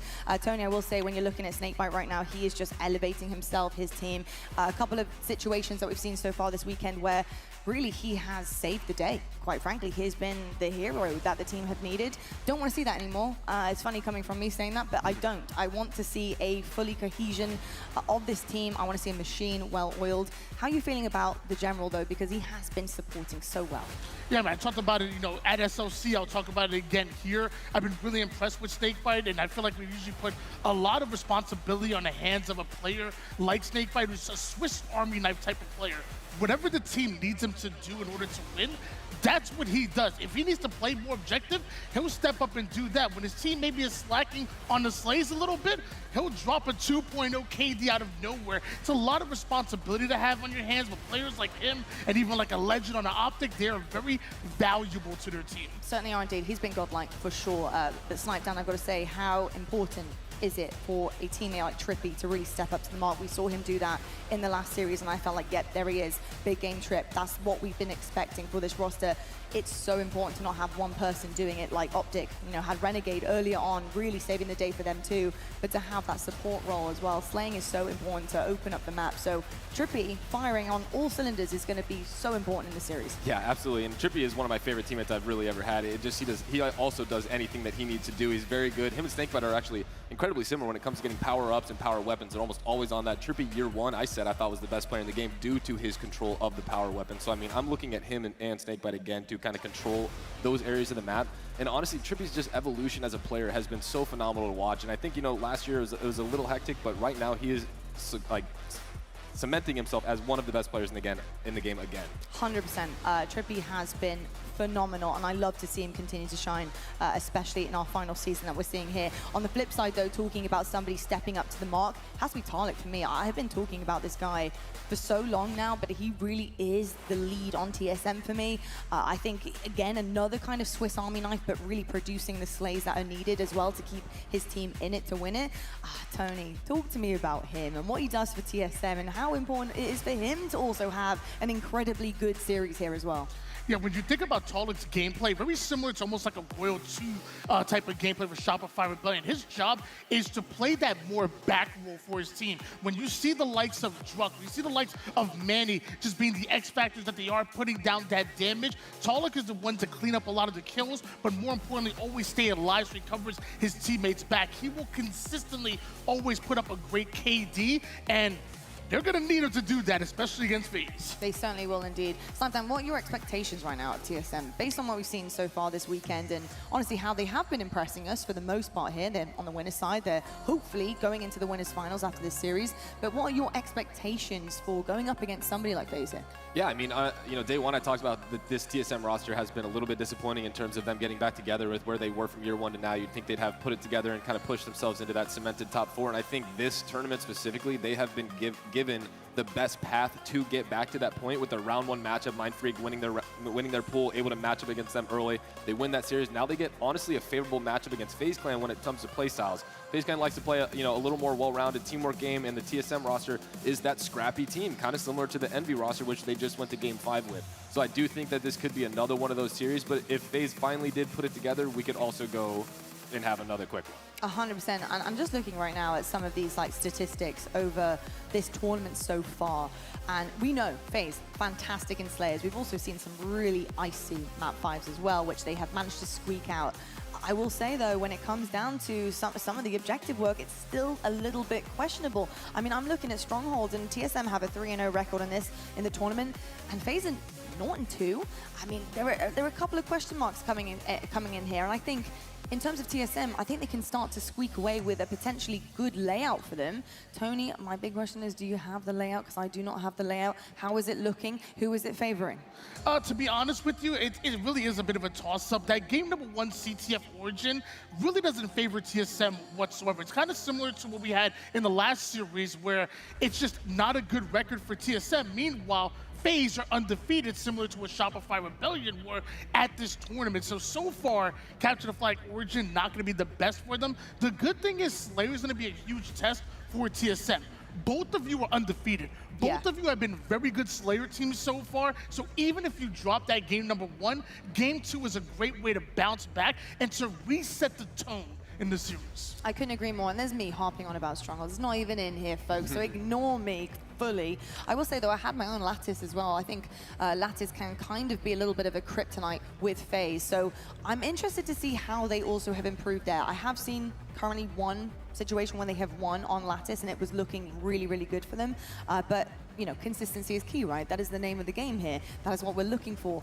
Do you think right now, Snipedown, FaZe are consistent enough to continue this run and do it on the upper part of the bracket?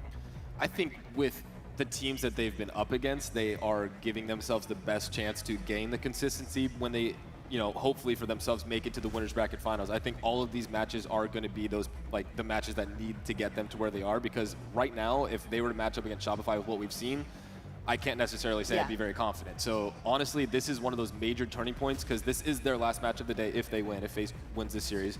And that is what is going to be building their momentum going into the match tomorrow. Based on what you said there, because I am there with you, I fully agree. I think it would be very tough right now to face a team like Shopify this early on, and especially for FaZe, who I think actually really do excel on momentum. I think that's something we have learned about them in the past 2 events now. How valuable are reps for a team like FaZe, do you think, who are still trying to adjust and grow together and can do it on the fly, but having multiple series in order to do it and different teams to go through at different levels? How imperative is that for when you do face a team like potentially Shopify in a winners finals? Yeah, I think it's hilarious when we talk about how matchups work, because matchups are such an important thing. And with this FaZe roster, they have done such a good job of just powering through. We talked about how their discipline and the way Snake Bite, manages his team and how much work and effort they put in. Probably more than any other team when it comes to that. And I think it really was just a slow start for them with the play styles and the players on that team. And right now they're getting into it. They're clutching up, which was the biggest problem in the past. And I think that was a hump they had. And although these games they're squeaking, but it doesn't matter. You're winning the series. Like in the end of the day, it does not matter if you come out with the win. You can go back and dissect those game types, but that's the most important thing, and they can do the same thing here. We've seen some dirty wins in our time on Halo Infinite, haven't we? We've seen some crazy things happen, but at the end of the day, a dub is a dub, and it puts you in a prime position, and that's exactly what both of these teams are looking for. Over on the side of TSM, though, Tony, what are you thinking when it comes to TSM versus FaZe? The play styles mean an awful lot, and I think, honestly, especially for FaZe, depending on who they're going up against. Do you think TSM have the same kind of, control issue when they're facing a scrappy team or a structured team? How do they both collide right now on this main stage? Well, I think that's actually valuable for both of these teams, actually. TSM remind me of almost like a mini Optic with the way that they actually approach the game. They want to push the effort. They want to fly at you. They want to disrupt your rhythm, which could be a problem for FaZe. FaZe, like you said, want a very structured game. They're really confident on their angles, their positioning, and ultimately their half-court setup. Well, it's up to TSM to use that speed, disrupt their timing, and it's up to FaZe to find out, can you lock down the map like you're known to do? 100%. I think when it comes to teamwork as well, I think both of these guys are going to thrive. I think TSM have been in the past known for their teamwork. I think it's definitely been there in different iterations of the roster, but there has always been a core for TSM, no matter on what org they have been on. I will say for FaZe, I think the teamwork is starting to come through. Is that going to become a factor, do you think? The longevity of these guys on TSM versus FaZe and their newness here as well. Yeah, I think the longevity is great. These guys trust each other as much as you possibly can as teammates. They're friends inside and outside the game, and that's always a bonus. You just have more cohesion when you are enjoying your teammates' company. I think the biggest thing for FaZe is the fact that they are almost a little too regimented with how they want to play the game, instead of taking those plays that might be low percentage but can get you the cap or get you the win. And those are the reasons that we're seeing them have to win the Slayers, is because these objective games, they're playing it almost too by the book. Kind of like how when we saw Optic, they were just overslaying. They weren't actually getting in and doing the right things necessary to get the objective efficiency down. But for them, I think that's what I'm looking for in this series, because the Slayers could go either way. Both these teams are phenomenal at that. It really comes down to the objectives here. 100%. You're probably wondering, folks at home and in the venue, why you're hearing our voices for this long. Trust me, I want to get us off too and into the game, but we're making sure everything is perfect on that main stage, because of course, these series mean absolutely everything to these teams and players. So we need to make sure everything is even, the playing field is set, and so you guys get to listen to us while we do so. I also want to kind of pick your brain here, Tony, on how you're feeling about some of the individuals, the rest of them, not just Torlik on TSM, because we haven't really heard much from them so far, and I want to hype them up too. So what do some of the other members like Druck bring to the table here? Well, it's funny you mentioned that, because I feel like, well, on one side of things, I thought really Manny was a really key factor for this team when they were finding the success that they did in pool play. Manny was playing like a Manny I've never seen before. My man was possessed. And then we see after the series, he tweets out, oh, by the way, my controller's broken. Does anybody have an extra one? I'm like, brother, you're dropping 16 and 22 kills in a Slayer with a broken controller. I was freaking out. And it was actually crazy. I'll be saying, keep the controller broken. For real. And then you have players like Druck, who in specific game modes like Capture the Flag, for example, he'll go from averaging a 0.9 KD to out of nowhere dropping like a 1.26. He has huge improvements on certain game modes like Capture the Flag or like Assault. So I think everybody's going to be very important on this roster if you're going to pull off an upset against a hometown team. Tony, sorry to just keep you on the mic here, but I'm curious, when it comes to TSM and when we talk about the disappointment heading into this weekend, and although that has been turned around quite swiftly, where did they lose their magic? At what point and where in their gameplay did they lose their magic? Because it felt like it was overnight. Well, to be honest with you, I feel like with TSM, we talk about the up and down season because we watch so much. It's really online that I feel like they have their most problems. On land, they tend to step it up. They got a huge Game 5 win against the Envy back at SOC. I think the problem is that if you're expecting to consistently get top 4, that's where it's tough, because the rest of the league has gotten so much better. It's not so much of TSM's taking a step back. Everybody around them have gotten so much. Look at where SSG are. Look at where FaZe are. Look at where Shopify, Rebellion, even Optic. And I'm not even mentioning the rest, like the Envy and what Mindfreak are doing. Everybody else has gotten so much better. So now it's up to TSM to do what they do best. Step up on land. Yeah, and I think actually one of the biggest things about this TSM roster is going to be Druck as the X factor here. we talked a lot about Bound early on, and I think in terms of play styles, Druck is very similar to that, where he can get a bit ahead of his team, and they can kind of, he controls the pacing with his momentum because he is by far the fastest person on that team. And if he's sliding out, his teammates aren't there to cover his angles. Otherwise, he's the one drawing so much attention. That's where Tala gets his main slays, all the kills, is because people aren't looking at him. He's catching the people who are caught off guard by his teammates, pushing forward, gaining momentum, and that's the same thing, with the World 2 we compared him to that in that sensitivity. So I really am looking for Druck to be the one to draw the attention. Maybe I wish we could see a damage taken stat, because that would be interesting to see the result of this and where that would stand, because I do think he makes himself the most noticeable on the map. Yeah, I've got to say I completely agree with you, and I'm actually waiting for this opportunity, to be honest, in this series to really start to see TSM put it back together again and honestly just elevate themselves. I feel like a big storyline for these members has always been the Band of Brothers being together, and then how can they break the top 4? That was always the storyline. That was always the consistent, they're always there, ready to go, but how can they break through that barrier? And it was upsetting to see online, I think, feeling like they had kind of regressed a touch. But now, my hopes are back. I'm very excited to see what TSM have been cooking up heading into Charlotte. And I think, honestly, it's really, really all in this moment, in this series. Folks, we are waiting for the main stage to get ready to go. We have talked for far long enough. We're going to head to a quick break. This is your chance to go to the bathroom, get a drink, get some food at home, get your favorite blanket, tuck in, because this is going to be an incredible series. We will see you right after this.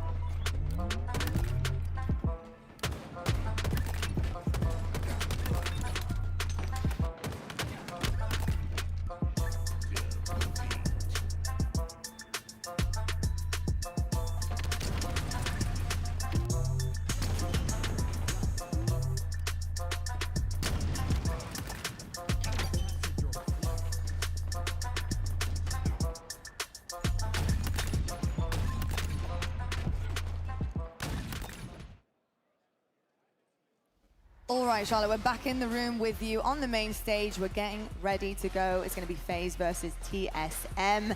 Both have had a really good journey so far this weekend. But for one of them, the journey is going to get a little bit more difficult from here on out, because one of these guys are going to be dropping down to the elimination bracket, where we have quite the competition going on down there. Speaking of, let's take a look at the bracket right now, because I'm actually curious to see some of the journeys that these two could potentially go on and also find themselves in. I mean, you can see right now we've got our upper finals happening. We've got Shopify Rebellion waiting. That's always going to be a difficult matchup for whoever wins this semis. FaZe Clan, they could do this. Against TSM, I think in terms of the books, this is kind of on paper what they should be doing. TSM, they have a chance to upset here based on how they've been playing this weekend and how they've been stepping up. But if you do fall short here, my question is, how would each one fare in that lower bracket? I mean, Tony, when you're looking at some of these names, here we've got Optic Gaming, Akave Esports. I think a lot of people are probably thinking Optic will take the better of Akave Esports and head into L7 here, and then Space Station Gaming. They're waiting to see who they're going to be facing. But a lot of these teams have Gunny. A lot of these teams have team structure. How do you think either would face? Yeah, and to be honest with you, some of those names, some of those teams that kind of jump off of the graph to me, like, I feel like Agave Esports taking down Cloud9 at round number 1. Yeah. That's a big win from the boys out of Mexico. Then Mindfreak over Unreal Nightmare. Unreal Nightmare may be an unfamiliar org to a lot of people, but you've heard of names like Envoy, for example. They've been there, done that player. So that was a big win for Mindfreak. Obviously, the road gets tougher and tougher because now you're going up against an Optic and an Envy on that side of things, and I'm not sure if you're going to come out on that one, but at least we can show you some love because making it to lower bracket round number 2 for both of our international teams, honestly, kind of huge. Yeah, it is huge, actually. I will say, by the way, super impressed with our international teams. Yes. Carve Esports, by the way, who are often called an online team, and due to regions, obviously, it can be very difficult and it can get a bit kind of dicey when it comes to trying to compete against teams that are across the other side of the world from you. But I will say, Akave Esports have come to play on LAN, folks. That is some impressive stuff.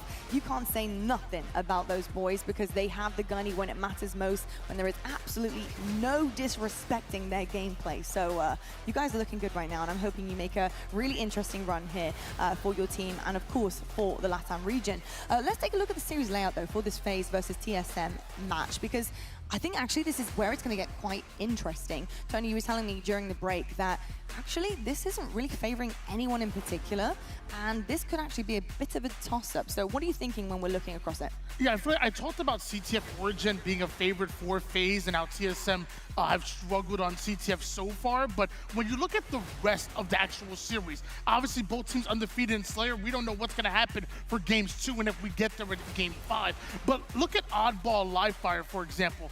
We have a losing record due FaZe, and mind you, TSM 0-2 on that map and game mode combination. Look at King of the Hill on Lattice, kind of a similar thing. You have 1-1, a 50% win percentage for FaZe. That's honestly not good compared to the rest of their pool, but TSM, they're 0-1 on that map and game mode combination so far this year. So honestly, the rest of this series layout outside of CTF Origin, it is a toss-up between TSM and FaZe, and I think that's good for TSM being the underdogs. Yeah, I certainly do indeed. I think when you are the underdogs as well, there is a level of, let's just do it. Like, who cares what happens here? You know, hey, people aren't expecting us to really take this series.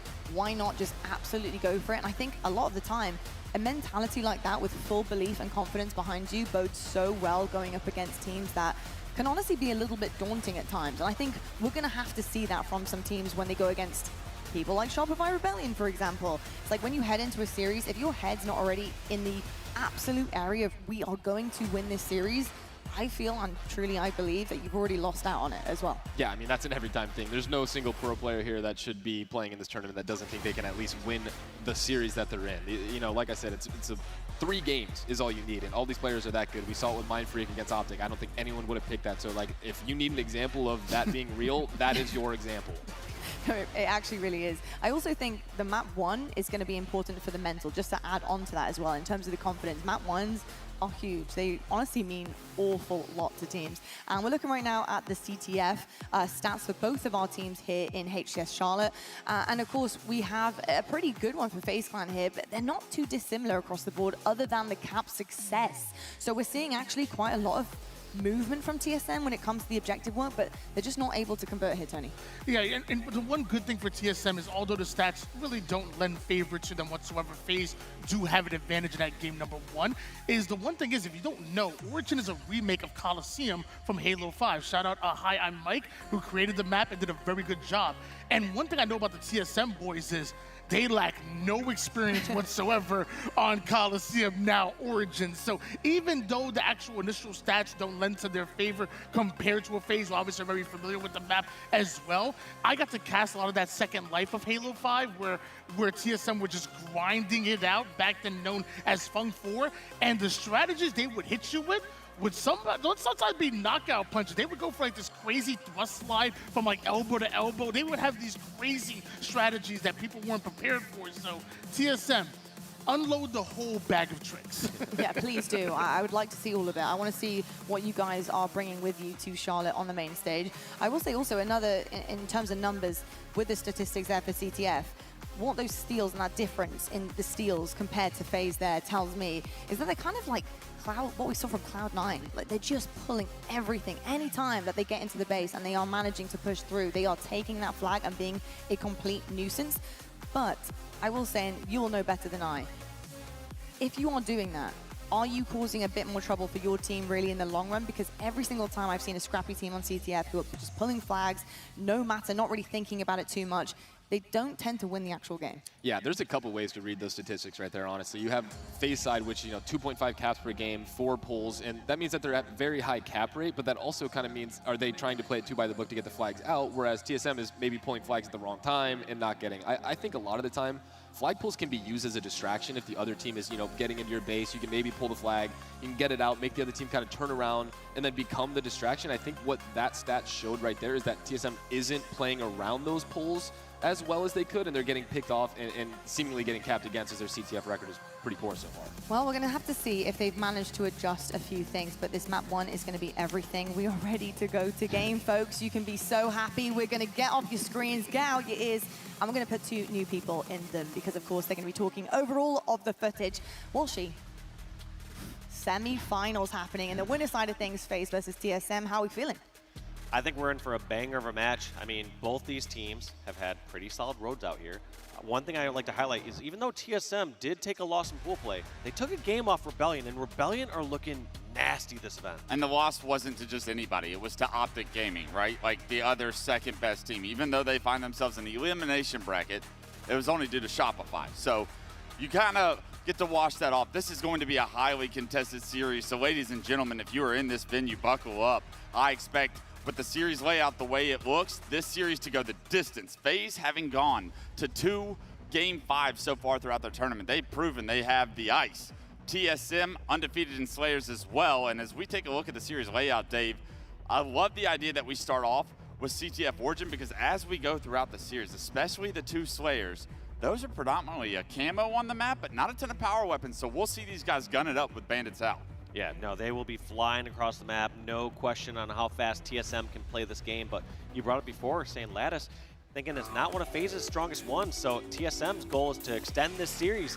Might not be looking too favorable on game 1 on a CTF, but that's why we got a 5-game series ahead of us. Yeah, to me, this CTF right here is the game of the series for both of these 2 teams. It gives you such an advantage going into that Street Slayers game 2. FaZe 3-0 versus TSM this season. Can TSM rewrite the history books later as the season comes to a close? This is the last major before the World Championship in Seattle, and we need to see the best of these 2 teams. TSM are no strangers to going through winner semifinals and getting into a winner's bracket finals. It's usually there they slip up. So they have won this spot in the bracket several times. Obviously, FaZe has been here, done that, had the bag of chips while doing so. So I expect this to be a banger. Both these 2 teams playing at such a high level. And as we kick off game 1, I want to start off with my player to watch for TSM, and that's a beautiful job Aries carries in the back. Druk has got to be an X factor for TSM, but he's immediately removed from the map. It's trades with Druk and Trippy to start off. Not sure if you meant X factor by that being above his Spartan at the end, as he just got picked off instantly towards those rockets. But Snakebite moving on in over towards the elbow, as going to those rockets, and that's a quick flag grab by FaZe. They get 4 kills and 1 flagpole, and they're across the map. Yeah, just 4 kills for FaZe Clan, similar to what we saw from Shopify. Are they able to punch this flag? And the flag carrier actually goes down. Snakebite still at the other team's elbow, not really able to dictate what's going on in his own elbow. No player from TSM able to hop on that return, and Snakebite's opting to still stay on this elbow. One player, Manny, has made it to that flag return, and if he's able to get that return, maybe a mistake from Snakebite, but Manny gets taken down. Trippy able to kill Manny, grab the flag, get the touch right before it returns, and punch it in. It's a 1-0 lead for FaZe, but here comes a potential counter cap opportunity, you would think, but it's actually Druck, the only player alive on the map right now. He's going to create some space and reset the map in TSM's favor, but FaZe come out swinging fast. That's a full sniper he's got right there. 5 bullets in the chamber, ready to go here for Druck. They're in a comfortable spot, even though they both have 4 alive. Now only 3 down actually for FaZe. As you blink, they all go down. It's going to be 2 alive for FaZe as this flag is pulled. And Druck, no stranger to this position here, going towards back flag, trying to avoid these elbow and cave spawn damagers. You really want Druck to be able to pull this flag, or someone on TSM to be able to pull this flag, because they have slayed a few rounds of FaZe Clan, and you think it's a matter of time before they get on their own feet right here. Druck gets taken down. Tog with perfect shots on the Snakebite. Still no flag to be pulled. Great defense from FaZe Clan, and maybe if you're Druck there, after you hit that beautiful shot in cave, you think about running that flag, because right now, you kind of get a reset of the map, and all of that's a wash. I'm actually really surprised there wasn't the pull there, because sometimes when you're in doubt, especially if you pull off a kill like that, you don't just assume the team has the perfect setup as they're coming off spawn. You don't think they always have the guaranteed angle, but it felt like he gave them more credit than they deserved. Yeah. He just instantly went towards the back of the base and is trying to wait for his teammates to come in for the next pull. Tall is going to be overextending towards the flag. Trippy finds him, knocks him down in a shield. Easy kill for Penguin to pick up. Unfortunately, Trippy's going down. In the meantime, though, it's another overextension on the elbow side that Snakebite, amongst all the chaos, has been running the flag, and now FaZe find themselves up 2-0. The second pair of rockets just came up, and TSM almost in a must-have situation to get these rockets, because they find themselves in a deep hole here already in game 1. This is frustrating for TSM because they're knocking out Slay. They're even in Slays here. It's just perfect pulls every single time from FaZe, and they escort it along the runway every single time. This. Penguin jumping and jiving, pushing this all the way back towards his elbow. Trippy's the one that got those rockets. Penguin with the flag in hand, already back to his flag. And FaZe giving you the best Shopify Rebellion impression in this game so fast. You blink, you go to the bathroom, you go get your popcorn from the microwave. The game 1 is over. FaZe Clan lead this series 1-0. Clinical.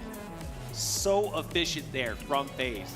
Any kills they got, any opportunity they got, pulling that flag. 3 for 3 on flag pulls and captures. And you got to credit the rocket control, right, Dave? I mean, it was 2 different sets of rockets guaranteed those flags.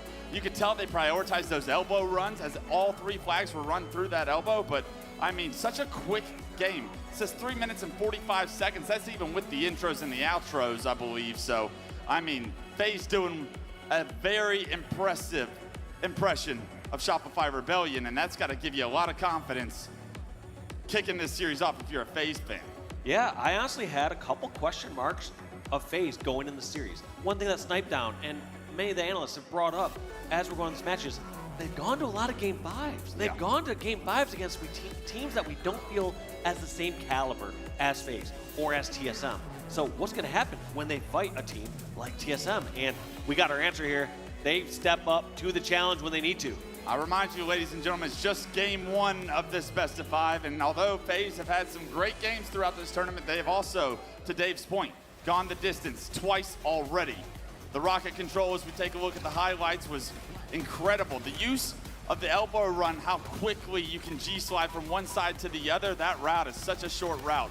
You really thought that this was the only opportunity TSM was going to have. I guess Druck's half shield, he doesn't feel comfortable enough to run it, but that window missed is something that TSM will look back on and say, we got to get that flag on the move, and maybe they get a cap, but it was all FaZe after that.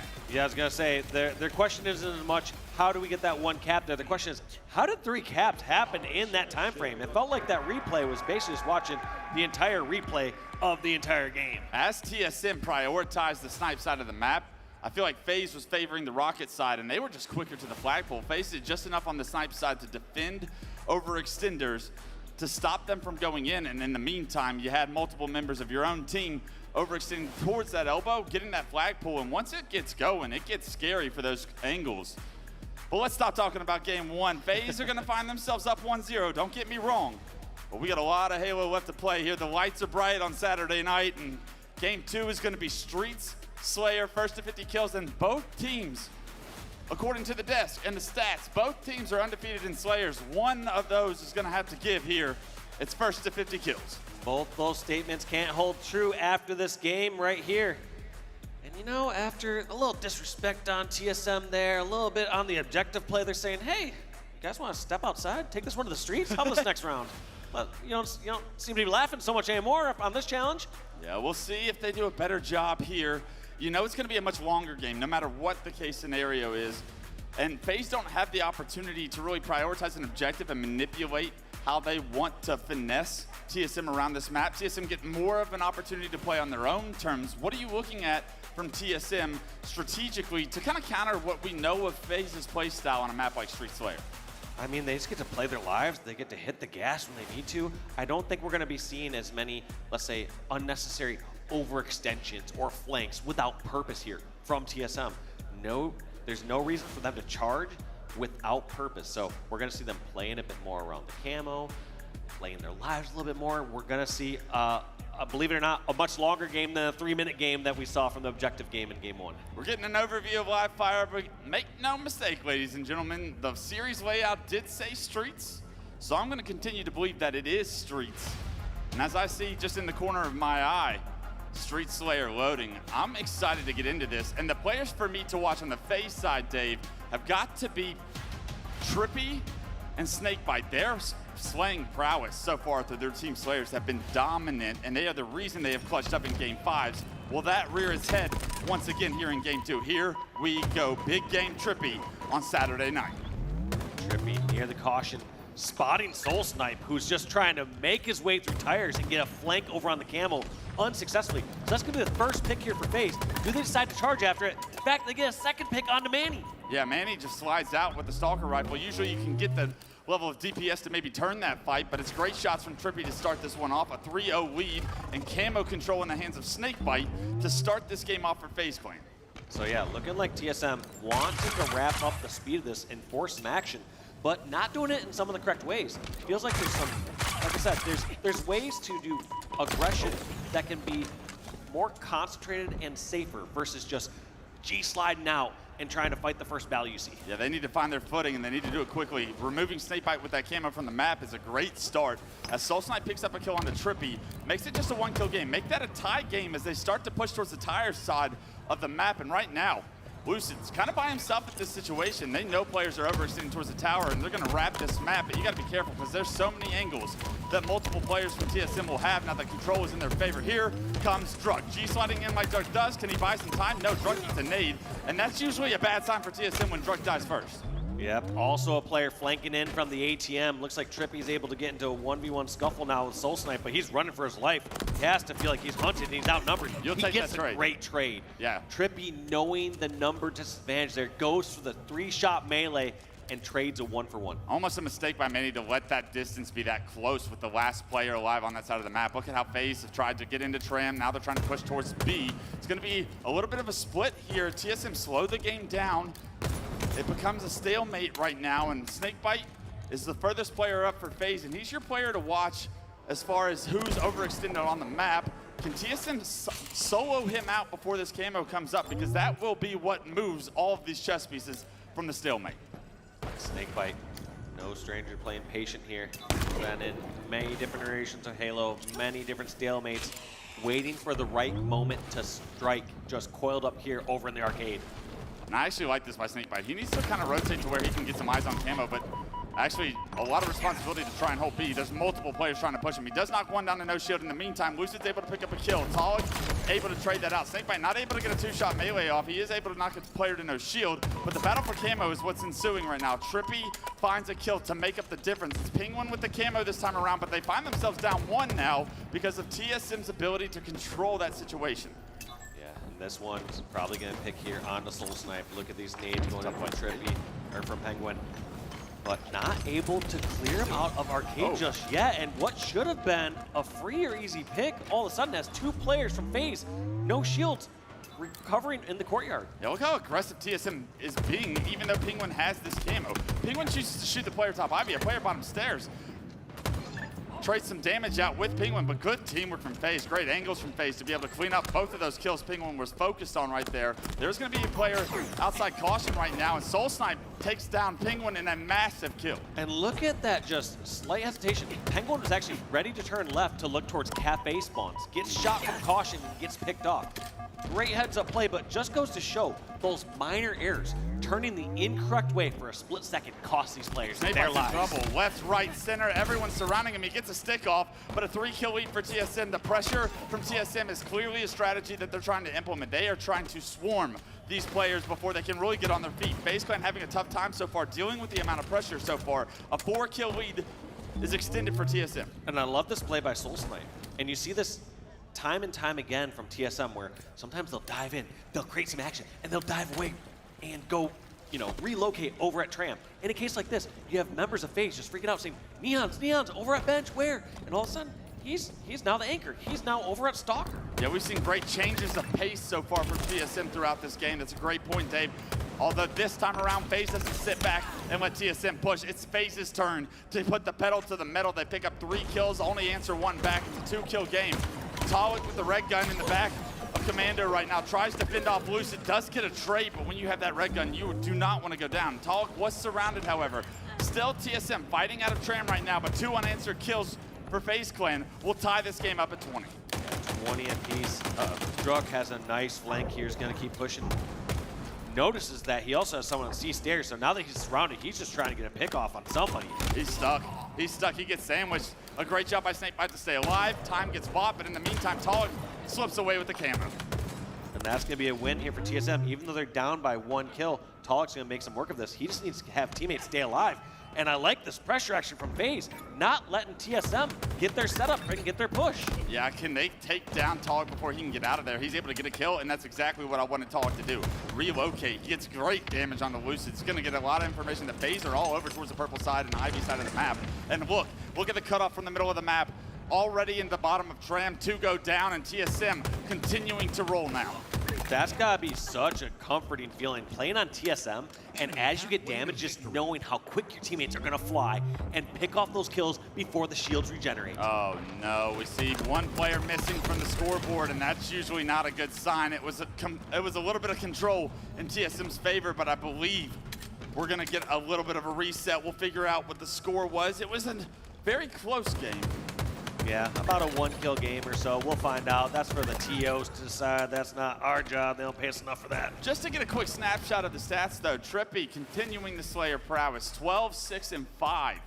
As they were just down 1 to 2 kills, we'll get an official stat as we get a reset of this lobby. A player did lag out, but, I mean, Trippy continuing to show his dominance in Slayers. What is it about Slayers that allows Trippy to have such success even against some of the best teams in the world? That's a great question. I wonder if he just plays a different level of selflessness in OBJ games where he's just trying to help too much on the objective or support a teammate so much to help for something that's not showing on the stat screen, whether that's, hey, I got this extra touch on the flag or rally on the flag or escort this or delayed a few seconds. Those don't show on the stat screen. Whereas in a Slayer, he's like, hey, I need to kill. I need to not die. Kill them and yes, I'm going to help a than teammate if I can save them, or if I can give some support when there's a needed push. But other times, he's playing that objective in that game, which is just kill and do not die. I always have high praise for Trippy. I mean, he has had one hell of an infinite career, a world champion, several event wins, several second places, even last year. I mean, it was every second place. But what he does in big moments is why he's earned the name Big Game Trip. And this is a massive game. We saw about half of this Slayer go by, Dave. And we saw ebbs and flows and control on both sides. What did you see out of TSM that kind of gives you hope as a TSM fan, especially knowing that they're down 1-0 in the series to try and tie this up? I mean, it's a double-edged sword with their aggressiveness. You saw at off the rip, you saw someone like Soul Snipe just kind of go straight to tires, give off that opening kill, and that kind of led to a cascading few deaths there for TSM. But at the same time, that weakness also is their greatest strength, because when that advantage does start to roll for them, they get some damage on somebody, their whole team is already flocking. And before you know it, you're like, wait, there's somebody here, and their teammates cannot retreat. There's times where FaZe, against a slower paced team, would say, okay, we can leave our one player over there to die, let's reposition, get in better spots, but not against TSM. TSM is already flying way behind enemy lines as soon as they have that damage. Yeah, it's so impressive and untraditional is what I call their play style. When you watch the rest of the teams in the league, TSM have this uniqueness to create chaos in what feels like a very stable situation up until it's not. And when you learn that it's not, it's already too late. TSM are in your face and in positions that make it just so difficult to have success. When they're in their flow state, they are so difficult to take down. And we have seen them create the biggest of upsets throughout, even this year, taking down the likes of Optic Gaming in a Game 5. So I'm excited to see if this reset benefits them or honestly brings some negative effect. I don't feel like they were on a roll. I don't think that they were in a insurmountable advantageous position.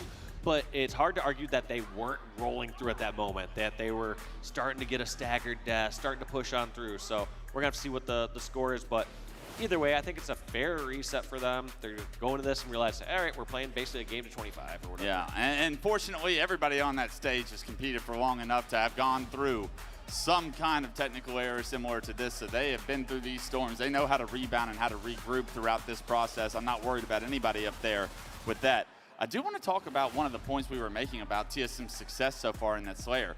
And you made such a great point throughout the start of that game too, which was we were seeing TSM really speed up the pace and then immediately slow it down. And from a member from FaZe's point of view, it's like you never know when they're pushing. You don't know if it's a real push or not. Yes. And at some points you might just say, oh yeah, he's kind of dipping over here, and then all of a sudden you're like, wait, no, two or three actually charged me at arcade. What's going on here? Right, it's got to be so hard to keep track of every player on TSM, and I think that's probably the uniqueness that creates that chaos, is if one person does slip through, all of a sudden the boat has a hole in it and it's sinking underwater. I think FaZe did a good job a few times of catching that, and when they do, that's when TSM look like they're getting caught out. That's when you see the flip side of it. That first player is everything to me, and a lot of that times, the first player is Druk. Tell me how important it is for Druk to have success while this formula does go on in order for TSM to really benefit and reap the rewards of what Druk provides. Yeah, that's the nice part is, yes. All these players, first off, that's Tolek on your screen, all these players, first off, on TSM are striking and making big moves. But you are right in the sense that Druk and generally like a Soul Snipe are sometimes some of those most aggressive players. More common if you're trying to distribute how much is happening, it's like maybe 40% of the time it's Druk. And right, then, exactly. Maybe 16% of the time it's Soul Snipe, or 15% of the time Tolek. But end of the day, they all are very aggressive, but they play off of that for each other. Whoever has that right opportunity, whoever has that right flank, and they know to fly. And that's the nicest part, I think, on that roster is you're never like, where was my support? Where's my help? It's like, no, they are flying. They fly as a crew. And I credit that to what Tony mentioned on the desk earlier. We watched this team, Tony and I, as Fung 4 in the Esports Arena tournaments long ago back in Halo 5 towards the end of it. This team was grinding. And they have so much experience together. I mean, Dave, I wasn't on a team for more than like 6 months with anybody. You were on a team for years with similar players, maybe one change out or whatnot, but these guys, they have so much gameplay with each other. How important is it, or how much of a benefit is it to have that level of time put in with the same crew, to have the level of understanding of when it's time to go, who has your help, when do they have your help, and like the expectations around you are already set in stone. Yeah, you just build up those expectations. There's something about, you talk about strategy, you talk about what you should do, and then there's actually believing in it and seeing it come to fruition. And you get those reps through scrims, through practice, through building that trust together. You start to say, here's my teammate's tendency. I know that they're going to charge this time. I'm going to follow that up. Or you say, I know they're going to back down this time. I'm going to stay back with them, bait them, help them get out of this position. Right. But learning those tendencies, you leave less to randomness. You leave it less to, I'm glad that worked out in that 2v2, and instead you're like, hey, we got the perfect bait and switch here. We know exactly how this is going to play out, and they're going to walk right into our trap. I can't express how important it is to be on the same page in those small moments. That's where we see some of these teams fall short of where their goals are. We have seen TSM's sky, fly high up into the winners finals. But in order to do so once again, they will have to get back into the series. We see in the bottom left, FaZe needs 26, TSM needs 25. Keep in mind, because this is a reset of the map, the second this thing kicks off, camo will be up, and those players will be gunning for it. And that camo at 26 to 25 could be where the game gets decided. Yeah, and it's going to be interesting to see how these teams play it, because I don't think we're going to be seeing the same level of aggressiveness from TSM off the rip here from someone like Soul Snipe, because, yeah, you can do that at kill number 1, kill number 2, right. But they're going to be feeling the pressure of this already. They're going to say, okay, we're basically at like the 25-30 mark here as this game begins. Yes. We need to tighten this up, and each player on this map is going to have closer to like 4 or 5 deaths. Yeah, absolutely. You have to really minimize some of the early deaths, and I think that actually benefits TSM, because we saw a couple of gimmies they gave away to FaZe very early on in that game. I expect a lot more strictness, a lot more ready to finish this game from TSM. Will it happen, though, is the question. And what have FaZe been talking about throughout this break? Have they learned about how TSM were kind of finessing their play style throughout the first half of that experience? And are they going to be able to come out on the fly with a counter to it? I trust no one more than I trust Snakebite to really have a good understanding of what was going on and maybe come up with a game plan to counter it immediately. You got 2 solutions. One is, okay, do we play our defensive style? Do we feel like our traps are going to work against TSM here? Or B is fight fire with fire. Yeah, set up a couple pushes of your own. Yeah, absolutely. And I think that's where we saw FaZe actually get right back into that game. It was a 4-kill lead for TSM, and we saw a push from FaZe towards the tires. They hit B Street, and they went 3-1. And then immediately made it a 2-kill game. It's continued to be scrappy. Obviously, TSM still has that 1-kill lead here. But I think but in that initial game, we saw FaZe starting to do a little bit more on the map, starting to get a little bit more aggressive, saying, we can't just sit back and let them poke holes in what our setup is. Here we go, kicking it off with Snakebite. Camo actually delayed. I love that. Lucid finds the first kill with a nade. It's all tied up. And oh my gosh, those nades across the map. All these players from TSM, nobody was making strong pushes off the start. In fact, staying over near the tram side, trying to hold angles and come back to fight them. One thing that can happen is, as an aggressive team like TSM is forced to slow it down, or if they play a bit more conservative, they're not as used to that playstyle. They want to fly. They want that opening. 2 players take down Lucid over towards B. Snakebite, meanwhile, trying to get this camo and get out of dodge. Able to turn the corner with full shield. He's going to get away with this camo, but a player right above him, Tires, focused on his teammate, able to get that kill. But Snakebite's surrounded right now. They know he's right next to the gen, spotted, trying to be naded. Snakebite tries to get another one, does so successfully, does as much as he can before he gets taken down. The priority from TSM to make sure Snakebite does not get out of there alive. Costed him a couple of kills, but still TSM have the lead 31-30. Must have been an issue there. I saw after that last kill, Snakebite turned around looking at the coach, so not sure what is going on there. Didn't see any lag outs, but we will let the TOs once again deal with that. Well, back to us, ladies and gentlemen. Back to talking about me and Wes, which is our favorite subject. Tough times don't last, tough people do. Remember that, Dave? That's what I kept telling myself every time you beat me in 2000, which was just about every time. But well, one thing you were bringing up earlier there, though, was, you know, what's it like playing with a teammate for a longer period of time, you know, 6 months or extended, and how do you build that trust and stuff? We were actually graced and pleasantly surprised today by a surprise visitor in the form of Saiyan. Final Boss Saiyan is out in the audience today. If anyone wants to give him a round of applause for all that he's done for MLG and competitive Halo over all the years. Absolutely. I grew up what watching a legend. him. One of my aspirations, as sure as hell, wasn't you, and it definitely wasn't strong side. So I had a blast looking back on those days, trying to come up and be a pro. Saiyan was on top, and he was so fun to watch. And he was one of those do-it-all players, right? He did all the dirty work. He could pull off the nasty 4 shots, anything. He was like a better version of me, I would say. Saiyan left his legacy with Halo and finally returns to an event, bringing his 2 kids, too. You love to see that. Honestly, Dave, you got one of your own now. I'm not sure if that's public knowledge, but Dave Walsh is a father, and that couldn't be a scarier idea, other than maybe strong side. But yeah, prepping that next generation. So special out here. Yeah, just it's also just a reminder of how much time has passed. Like, what? 20 years ago? Come on, man. You're telling me. Kind of wild. my kid's going to have to play against these guys? Your kid better team with my kid. I will tell my kid he has as many options as they'd like, but yeah. This guy's off limits. You don't want that genetic pool on your son. Waiting for the lobby to get recreated, and let's talk about some of the journeys it took both of these two teams to get here, right? FaZe going to 2 Game 5s but haven't dropped a series. Would you rather be in that boat? I mean, you've been tried, true, tested, and found successful so far, even if it was against Envy, and maybe some like teams that you don't think should be pushing FaZe to Game 5. I think Envy is a equal opportunity. I'm not surprised that went to Game 5. But on the other side, TSM took a game from Optic, but lost initially to, they took the game off Shopify. Yep.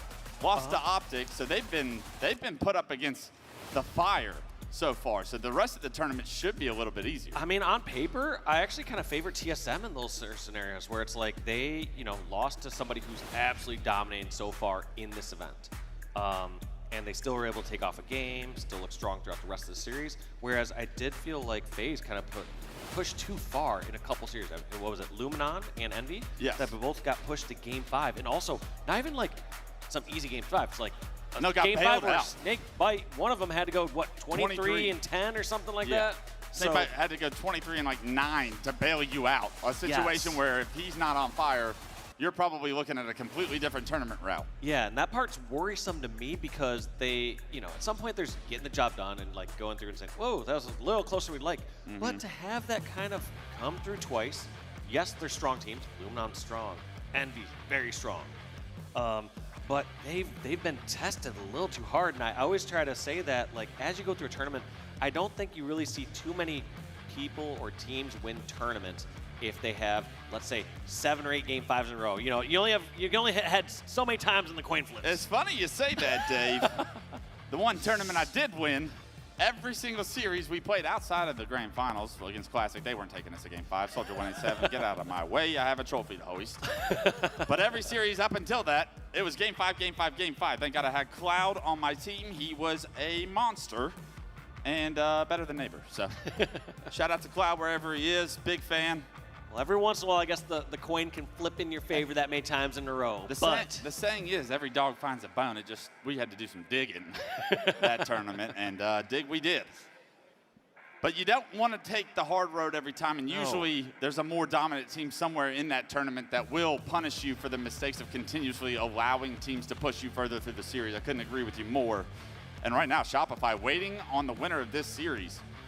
They look prime and ready to take on anybody that faces them on that main stage. That was the most impressive winners semifinals I think I've seen in a long time against Space Station Gaming. 100%. I mean, also on top of that, the 3-1 winners bracket round 1 as well. So it's like Shopify just looking really dangerous on the other side of this bracket. They seem to be peaking at the right time of the year. Although they fell short earlier, they are reigning champions from Salt Lake City, and they want to close this out with a bang. And as we talk about Shopify just a little bit, them being the ones waiting in winners finals right now, Dave, I told you behind the scenes yesterday when I was listening to Last Shot, there's something about that kid, man. Special. I was listening to his interview, and he was like, yeah, the HCS has announced that this is the last season of Halo Infinite for the HCS.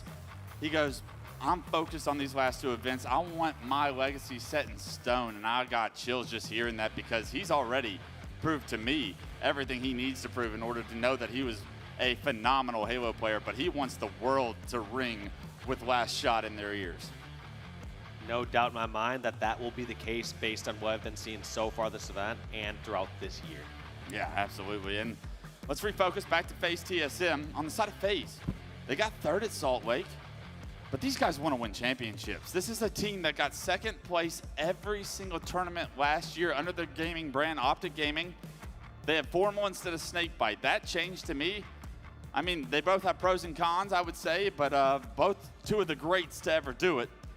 And they want to get back to a grand finals. They want to hoist a trophy. It has been so long, it feels like, since Lucid was able to pick it up. And TSM stands in their way currently. A battle for bottom middle, it appears. The Snakebite trades with Manny. It's a first 1-to-1 trade. It's an absolute brawl over by tires, and Lucid appears to come out on top. Yeah, Lucid over at the ATM trying to set up this camo. Unfortunately, still a little bit too much time. This is going to allow TSM to get their shields back and prep to contest this. Now, how's he doing? He does send out the Shroud. Kind of blunders there a little bit, but in the end, gets away with the camo. I don't hate the display. I don't hate the extra waiting there just in case there was a grenade waiting on that location of ATM. So both equipment were down there over towards where the ball spawns. And Lucid chose to prioritize the Shroud because he knew camo was coming up. I love that decision making. Now he gets to benefit from having camo and repulse. It's going to be such a difficult kill to try and flush out of this close situation. He is losing teammates left, right, and center, so needs to get involved in this combat loop. Gets spotted out by one. Can he win this gunfight? It's a dance, and Druk takes him to the dance with a big win, and that strafe was dirty from Druk. Yeah, those players knew it was a one-on-one, and who was going to come out ahead? It's going to be Druk. He's familiar with those chaotic scenarios. Lucid didn't really want that battle. Forced in it, had no exit. How do you even hit that straight that Druk just hit him? They break dance, did all sorts of jip dives. I don't know all the TikTok dances these days, man. I ain't watching. Yeah, Druk, obviously big fan. Put him on skates right there, but still. FaZe lead by 3 in the hands of Snakebite now. He's pushing on the B stairs. First player goes down for TSM. It's trades across the board. That's going to benefit TSM with the lead here. 3-kill lead. Talik no shield on the outside of B. Penguin able to finish that kill off. Trippy able to play his life here. And now SoulSnipe gets caught by himself. Can SoulSnipe find a way to get a kill? Yes. Can he stay alive? Reinforcements from Tram are coming. SoulSnipe still no shield. Great grenades from TSM. SoulSnipe still making FaZe Clan continue to focus on him. He does go down. Druk ends up giving maybe a death you don't want. And now 2 members of TSM are stuck in red room. I'm not sure about that push, Dave. Both these teams are panicking right now, just knowing near the red room or water cooler saying, a battle going on. I'm trying to give my teammates help because there are limited lives left on this map. It's 45-41. FaZe just trying to trade out these kills at this point. Druk gets the first kill on the Penguin right now as a And he needs to be flying. I'm wondering why he took a couple extra seconds. Uncharacteristic. Doesn't want to give up any free deaths. So this is where you see the cautiousness of TSM's push maybe change. Talik does find the camo as that kill probably rewards TSM with this map control, able to get this camo now. Talik going to push up B-rail right now. Massive responsibility to get his team back in this game. Only 5 kills to go for FaZe. TSM will need 8. And Talik backing up. FaZe, the information, you see the pings. They know FaZe is pushing. This player from FaZe caught out on the cuts. And he's taken down. Snakebite goes down, but Manny gets traded from top B rail. That's a big trade for FaZe. If you're able to trade kills while Talik has this camo, that is awesome if you're a FaZe fan. We asked what kind of play style they'd be doing. Would they be defensive and try to put TSM in a trap? In this case, where TSM has camo, FaZe is being the aggressor. They're trying to make some action happen across the map, and it's working. They're avoiding Talik this entire time. They get another pick on the SoulSnipe.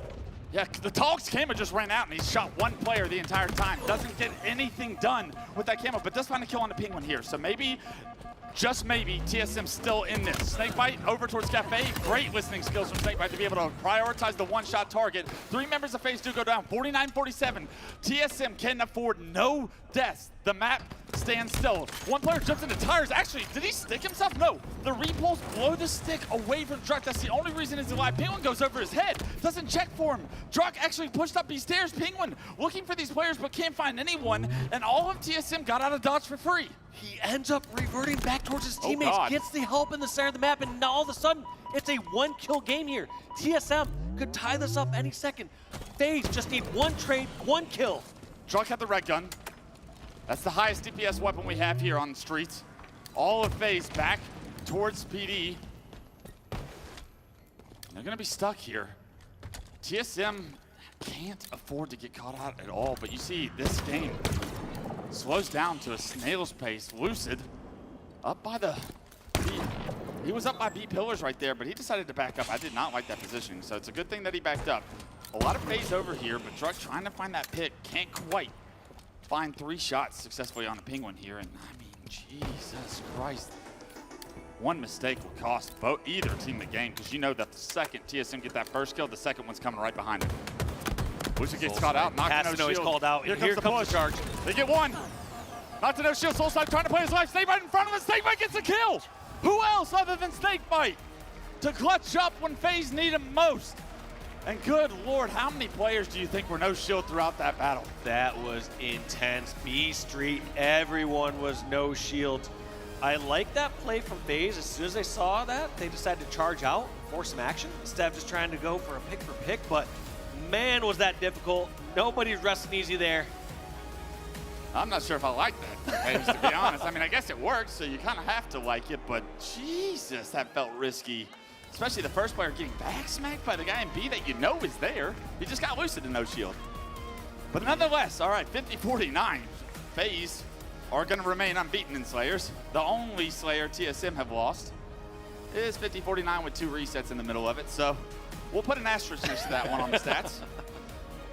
FaZe are going to have a 2-0 series lead. We did see players getting up to use the restroom, probably much needed after that long extended break. Yeah, iced on both fronts. Taking a little break as we get ready for game number 3. And Wes, as we were getting prepared into the series, one thing you brought up to me is you said, if TSM really want this one, they need to bring it to game 4. You said FaZe have some trouble on Lattice. That's a spot to bring this to game 5, get some momentum.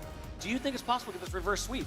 But I guess they first need to get game 3. What are your thoughts? Yeah, absolutely. I think live fire off ball is game 3, if I remember correctly, and that's going to be an opportunity, I think, for TSM. If I know TSM and specifically their live fire off ball, they're doing such a good job of creating chaos, getting some scrappy time, and then all of a sudden you blink and you're down 20 seconds. You blink again, you're down another 35 seconds. So like that time might not feel like it's complete control for TSM, but they do a great job of making it so difficult to hold a setup and also get ball time while that's going on.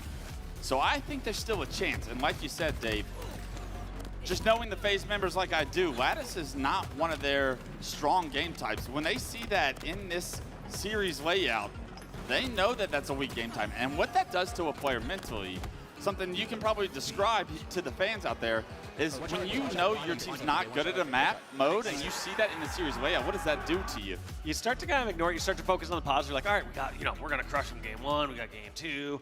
I mean, teams are a little bit more veteran these days where they start to say, hey, game 4 could be tough, but let's look at the strong points. We got game 1, game 3, game 5.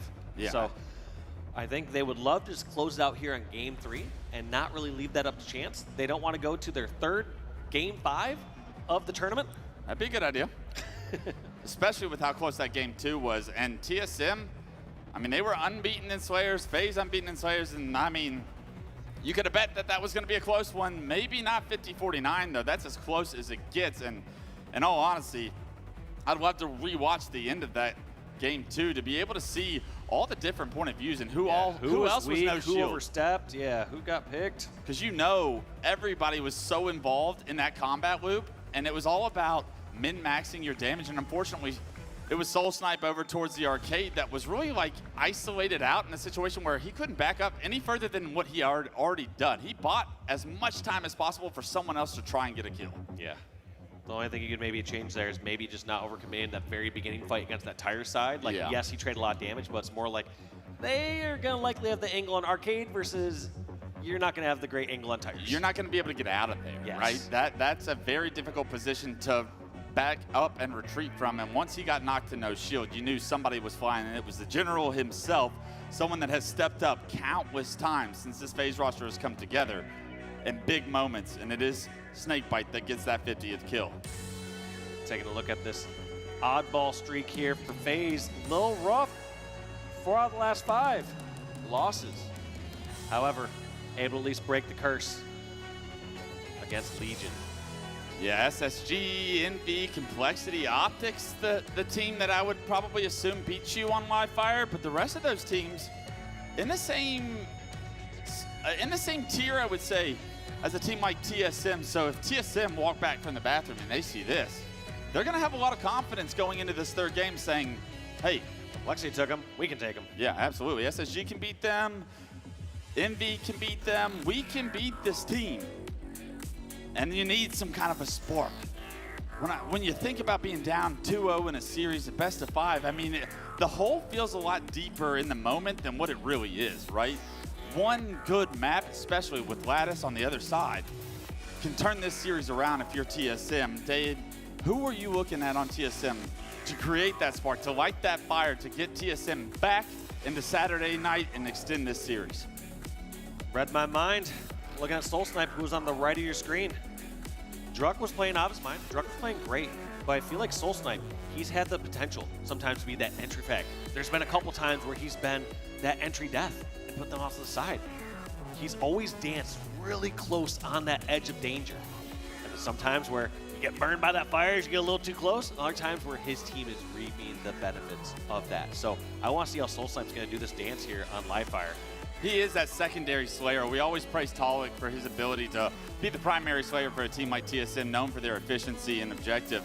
It's usually Talik with the big numbers, but if it's somebody else statistically, it's usually SoulSnipe having a real big game, whether he finds himself with the S7 a few extra times throughout that game. Usually, he can put it to work and actually start to get going.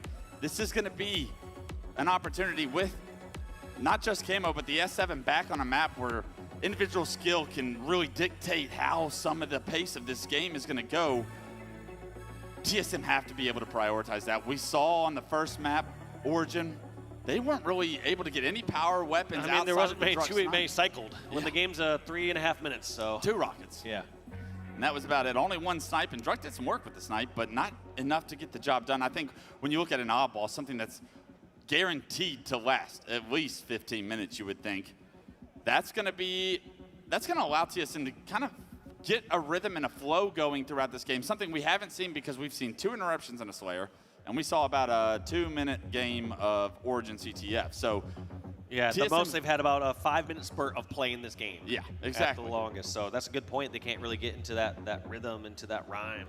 So we're going to have to see what they do here on this one. And that could also, you know, at some points, winning a game over a longer period of time like that can feel a lot better. Like if they play for 15, 20 minutes straight in oddball and win that versus if they played, let's say, a Strongholds here, won 250 to 20, all of a sudden they go into a game 4. It's like, oh, well, did we really, you know, we kind of got some good spawns, we got a few kills, but we didn't get to kill them over and over again. We got 10 or 15 kills each versus having 20 to 40 kills each. A true opportunity. I feel like oddball, when I usually say oddball is really the true test of who the better team is, because it's an elongated win. You have to really outplay the other team over a long period of time in order to accomplish that win. Let's go. The series, or the overlay of Livefire is coming up, and that means one thing, ladies and gentlemen, the game is seconds away from kicking off, and right now, TSM backs against the wall in the winner's bracket. They want to go to Championship Sunday, but in order to do so, they need 3 straight against a hot FaZe Clan team here, and in order to do so, they're going to have to all pick it up, and I expect this game to be scrappy on the side of TSM. Can you make it chaotic for FaZe? FaZe did a great job of handling the chaos in that reset of the Slayer, but now is a new challenge. On board with Trippy to kick this one off. And look at this aggressive play, instantly going straight towards that Camo side and going for the flank and cuts, but somehow just missing everyone. Gets behind enemy lines, gets the backsnack on Talik, and he has 3 players in his sights. Yeah, beautiful shots from Trippy to get that double kill with the carbine there, able to play his life as well. And already FaZe Clan in control of the off-ball. They also have Camo side of the map control as well, as Camo still coming up right now. Talik gets taken down, and FaZe Clan in a very promising spot here early on. Oh, look at this dancing back and forth, and nice shots, Trippy hitting everything. That's going to be 3 down for TSM. I don't know why the ball's not picked up yet. Seems like FaZe are still a little too focused on the Camo. That's a little surprising. When you have someone like Trippy pulling off numbers like that, killing all these members of TSM, you want to see at least a little bit more time on that board. Yeah, I think the original player for FaZe Clan that had that off-ball went down, and that was a good job by TSM to take him down. Trippy actually shoots once with that carbine, reveals himself top screens there. He's going to have to try and run with his tail between his legs, get his shield back. 3 go down for TSM as he re-engages with the fight, able to take down that 1 player top sandbags, but a beautiful hold so far for FaZe. They rotated towards the tower, and this is going to be such a strong hold to try and break here. TSM finally starting to get up on the map, and 25 points unanswered already for FaZe. Love that play by Trippy. Just go down, secure that first kill. Now all these other players from TSM trying to hunt him down. Unsuccessful, eventually getting down Trippy, but the damage has been done. Points still scoring on the board here for FaZe Clan as they had 3 down for TSM. Yeah, and the hold stays strong, right? Trippy finds that double, gives his team an initial man advantage, and with that man advantage, 33 seconds and continuing to climb. Here comes the next push from TSM. Needs to be a successful one before this round starts to get out of hand. They are able to take down Snakebite, SoulSnipe with the initial pick. Druk finds one as well. 2 go down for FaZe. The ball gets played, however, and what a great job by FaZe to make sure that ball gets played. 37 unanswered points. TSM have got to figure out a way to start slaying FaZe in order to have a little bit more control and an opportunity in this first round. TSM having a flank down here. I like this play from Druk. Makes the jump, takes over tower. on to Trippy. That was a team nade that finished off Trippy there. Enemy has the ball. Ball drop. And I'm not sure what the plans with the ball here, because I don't think you have enough control on the map to grab this, but it looks like FaZe are going to grab and drop and bring it a little bit towards Kedor. Yeah, Penguin's in a one-on-one with Talk right now, but Snakebite able to capitalize on Penguin's damage. Also spots the second player that got taken down towards the screens. In the meantime, Trippy finds the second camo of the game. The ball carrier does go down. That's a big kill from Soul Snipe to deny this lead from getting any further right now. Trippy by himself in house with camo. Do they spot him? Yes, they do. Great camo-wise from Talk. Takes down, negates that camo impact, and a great job by TSM. What looked like FaZe Clan could potentially run away with it. FaZe Clan now still just up 38, even with the success that they've had. But luckily, even despite all these plays of outslaying, these moments of FaZe, it's still very much within reach. You're not in a spot where FaZe are at the 70-point mark. It's essentially a one setup game right now, and TSM have this ball in a location where if they get the kills, they could have gotten a setup, but just as I say that, FaZe Clan, that Snakebite ahead of the game, rotating this over towards tower, and they're gonna hit them back with a strategy that worked earlier in this game. They're gonna play ball position. If you're TSM, you haven't gotten a single camo, you haven't had a single snipe, and still the game feels like it's not out of control just yet. 50 seconds is a lot of time to try and come back. Snakebite with the ball top tower, guaranteed at least 5 more seconds before he decides to play it.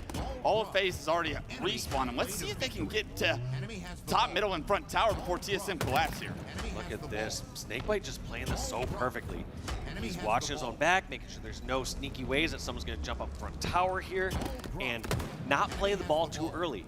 That's the key part, because if he plays this ball early, TSM will grab that ball and bring it garage instantly. Snakebite just a chill guy top tower with the off ball. Not under too much pressure. Say that, he immediately gets removed. Stripped of his shield.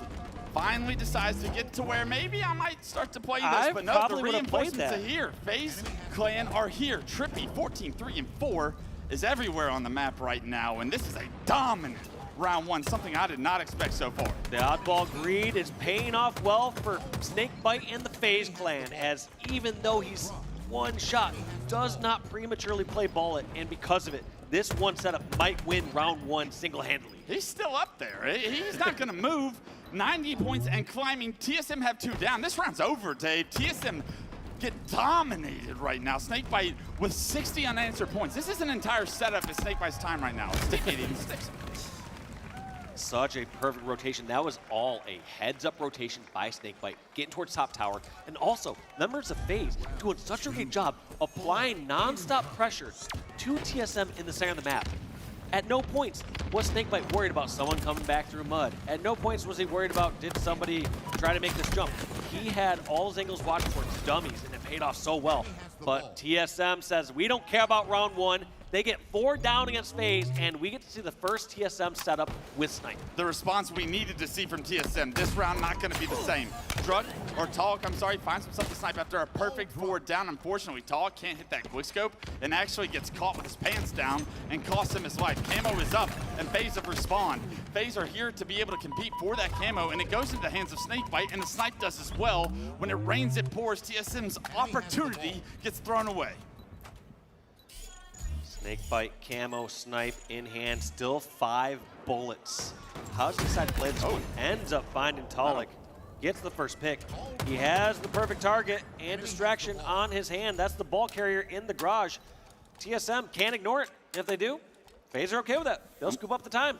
And look, that push only consisted of 3 members from TSM. Soul Snipe still was just top middle, so he backs up. He wants to play his life and wait for his teammates to respawn before this round once again gets out of hand. But Manny going down is a problem for TSM. Penguin does get traded out, however, so here comes the next push.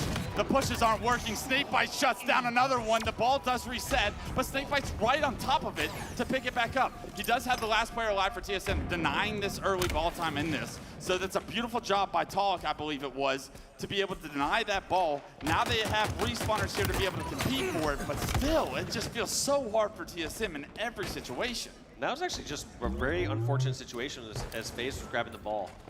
They had a player over at tower, they had a player over at garage, so you kind of felt like you'd have one of those routes open. Trippy continued to do what Trippy's been doing all tournament long. That's main slay right now, 19-6-6, making this series look like it's dessert for his Saturday night.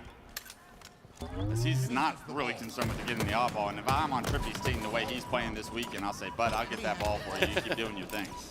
Let me take that off your hands, my friend. You just keep on slaying. And one weapon that he's been doing so well here is the carbine.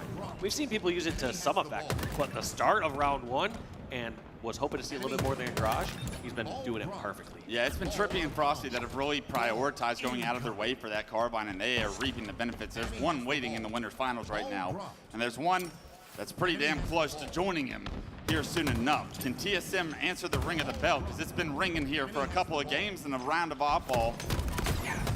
It's a no-show so far, but that's a big kill for Manny to maybe start to swing some potential and some momentum in the direction. 3 go down, Trippy the last player alive. Of course, Trippy's gonna be able to take down Manny, but still the ball in TSM's hands will allow them to probably take the lead before FaZe Clan can even get into house to deny it.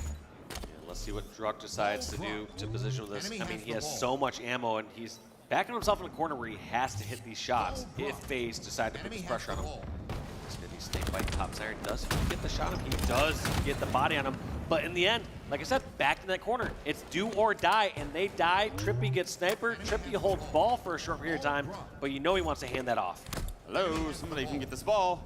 I'm on fire. Somebody. I like this play, though. They're not just going to sprint over and grab it right away. People are just going to hand off when it makes sense. We saw errors like this previously in matches where someone had camo. They tried to pass snipe to camo. Both the players died. Trippy suffers the same fate as Druk with that snipe. Snakebite with a triple. Snakebite with the over! Does it himself, and maybe there's a reason Trippy had the ball because Snakebite can do it too.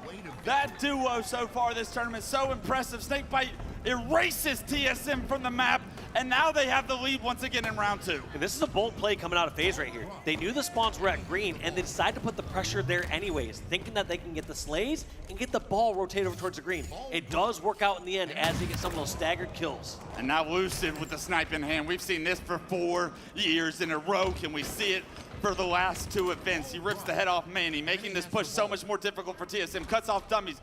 Gets the information that nobody is on that side of the map. Where is TSM pushing from is the question. Front tower is the name of the game for Soul Snipe. Erased from the teamwork of FaZe. Now the dummy push comes. Lucid was smelling it just a little bit too early. Can he find more success? The teamwork for FaZe starting to shine as bright as the lights on Saturday night.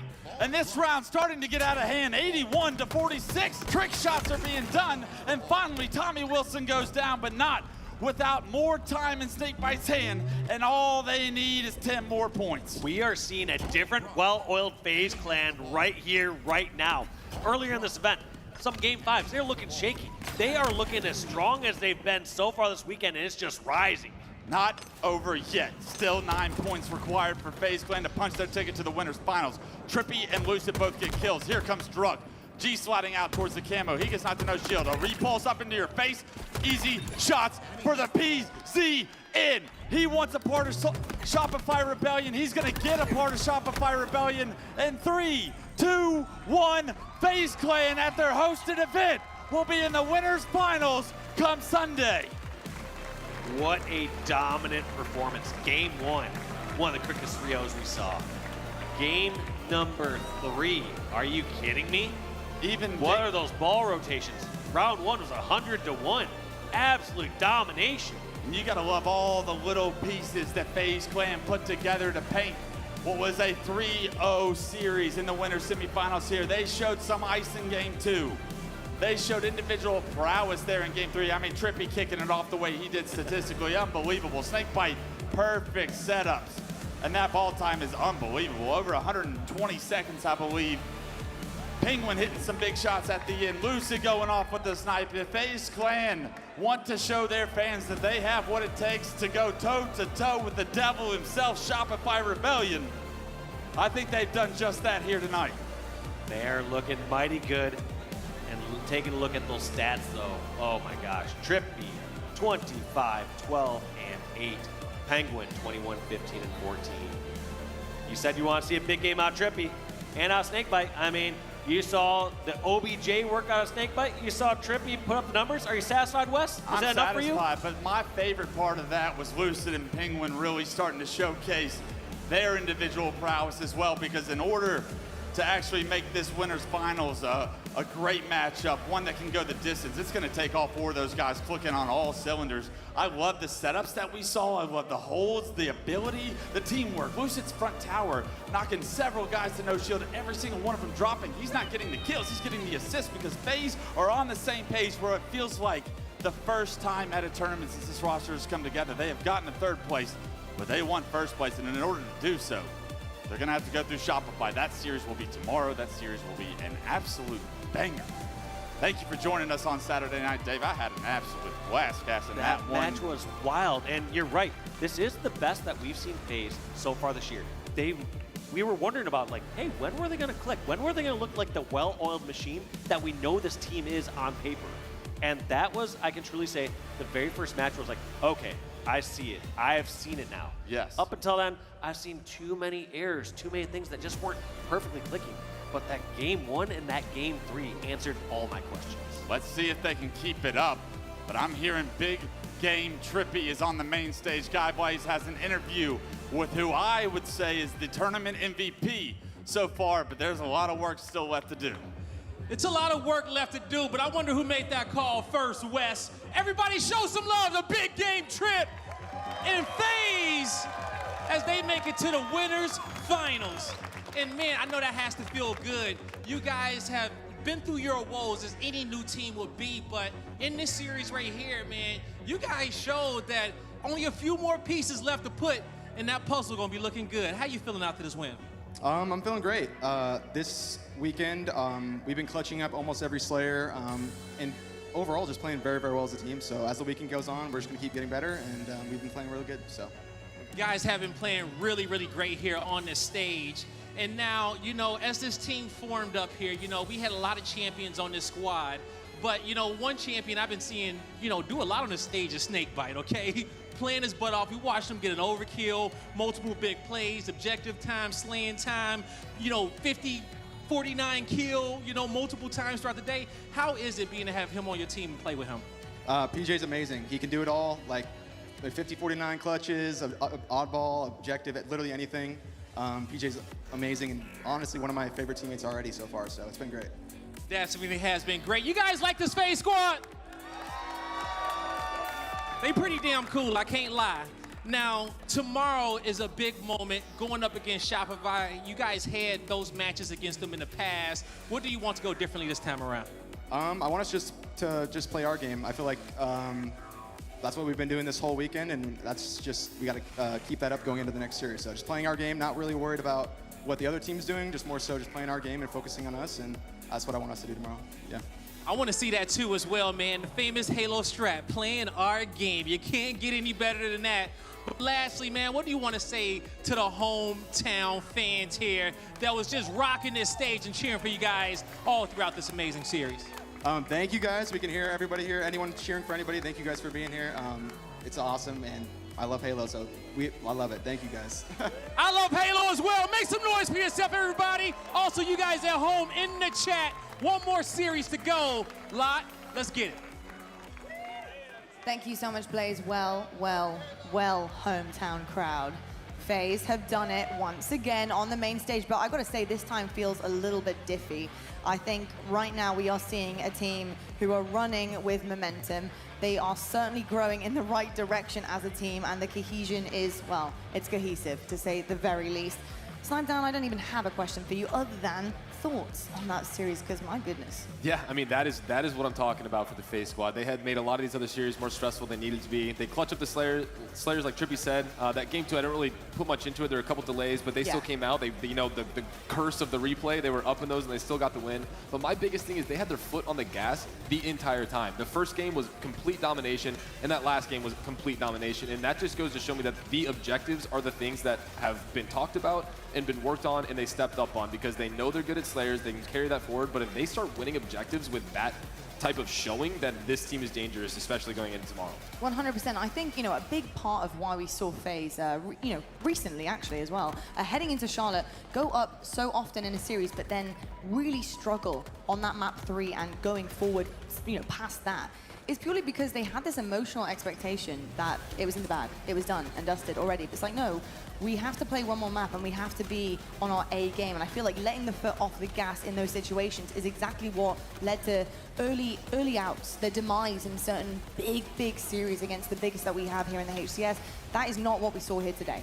We saw, like you said, Snipe Down, foot on the gas firmly. It is not over till it is over, whether that be a 3-0, whether that be a close game 5, but this series was lights out from all of them. Tony, I have to ask you some standout moments for you from FaZe, whether it's individual, whether it's play in particular, what was really kind of getting you very excited about heading into tomorrow? I mean, it sounds pretty cliche, but I mean, I gotta give a shout out to everybody. As far as specific moments, I mean, that Snakebite multi-kill, I mean, the overkill to steal ball was absolutely insane. But I mean, obviously outside of that, Snakebite was amazing, the stats. Trippy, over the course of the entire series, led in slays, but then Penguin, who somehow is gonna fly under the radar, had most damage and most assists as well. I know it's cliche to give love to everybody, but literally, everybody did their thing on FaZe, and they needed that type of win. Tony, it's exactly what I said, isn't it? Heading into that match, yeah, great. I love seeing Snakebite here, highest KD on FaZe Clan. I think it's amazing. We're seeing, I think, a totally different, level from Snakebite, to be perfectly honest. I think unlocking him heading out of his roster that he had been on for so many years, I think he's really coming into his own and finding his foot on who he wants to be as a Halo Infinite player and heading into the final part of the season. But I will say, what I was really focused on was the rest of this team. It's so well and good having one person stepping up, but look at these stats across the board. So incredible. I mean, Penguin, let's give him some love here, Snipe Down, right? I mean, had a bit of a shaky start coming into Charlotte. It wasn't the best performance out of him, but what a complete turn of events it has been for him since then. Yeah, I mean, if there's any time to turn it around, it's right now. I know coming into this event, people had some eyes on him and were just kind of questioning some things. And overall, I mean, this is the series that you needed to see out of him and the rest of his team to then take it to the next level. I mean, looking at these stats, that is so well-rounded. It's crazy for me, especially after year one, where Lucid was such a main slayer. Yeah. And now he's not really that role on this team. And then you have Snakebite, who has been, surrounded by the Frosties, the World 2s, and these people that have constantly stood out in the stats category. He's always improved on LAN when it comes to that objective, extremely well-rounded. But for now, we're finally seeing what it would be like to see him unleashed with his own type of gameplay. And it's really cool to see how this team is formed. It certainly is indeed. I would not be surprised if that will also change, whether it be tomorrow or even heading into Worlds. I think I actually love seeing a rotation of main slayers. I think I love seeing everybody kind of step up, take their turn, depending on how they're feeling in a game and how they're feeling on a day. I love what I just saw from FaZe. I'm feeling really, really good about them heading into tomorrow and, of course, the winners finals. Tony, how are you feeling on the other side of the stage, though? Because obviously TSM, they're still in it. They're in the safety net right now. How did you feel about that performance as this team obviously going up against a very hot FaZe? Yeah, I mean, despite it being a 3-0 in favor of FaZe, there were moments that obviously the TSM shined. After that game number 1, it is very easy to hang your head low and to carry over the frustration, the struggles from that game number 1 to game 2. Well, you matched FaZe's intensity, and you came out really clutch, and all the way up to a 50-49, almost took the win during that game number 2, and then who knows what happens after that. So I will say, despite the fact that things started miserable for you in that game number 1, you were able to bounce back, you were able to stay mentally strong. Going to the lower bracket, hopefully you make some more things happen. Yeah, there's some positive moments to take away from that one, not just the negatives, but I'm sure they will be going back and watching VOD review, hopefully, if they get through this next series, of course, because they will find themselves going up against Optic Gaming. Let's take a look at our championship bracket. They have fallen short there, unfortunately, in their winners semi-finals, but they do have that safety net. Optic Gaming, though, they are no joke, and they're also very well versed when it comes to this lower bracket. In fact, they end up picking up trophies by the time they get through it, and that is something that not many teams can say have done back to back and have been the only path to victory for them so far this season as well. Snipe Down, I'm going to ask you, TSM versus Optic here. This is going to be tough because Optic are going to feel confident in this situation against TSM. Yeah, this is a scary one if you're TSM, just especially after that last performance. You at least wanted to take it to a game 4 just to keep getting as much reps in as possible and to go out the way they did. I mean, the 2 objectives really weren't that close, and losing the Slayer, which you've been undefeated in, is not a good feeling, and who knows if that affected the game 3. I doubt it, but going into a match against Optic, we know, we've seen it countless times, they only get better the longer the tournament goes on. So I think for anyone that's matching up against them in the lower bracket, you got to have a pretty strong mental because you've seen it before time and time again. So it'll be an interesting series. And let's hope TSM makes it a little more interesting than the last one. Let's hope indeed. Well, folks, it's been amazing all day so far, but we do have one more coming your way. And if you are watching with us, you can pick up the Twitch drops as well. So make sure you're tuning in all weekend and for the rest of this evening, because you guys can get your hands on these in-game goodies and you don't want to miss out on them. Folks, we're heading to a break. It is time for the bathroom. It is time for some snacks. It is time to get tucked in for the final one of the day. We're seeing our elimination match happening here. It's Optic Gaming versus TSM. Will the green wall push through? Will TSM finally continue their run here and produce the goods when it matters most? We'll have to find out. It's going to be a big one tonight, and I hope you stick with us, and we'll see you guys right after the break.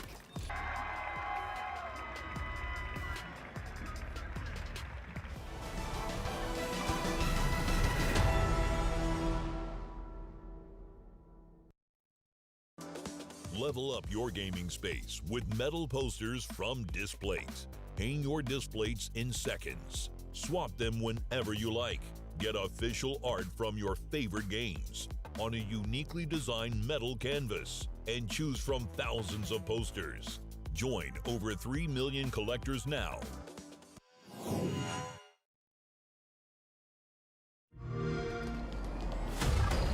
Invasion. Objective incoming. Zone contested. Zone capture. New sites incoming.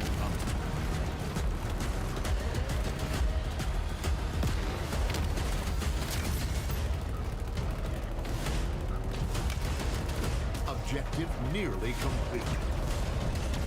Capture the flag.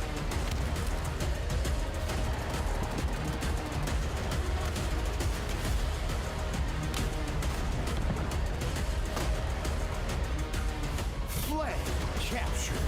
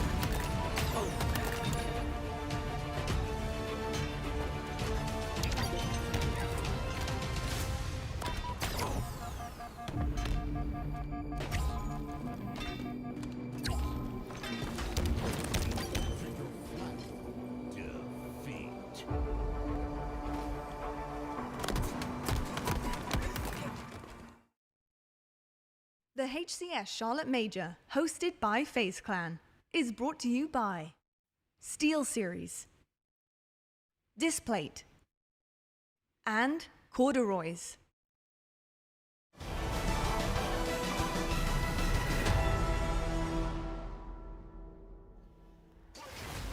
Well, we've got a few undefeated teams here in Charlotte, but none like this claw machine. Still no one yet to claim victor against this bad boy, and I need to see it by Championship Sunday. We need to lock in, people. If you can hear me in here, fans, get your hands on the claw machine. We can't be letting this happen. Come on, we're gamers, aren't we? Come on, it's a mere claw machine. I'm gonna have to do it, aren't I? Same. Am I gonna have to clutch up for us all and get my hands on the claw machine and get it done? Well, Get It Done is going to be the exact name of the game for our two teams coming up next on the main stage, because if they don't, they are going home in the last major of the season, and it's way earlier than anticipated, because both of these teams not only want to continue their journey, but making it into a Sunday. I mean, Snipedown, that's everything. Talk about confidence, talk about, you know, hurting your pride. Not making it to a Champ Sunday, it hits different, and in the worst way possible. Yeah, I mean, for Optic today, this match is just the time for them to show everybody that what happened earlier this morning was a fluke, them just not being warmed up, and maybe a little wake-up call for them to put a little more effort in the mornings to show up, because tomorrow starts early too.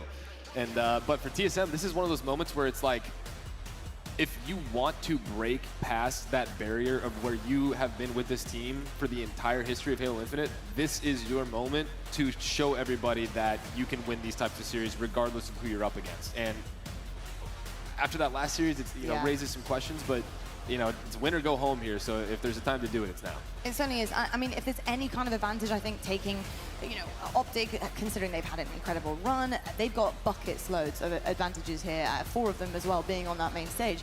But I will say for TSM, one side of it, you're warm, at least, after a really good series on the main against FaZe. You hopefully can adjust on the fly, so you can pick apart the gameplay, what went wrong in those moments. It's fresh on the dome.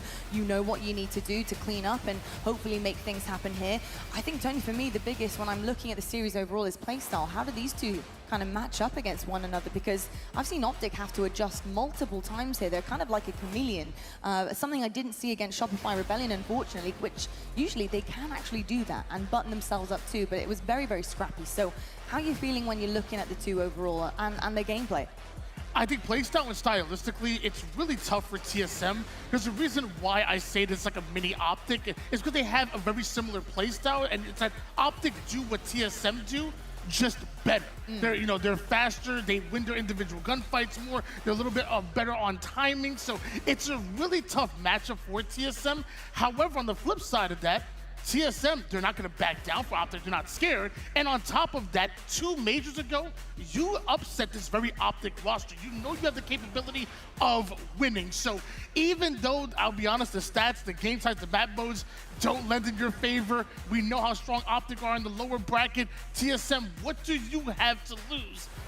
Show me what you got. Yeah, that really is the biggest question. I think, you know, since Optic also dropped down, I do feel like their resilience is starting to kind of creep through and show, and they know they have to step it up. I think that's honestly been the key to it the past 2 times that they've done it and actually gone all the way. It's almost like they're almost a little bit too relaxed at the beginning of each of our majors, and then suddenly they just turn it on when it matters most, and it's like, well, is maybe that uncomfortable situation where they thrive? Do they thrive under this kind of pressure? I mean, that's really, truly where I'm at here in my head, because I don't understand how we are seeing switches flip like this, and suddenly it's a different roster.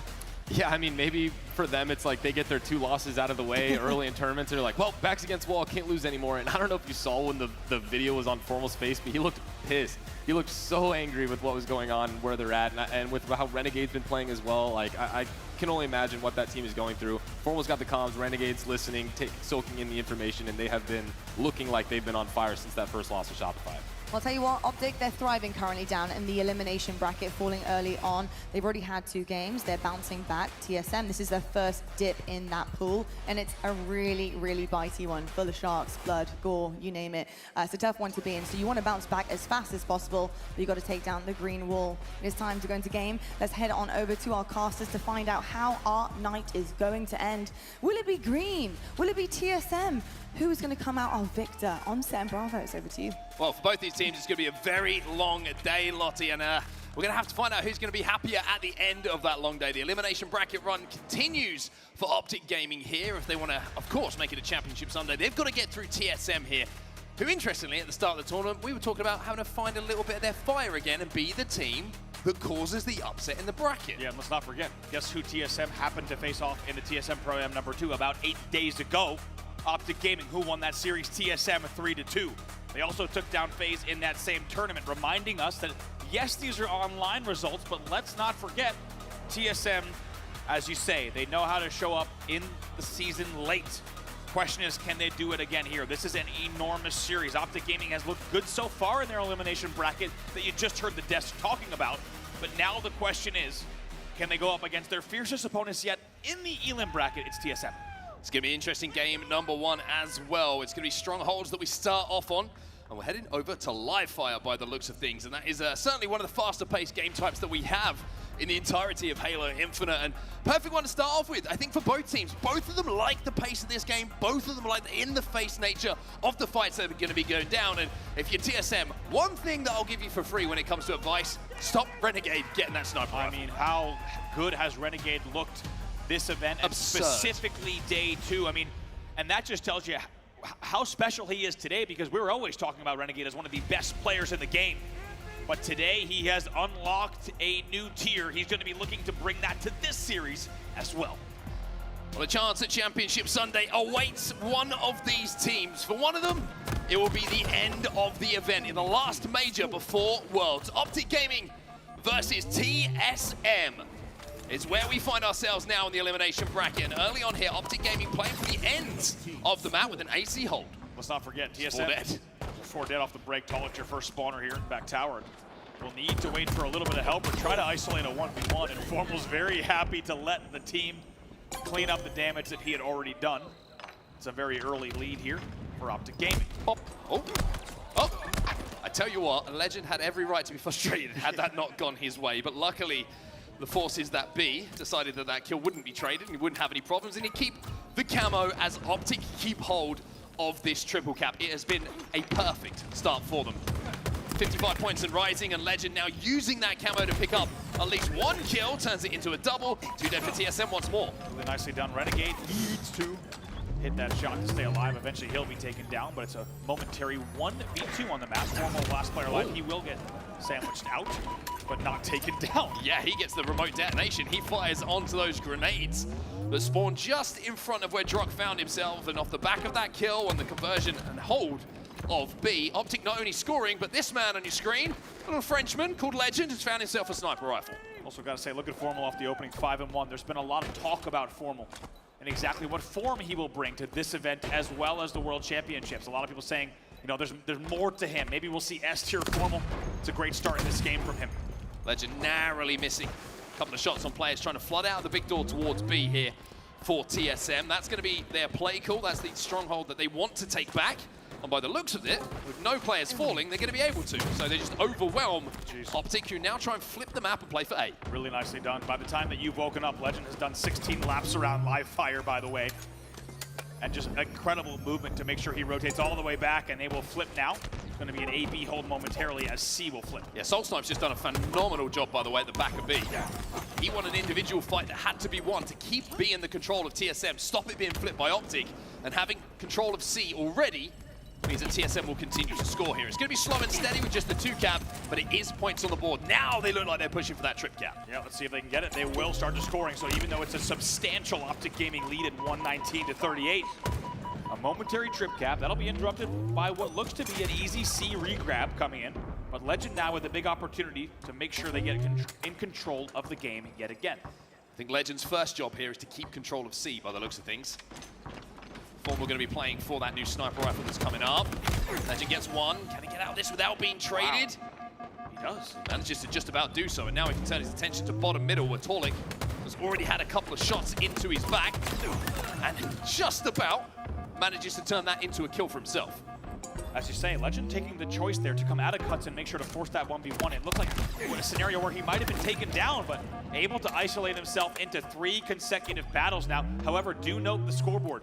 It was 119 to 30, now it's 119 to 73. Substantial time on the board throughout that hold from TSM. Stronghold's live fire, one of those games that kind of you take certain moments of the game that feel like a minute or so passes where you can't get a point on the board, but you have to keep in mind that it is a swingy kind of game type where you can put 100 points on the board very, very quickly. You're never really out of it in Strongholds, and I think the live fire is the perfect kind of illustration of what can happen should you stay in the game. Past few minutes was a Legend 1v1 simulator, and he didn't get taken down once. Unsurprising to see, and even though we see a little bit of extra time from Optic Gaming on that last hold, will be a brief AB hold interrupted immediately and answered back. Can Renegade pick up this one? Finally, Manny wins it, but they are 2 down. We'll need to be careful here as they try to reset and flip C. Looks like TSM are trying to make a play onto C at the moment. Damage is coming in though, doesn't get the trade onto Formal, who win that fight and steps into the Stronghold to turn it back into the control of Optic Gaming. AB the hold at the moment. Once again, that drip, drip, drip of points is going to go the way of Optic with his 2-cap as they cross the 150-point mark here. Nicely done. Look at Formal. Just QT's back, even leans back and screen watches to call out the player, and then he QT's back in the action when he feels ready. 4 dead for TSM as well, and Optic are starting just to take control and a little bit of a stranglehold on this game. It's going to be a triple cap as TSM will be spawning over towards A. Eyes on the camo for Legend and Formal, just trying to stop any players off of the spawn, making progress towards where that power-up's going to be. Now for TSM, it's a difficult decision. You play for this power-up, do you try and focus on Optic's attention being over here to steal away a Stronghold instead? So much to admire on the Optic Gaming side of the stage right now. 3 dead yet again for TSM, and take a look at Legend. He is 10-2. Formal also 86 with 9 assists. Legend will add a camo to his tally and likely some kills as well here. I mean, correct me if I'm wrong, but this is not just Optic's 3rd camo. I think it's Legend's 3rd camo of the game, and this was something we were highlighting a little bit earlier. Optic struggled just a little bit with their power-up control. They were. In some of the series that we had been watching, but this one, flawless so far. Tough to say, but 5x positive at this stage of the game is Legend, which is a number you shouldn't really be saying on the HCS main stage. But as you say, when you've got 3 camos, and the skill that he has, as well as the teammates, making it look easy here. He will get 11. Renegade, by the way, 12-7 as well. Not many mistakes left in this game for TSM. 200 points already on the board here for Optic Gaming, and TSM with 3 in the death screen momentarily, and now going to surrender another sniper rifle over to Optic, and Renegade, well, he's going to go hunting. And Mark, you made such a great point earlier that even when Optic was in a limb round 1, and they were getting their kind of tested early on, every game that Optic Gaming plays in the elimination bracket, they seem to look better and better. An evil laugh just appeared from me there. That was a bit weird, but understandable with that shot hit by Renegade. B going to be controlled by Optic Gaming in a few seconds' time as the bodies start to drop, thanks to the reticle of Renegade. Optic get B, they get C, and they continue to score, and now they're on the road home. Man, just holding this angle as well. You can't. They're afraid to even go sandbags because they know it's just risky. Gonna try to go big door here, but Tala gets punished for doing so. 2 dead. Soul Snipe knows that the pillar door is not going to be the safest spot. Excellent map control coming in from Optic. Renegade will hit the body again, and they still have 2 dead. TSM just can't get on the map, and with 25 points, all that's needed here for Optic Gaming to close out game number 1. A couple of body shots from Renegade should be enough, as Formal will find the first pick once more. Desperation time here for TSM. You gotta go, and you gotta go now. Manny trying to peek, but Renegade's happy to just scurry away, because guess what? 243 points on the board! Oh, that hurt. Man, Renegade, he's gonna take you with you.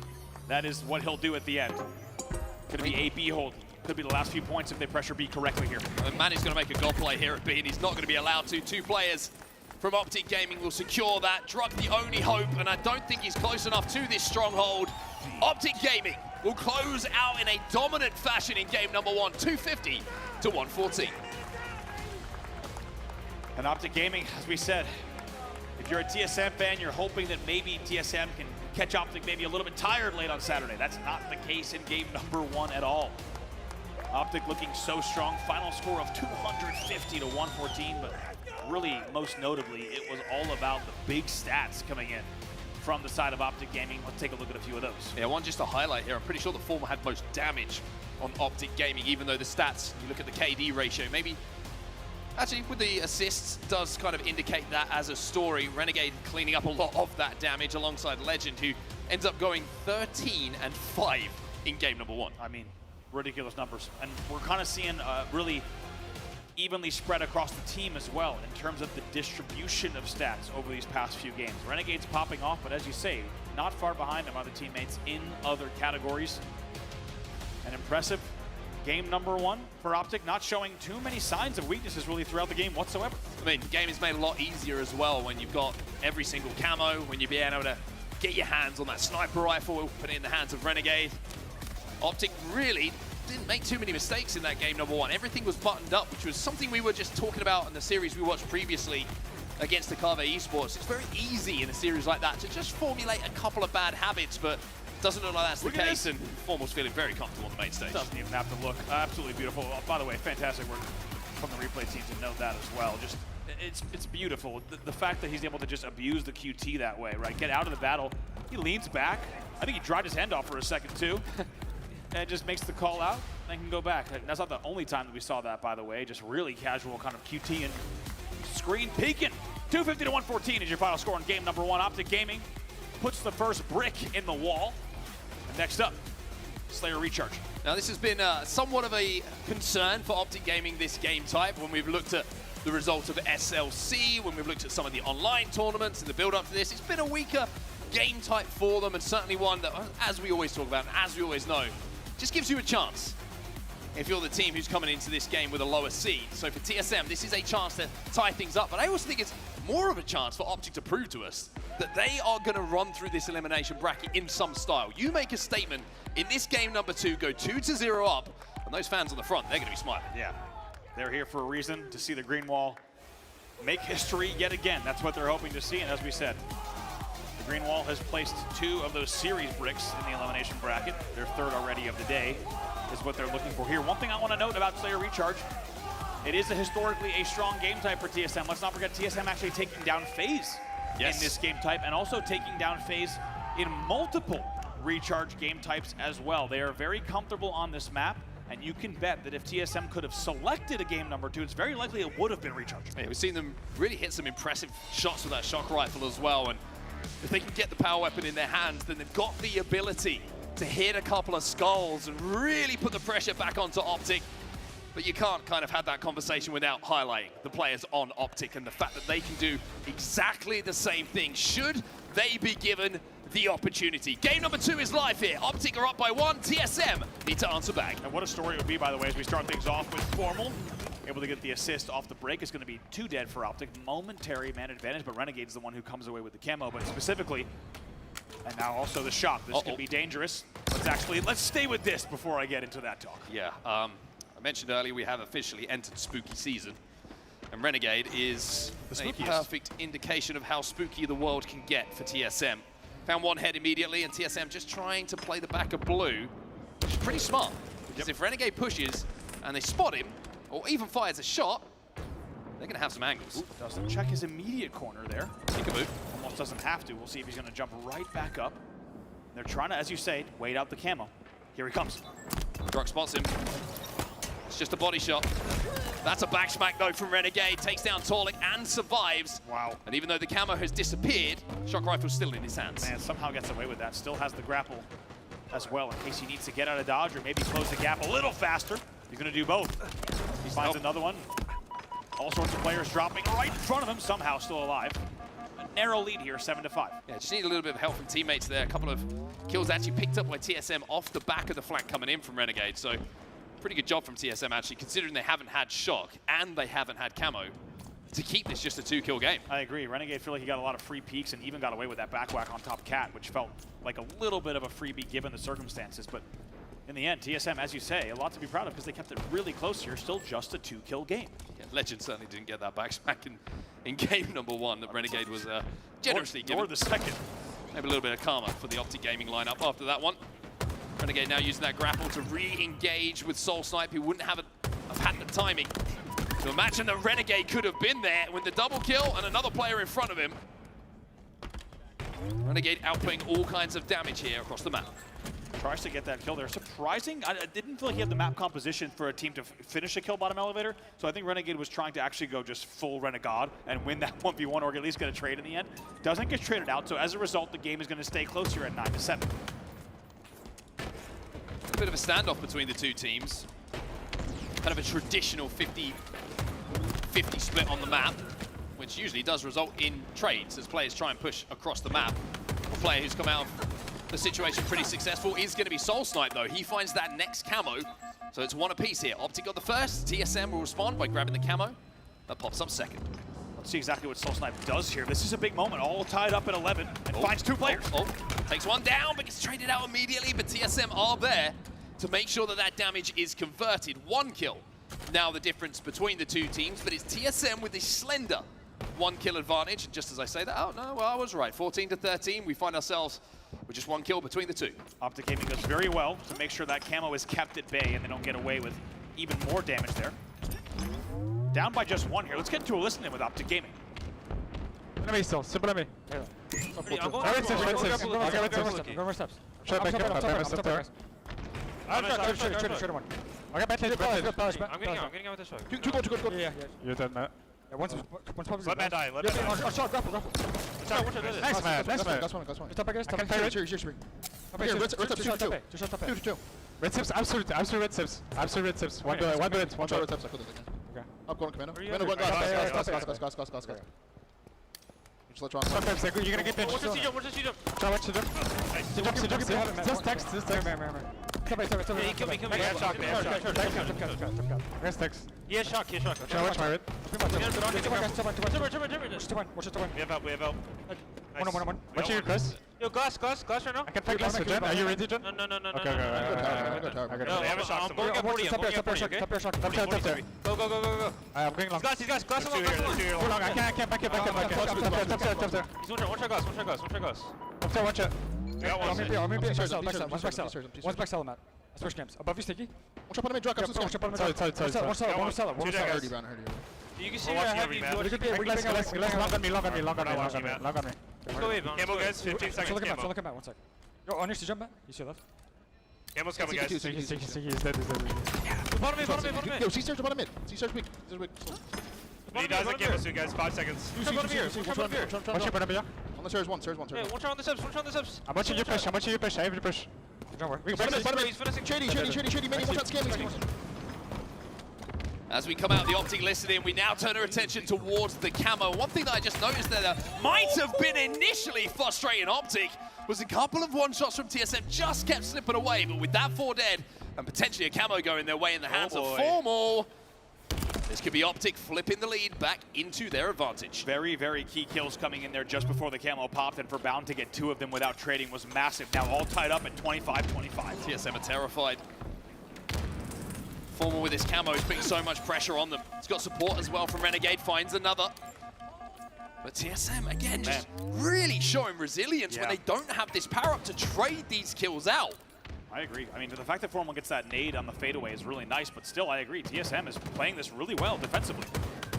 Torlik takes some damage, Manny and Torlik with no shields, but again, just escaping.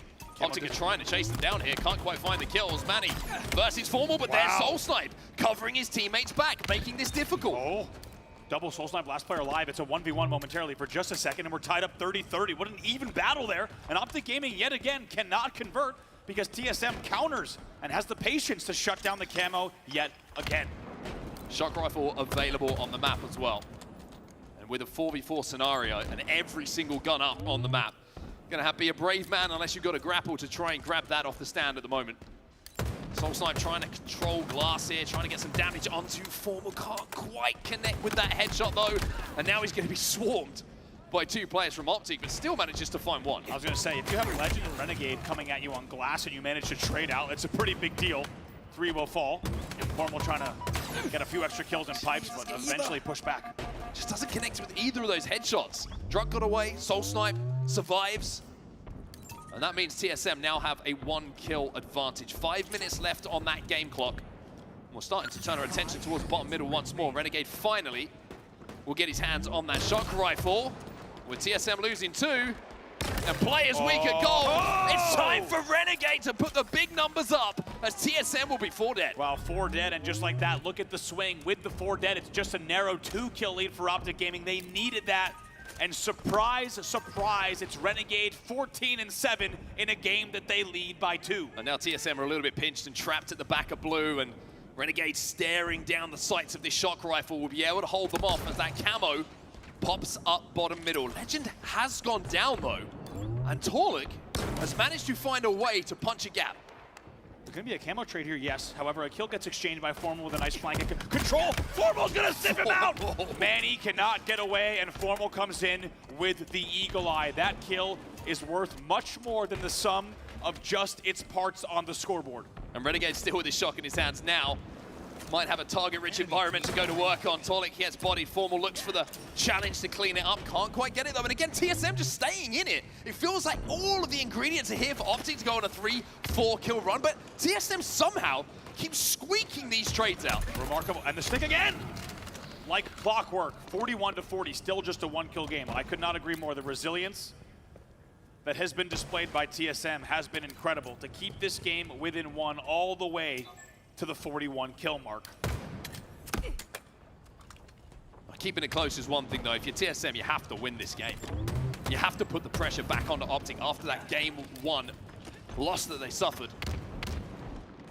Game almost slowed down to a standstill now. Just 9 kills for Optic, 10 needed for TSM to take this game away. 10 seconds till that next shot. How does TSM play this? Kills exchange there at 42-41. TSM has done so well so far, but they're going to need to change something, right? They cannot just keep this close. We need to see a lead change here. Here comes Torlik. Big damage. Legend stays alive inside of that shroud. Legend still alive inside of that shroud.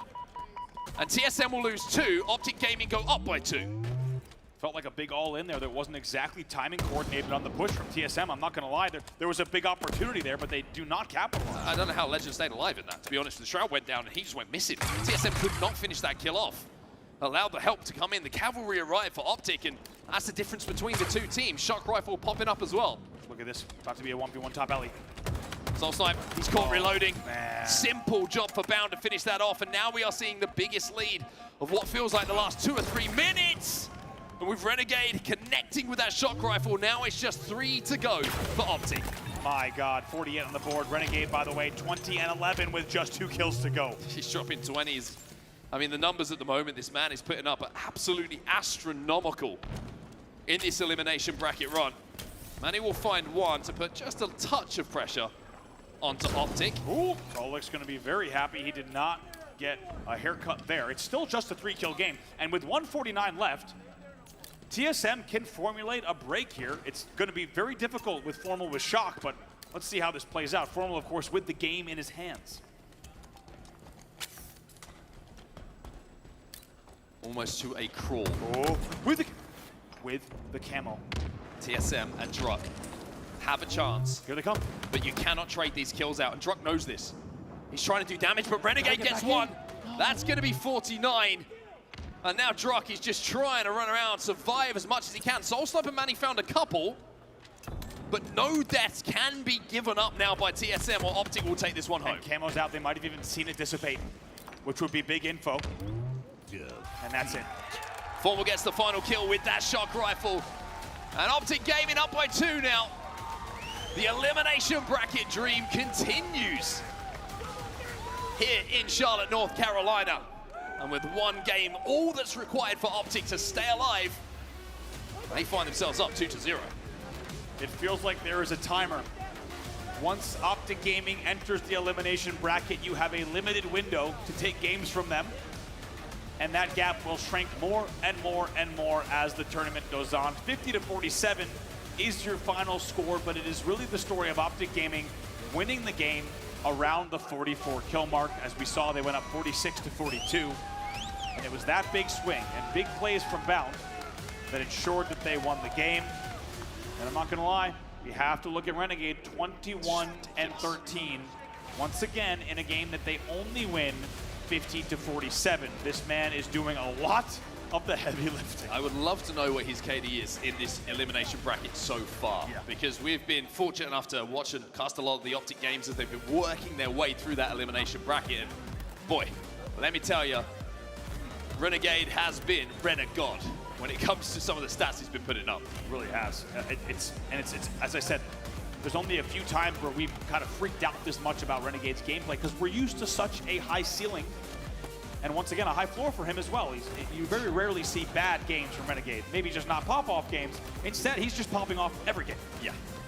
It's giving me kind of chills, to be honest with you. It's very reminiscent of what we saw at the first event of the year, the Optic Major, where Renegade dragged, it felt like, Optic Gaming through that elimination bracket. And he's doing everything the Green Wall can ask of him. Now, don't get me wrong, other players certainly contributing for Optic, but you have to acknowledge the standout performance of Renegade here. I mean, nearly, as we said, just shy of double positive in a 50-47. It's unbelievable. Outrageous. He keeps doing it, and the question, I guess, is, will it stop? Right now, no indications of slowing. This is your series so far. And now, Optic Gaming returns to Forbidden CTF, which has been historically quite a dramatic game type when it comes to drop slides from the rat sewers onto the flag stand. Might see some dramatics of that fashion here again. We can certainly hope so, but Optic Gaming now poised, only one game away from 3-0ing TSM here and sending them home. You have to wonder on the other side of the stage how much that loss just took out of TSM, though, because it's so close. They did so well so many times to trade those kills when it felt like Optic were just squeezing those last few moments into their favor, and to lose it in the way that they did. They get a chance, but they don't close out. When you're down 1-0, you know, fair enough. Yeah. But in a game 2, if you can tie it up, you squeak that game out, all of a sudden you think we're in a series here. But down 2-0 with 3 games to go and getting so close, but ultimately so far to taking that game. It's going to take some stern words of encouragement from your teammates and the coach behind you just to make sure that you don't let this one go away without a fight. Exactly. I think luckily for TSM, they've been here before. They put together, I mean, historic late season runs. Also, let's not forget, at events like the Halo World Championship, these guys have been playing together for a long time. And certainly possible for them to get back in this series. It's not going to be easy, but I agree. I think what happened in that game was TSM did so well to keep it close, but never did they have anything more than a 2-kill lead. Yeah. So when you're at the 41-40 mark, you're thinking to yourself, this doesn't need to just be the same we've seen from TSM. Something needed to change. And how about Bound also just wrapping the corner at the exact time Soul Snipe was reloading? It's things like that. It's the timing and the experience that came in from the Optic side to close out the late game. But Mark, I want to go back to what you highlighted as the very straightforward but very important key to success for TSM. They haven't not only not shut down Renegade, they've let him run absolutely wild on these first 2 maps. Yeah, I mean, think of the POV of Renegade. Map number 1, he had the sniper more often than not. Map number 2, he had the shock rifle in his hands more often than not. And don't get me wrong, it's very difficult to, against a team like Optic Gaming, to time the kills and stop a certain player getting a power up when they're playing so heavily for him to get it in their hands. But the moments just haven't gone their way so far. And Legend looks like he's in a good spirits right now. Smiles on his face, and always good to see if you're a fan of him. It's always much easier to smile when you're winning games. It is. It's also a lot easier to keep winning. It looks very serious now. Once you're winning. You realize he got caught. Yeah, he got caught. Look cool. Sabri, look cool. I thought you said lay cool. Green Wall. Look cool in English. Impressive stuff from Optic Gaming, and even though they went from looking really happy to absolutely terrifying. He was quite concerned. Yeah. Something must have been said down the side of the stage. Must have been on Bound's end of the stage. But I tell you what, this team looking so good, and anyone who was concerned about the wobbles, if you're just joining us, by the way, Optic Gaming fell victim to a mind freak series loss, a historic result for Australia and New Zealand. But Optic Gaming is looking to make that an exciting footnote for that continent, but otherwise something that is not remembered. If they put together another history-defining elimination bracket run, that would certainly be the case. And I tell you what, I think a lot of people's worries about those wobbles will have been resolved with what they've seen in the elim bracket so far. Yeah, I just want to take a second while we're waiting to get in this game. So congratulations to Mind Freak, by the way. Yeah. Top 8, the best placement that the full ANZ team has ever had. And had to reverse sweep to do that. Had to reverse sweep to do that, and are still alive as well. So they still have an opportunity to do something pretty crazy at this tournament. Phenomenal stuff from them. Still waiting for Barcode to do the shoey. He said job's not done yet. Teammates are demons. I'm not doing a shoey. I think that was the tweet. I think that was it too. Might have paraphrased. Might have made it up. Either way. Players now loading in. Getting ready to rock here. Going to be Fortress CTF as we said. I am known to tell untruths from time to time. Only here and there. Question is, TSM, can they ice up here? They know their tournament life is on the line in this game, and it will require something special to not only take this game, but to send this series the distance. But a lot of TSM fans around the world certainly hoping that they do exactly that. I think we led this tournament with a story for TSM about how you have to do something to break through the ceiling that you found yourself in all year long. Well, you're down 2-0 to Optic. You've got to look at this as an opportunity to pull off something special that they have done before. As we head into game number 3, they've got to keep that in mind. They've got to keep the spirits up and force Optic to play the best Halo they have this tournament. Exactly, this is a nothing to lose scenario, and I'm not gonna lie, if you think about the 4 young guns on TSM, this is probably when they could have an opportunity to play the best. With nothing to lose against one of the best teams in the world, a team they've faced many times, and now our opportunity to show us what they have in the tank for this season.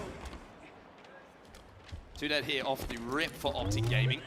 A little bit of a trade going down. You can see players still kind of exchanging long-distance shots with sniper rifles. It's actually going to be taken into the hands of Manny here, who's going to collect it for TSM. Have to play a little bit of defense by the looks of things. Trying to slow it down, and there's one thrust left. Oh, that reaction time is illegal. He did not have a lot of frames to catch Bound, and you could tell he was ready for the angle. Comms were there. He knew someone would be scurrying across the Mohawk. If he hits this as well, just a body initially, but will push Formal back as well. Legend's got the sniper rifle on the other side of the stage for Optic Gaming. He just hit a little bit of a brainer. The Toilet gets that kill onto Renegade. Manny's still just positioning himself to not give an easy kill to the Optic sniper, while trying to help out his teammates who are trying to create a little bit of space on this left-hand side. Moving up to the pistol now, and with Formal challenging, and Renegade just behind him. He's going to have to be very, very careful of what happens here. It looks like his teammate's going to do a fantastic job of winning his ones. He comes in to join the second. Legend's still alive on the hub with the sniper rifle, but TSM are closing in on him, and Manny is running this flag. So 2 dead, staggered 3 dead, by the way, and he's got a thrust to play with as well. By the way, Renegade is 0-4. They have so far shut him down, but take a look at top middle. Bound could be trouble. Yeah, Bound. One of the last players alive for Optic, but he got himself the overshield, so all of a sudden the good that TSM had done in the previous 15-20 seconds, they have to stop thinking about a flag cap and start thinking about Bound's position. That was the gap. And Bound sneaks that overshield out. By the way, he still has overshield. Finally, it's jaded off, but that was the gap. Bound gets that overshield when they were in a 2v4, and the flag was about to be pulled. And you really can't allow those gaps in the setups, because that flag should be coming home right about now. Instead, we will stay here at 0-0. Renegade looking to be aggressive on the TSM side of the map. He's going to be shut down. Druck now just dropping down into the swamps. Going to use the little branch jump up to top middle to re-engage and find a couple of extra positions. Druck now trying to find a way to convert the damage from his teammate Soul Snipe here. And Optic somewhat on the back foot. TSM have control of top middle. That's Bound. After picking up a kill himself, he's going to be taken down. Formal trying to get his hands on the Optic sniper. Still amazed at the strength of that branch, by the way. The sniper will go into hands of Renegade, which isn't much better based on the way he's playing. He's 1-5 here, but he's going to get pressed. 2 dead. They have an opportunity to grab that snipe and get a flag pull again. They do indeed. Oh, pinched again.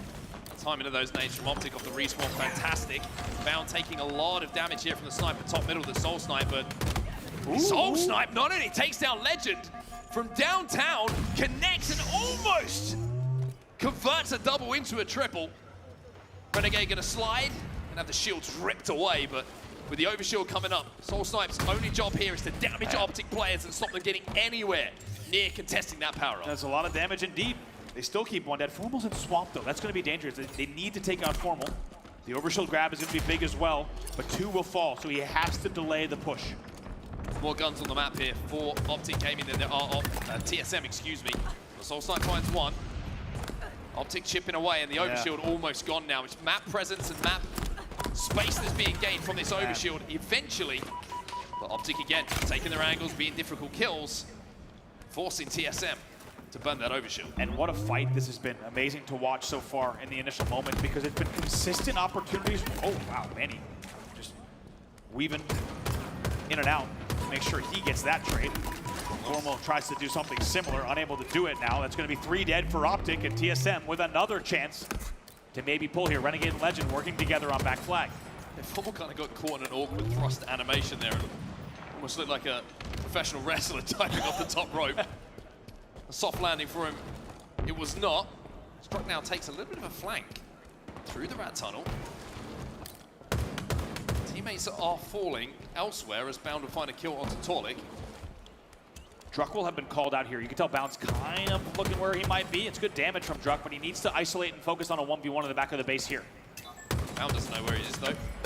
And having seen where the position is, he thinks he can get the timing to run this. If his teammates do the damage and pick up the kills like they are, then this could be TSM threading the needle and showing that you don't need the kills immediately.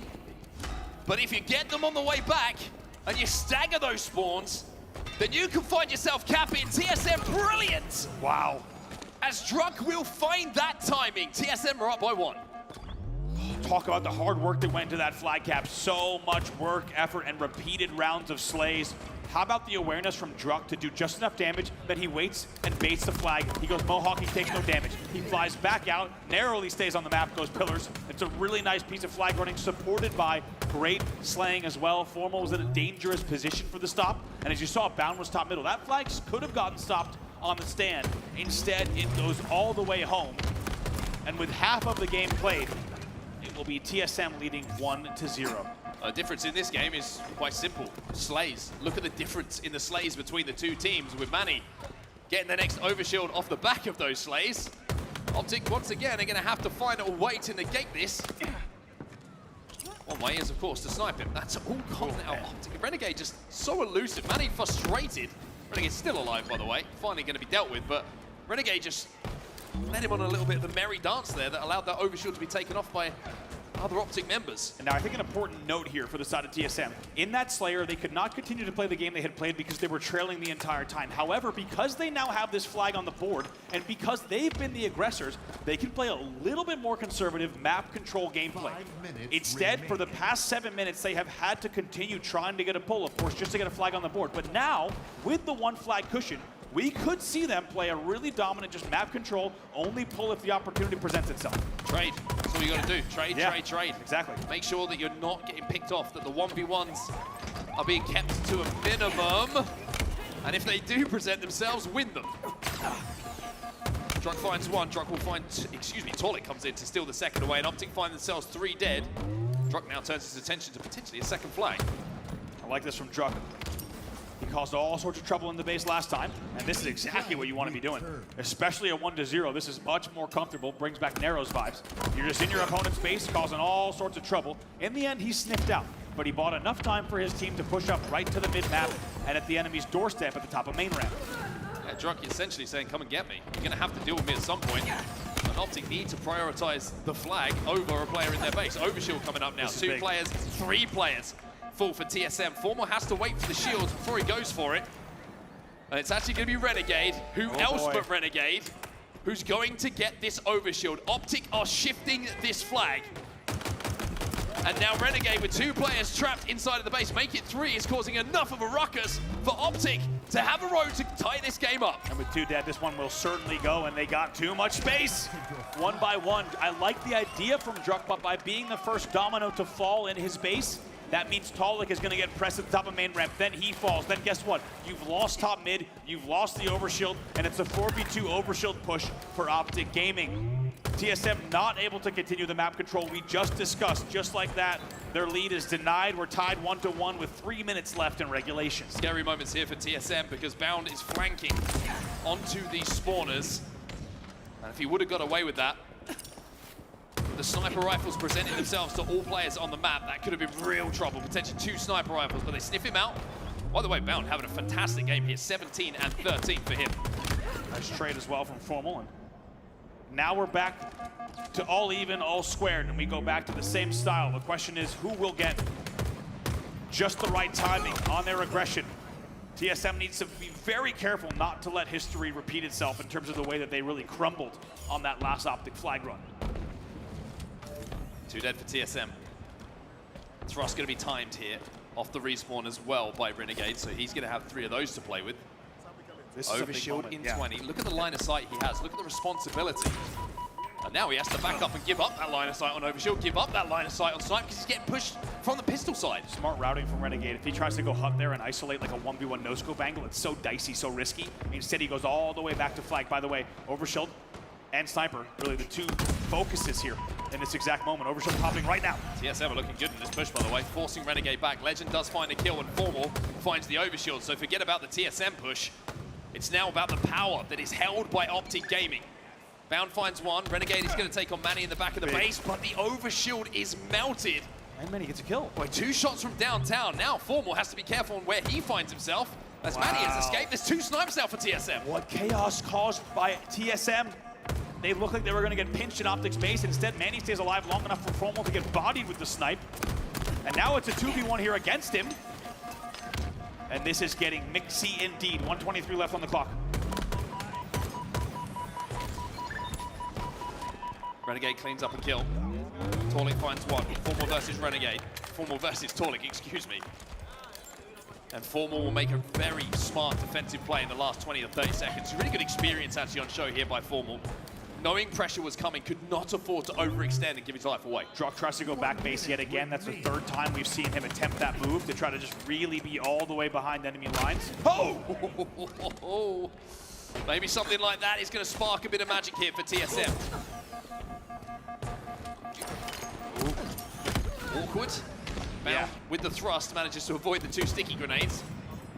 A little clunky, but tough to win that against Bound, even if he's not hitting the exact thrust that you need to. Bound flies right in and picks up that kill to flush him out. Now it's going to be a straight 4v4 with 30 seconds left.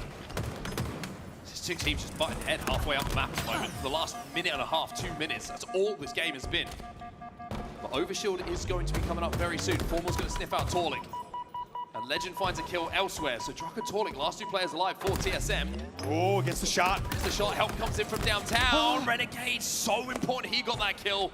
Otherwise, for Optic, Torlik was a problem. Yeah, really nicely done. You can tell Formal showing him respect there. And Torlik gets a shot right before Torlik does. Means we're going to overtime, baby. Tied 1-1 after regulation. Yeah, no time to use that Overshield. Next flag will win in this game. We're heading to overtime. Optic Gaming need this game to go their way if they want to close this series out. To keep it alive, though, TSM need it even more. Where does the Overshield go? How often have we seen a long, drawn-out flag ended on the first rush at times? Keep an eye on this Overshield play. Renegade's getting aggressive here. He wants to find an off angle. He doesn't need to. Because Bound's already got the Overshield in the hands of Optic. Even though the shock nades are going to spark and singe away at those shields, with TSM 2 dead and that sniper rifle potentially going over to Formal as well, it's a complete flip of the map here. TSM have 2 players respawning, but 2 inside the Optic base. It's a base trade, 2v2 on the map. This could go either direction here. Keep an eye on the kill feed. And he finds 1. This is such an edgy feeling. Overtime between the 2 teams. Formal finds 1 himself with that sniper rifle. Torlik tries to survive, cannot do so. Man, he's still alive though. Alongside Soul Snipe. On the Optic side of the base, Formal's just found 1. What a death nade. Renegade finds 1 as well. That was 3 dead for TSM, and Soul Snipe just had his shields ripped as well. What is Renegade thinking here? He gets pressed on a back base spawn. This game is a matter of pixels. And you thought for a second maybe Renegade was going to have the timing window. He does not in the end. Things will reset. 3:40 left now in overtime. Both flags back at home.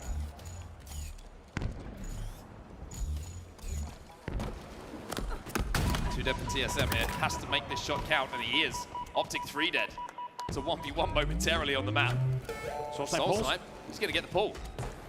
Torlik now moves up. Formal has the snipe! Torlik might have just made the difference here. No, Bound gets a kill though. Bound stops the flag run. Bound gets a return as well, I think. He does, wow. Okay, you might have caught it there on the left side of your screen. Bound was alive on the backstage. So even though Torlik's hitting absolute brainers across the map, he just isolates the flag stop. And just like that, what felt like it could be a big TSM opportunity is shut down immediately. You have to wonder if there's the right direction for TSM to run that flag. Yeah. They were spawning in the back of the base. They just got that kill on the snipe side. That's usually going to block that spawn. And by missing that opportunity, they've given one to Optic. Overshield in the hands of Renegade, even though there's only a few slithers left of this OS. He's using it effectively. He's flying in. TSM 3 dead momentarily. Shots coming in over his shoulders. Renegade is running this flag. Look at this. He's going to hit every drop slide on the way as well. Flag is moving in pillars. He likely will have the timing window. He does. The flag will now go up rat. Trades elsewhere. 2 dead for TSM. And in overtime, Optic Gaming and Renegade will be stopped short once again at the stand. Where's Legend? Where is Legend? That's the question. Legend's coming Here off he comes. respawn. That double kill from Formal should secure it, will secure it. And Optic Gaming will close out the series 3-0, but not without having a little bit of a flashback. And I had a feeling that game type was going to deliver the theatrics. We got a little taste of it at the end. A little bit. You can't end that game type with Optic Gaming on the map without a little bit of last stand shenanigans, and it's great to see. For Optic fans, it will be a 3-0 with a well-fought, you gotta say, game number 3 from TSM. In the end, though, the only thing that will be recorded on the stat sheet is an Optic Gaming 3-0. They will advance on, they will send TSM home. So TSM cannot, this time around, the last major of the year, break through that glass ceiling and make it to a Sunday. Optic Gaming continue to prove to us that day 1 means nothing for them, and that day 2 and 3 are where they come alive. Still work to do for TSM in the lead up to Worlds, of course, which is where they've had some of their best performances historically. These 4 players. But for Optic, once again, you have to say the elimination bracket run, it's not ideal, it's not brilliant, but there's one man who seems to love it. Yeah. His name is Renegade. They really do. I got to also say, on the side of TSM, they were leading in each of those games, right? And I think when they go to VOD review, they need to remember that. TSM fans need to remember it too, because this was not a case of getting blown out by, one of the favorites for the World Championship. This was a case of leading at least at one point in each of those games that they lost. So there's going to be a lot to look at. I think they have a lot to be proud of and to take a look at in terms of VOD reviews. But most importantly, as you say, it's Optic Gaming, and they continue on the elimination bracket run. Yeah, still alive, Optic Gaming, which is, of course, what they wanted to hear at the end of this day after a difficult morning. And you've got to give them a lot of credit, actually, for the way that they've bounced back. A lot of teams, regardless of your pedigree, you lose to a team, with all due respect, like Mindfreak, it's not expected to happen, right? It's one of the biggest upsets we've ever had in Halo history. A team coming through the open bracket and beating the #1 team in pools and going on to score the #1 seed. It's sometimes, it messes with your head a little bit, right? But Sure. Optic showing experience, and I think you look at players like Formal, Renegade now to kind of guide you through those moments. Exact Lunch behind them. They've been in similar situations, although maybe not as dire feeling, but they've also done it again this season. They've done it before. They've gone on these elimination bracket runs, so they know that it's not done. They're not out of a tournament until someone tells them they are. That's exactly it. Not done just yet, and they're still continuing to ride what could be another Cinderella story. We have Blaze on the stage here with Bound. Let's go ahead and hear from the Green Wall. All right, everybody, make some noise for Optic Gaming.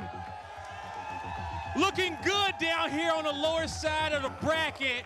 And, if I recall correctly, you guys got a high win rate down here once you make it to this point, okay? How are you guys feeling after these last few matches after taking that loss earlier? I mean, it sucks to lose pools the way we did and then, play Shopify round 1 again. But, we've been here before. You guys know that, so pretty confident. They look confident on this main stage, right? Really confident. Now, you got some big teams to go up against tomorrow, but I'm pretty sure you guys are going to be playing this one game at a time. You've beaten everybody in this tournament once before already. And as you guys get ready to get prepared tomorrow, the TSM squad on the stage, they fought hard, but just couldn't get it done against you guys. What was the game plan to take down them? Did you guys do anything differently, or you guys knew that you were finally, hitting your point? You guys were on fire, you guys could take them out easily? Yeah, exactly. I think we were hitting our stride. I could tell by the way that they just lost 2, it'd be really, really hard to fight back versus us. I knew we were getting really hot, so I knew it was going to be a good series out of us. Definitely was a good series, man. And, with Halo coming to an end towards this season for a bit, we have a lot of great moments going on throughout the event. Just as a fan of Halo, has anything out there been, intriguing to you or, happy for any teams or anything like that out there? Shout out Gunplexion. Saw he finally made full play after 4 years. did his last event, so shout out Gunny. People like Gunny, so shout out Gunny. All right, yeah, we want to show some of these other teams some love too as well. A lot of history being made in this venue as we get ready to go to Worlds, but as we get ready to go to Championship Sunday, Bound, what do you want to say to these Greenwall fans at home and in the venue who just can't stop cheering for you guys, man? I mean, I love a Sunday. I'm sure you guys do too. I love Sunday. I love Sunday. I love Sunday as well, and I'm trying to get to Sunday as soon as possible. So that's going to do it for us on the stage. We got one more series to go. Lot, take it away. I'm right there with you, Blaze. I cannot wait for Sunday either because it brings the very best out of the competition, out of our players and out of our teams. And of course, actually, can't forget it, but the fans too. The fans get awfully loud on a Sunday. Wow, Optic Gaming. Yeah, actually, that interview was very interesting for me. I think listening to what Bound had to say about the fact that they went into that series knowing that the way TSM had lost their previous two FaZe actually really gave them a lot of confidence, and they actually had momentum based off of that themselves. Obviously, they're waiting to see who they're going to be playing. They're trying to keep warm, but I think in terms of the way that series had gone for TSM, they're like, yep, let's pull this apart. There's a tiny little thread here. We're going to pull on that until this series is blown wide open. Yes, it did get a little bit dicey at the end there with the CTF, and we saw TSM start to really kind of fight back here. Maybe they were just feeling themselves thinking, guys, we just got to do it. It's now or never. But Optic Gaming, they always seem to have an answer, Snipedown. I mean, like, this is a team that we see fall short to teams they should never, ever be up against in that kind of manner. But yet, when it matters most, they can never be counted out. And against TSM, they were phenomenal. So I'm only expecting bigger and better things going into tomorrow. Yeah, I mean, you can definitely tell this Optic roster is very upset at how the day started. And you could just see it on their faces going into the series that they were going to take advantage of one TSM coming off of a 3-0 loss, and that they were just going to come out hot. And for anyone who thinks that the matches earlier today against Shopify and Mindfreak have any impact going into tomorrow, you might not have seen Optic on Sundays, because now that they've made it past the Saturday, it's pretty terrifying going up against them at any point in this tournament. We've seen a couple reverses, back-to-back series and winning, and even if you're Shopify, I think they're a little more comfortable now. They're a little more comfortable on the stage, but if they make it back to them, who knows what can happen. 100% with you. I mean, it's a completely different team when you look at it, and they've done it twice before. It's happened so many different times. It just seems to be on a Friday, they are way too relaxed. They haven't learned from that mistake. However, they're able to adapt and bounce back when it matters most, and they've literally lifted a trophy twice in the same journey, doing it through the elimination bracket. Epic stuff here. I got to talk about Renegade though, Tony. Renegade, it just steps up every single time this season. He's been so good. It's really fearless kind of gameplay that we're seeing from him right now. And I think there's always the question when you see a main Slayer, but also a fast-paced Slayer. Are they going to scam? Are we going to see some really poor deaths? Renegade right now, I'm rarely seeing a scam from him, but I'm seeing some really big, confident Chals that seemingly are actually in the right direction of gameplay for this team. And I think maybe that is why we are seeing these individuals work so well together, because actually they all think the same way. Pressure, pressure, aggression. Really try to make your opponent feel uncomfortable. And I think that's why we're seeing Renegade in such a prime position right now to be, honestly, a contender for MVP this season. You know, it's funny, we joke around saying that Optic have to get dropped to the lower bracket to play their best version of themselves. But I mean, look at the way they've won 2 tournaments now, and look at where they're at right now. Renegade hits another level when it gets down to the lower bracket, and the first 2 games, he dominated. Like, that was all him. I do want to give a shout out to Bound though, because in that Forbidden game where they needed somebody else to step up, I thought Bound was fantastic. And honestly, if he didn't play as well as he did, maybe TSM win that in overtime. Maybe TSM get a win on the board and this gets extended a bit. So Renegade, first 2 games, all him, but then a little love over to Bound in that Forbidden. 100%. I mean, it's like down full circle moment for us on the desk. We talked about Bound, his inconsistencies coming into this tournament, how he really needed to step up and hit the mark here for the team. And he's done just that. May not have been in the first couple of series where obviously they went down to the wire and ultimately lost out going into that elim bracket. But since then, he actually has been super imperative to the success of this team and the journey so far in the elim bracket. Yeah, I mean, Bound not scamming and actually playing with the team and putting up the numbers that he did right there is a phenomenal for him. We heard him on the stage. He sounds very confident, very aware of the mistakes that they were making early on, and just for him to take that accountability of, you know, where they were at and then heading into Sunday with that confidence, I don't think they're going to look back. They know they've done this before. Bound, awesome to see him still performing at the level he was. Formal also had an amazing series. I think he had like a 1.35, which is, you know, that everyone loves to see that. Everyone's always rooting for a Formal dominance, and 100%. Renegade as well, probably holding up the height of the KD leaderboards throughout the tournament. Without question. We love a section where we can really say like, hey, we were looking out for this and it happened. Yeah. Feels good, man. Feels really good, and it feels good if you're the green wall as well, because of course you can see here, my God, look at this journey already on Saturday. In the elim bracket from round 1, 3-1, 3-0, we got another 3-0, and now into the lowest semis. They are 1 away from that elim finals where they can bounce back up, and we've seen this so many times now. It's been a success story for them. Tony, it's so strange to think how successful they have been doing this run, getting knocked down so early on. Surely it would knock anyone's confidence, but these guys just dig deep. They're built different. Is it because they're 8s kids? What do you think? They're always getting the money taken off them. They know how to bounce back when it matters most, and to perform when it's the most meaningful. Yeah, you know, the fact that we've already seen it and we talk about it so much, I don't think people understand how incredible it is. From lower bracket round number 1, if you lose out there, you're top 12. And honestly, I would say probably 85% of teams don't make it past top 8 when they get down to the lower bracket like that. We've seen them do it twice now, where they won back-to-back tournaments, and it looks like they're ready to do it again. Getting so far top 4, but the run that they've gone on from lower bracket round number 1 to where they are right now, this is where they catch fire. Well, if you're just tuning in, welcome to your evening of Halo, because we do have one more game for you on the main stage. And if you are tuning in, then you do get your hands on these wonderful items that you can use right now in game. Make sure you are tuning in to get your hands on Twitch drops. This is what will come your way if you're supporting your favorite teams and favorite players in game and out of game. I just love all of these, to be perfectly honest with you. I'm a big charm person, so I just want my hands on that icy, to be honest. I'm gonna have to call my mum up and get her to open some tabs for me so I can get those into my account ASAP.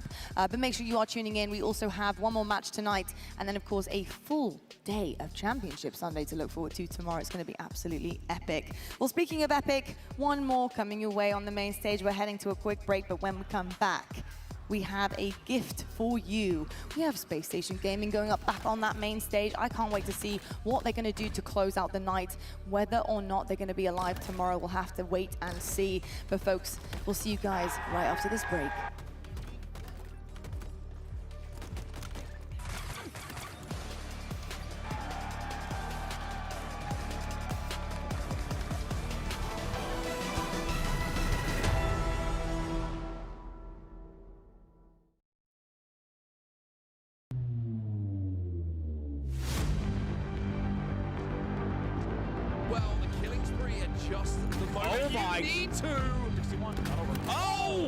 SLG does not know he's there. Frenzy!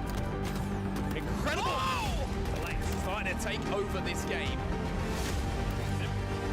Falling! Chasing up!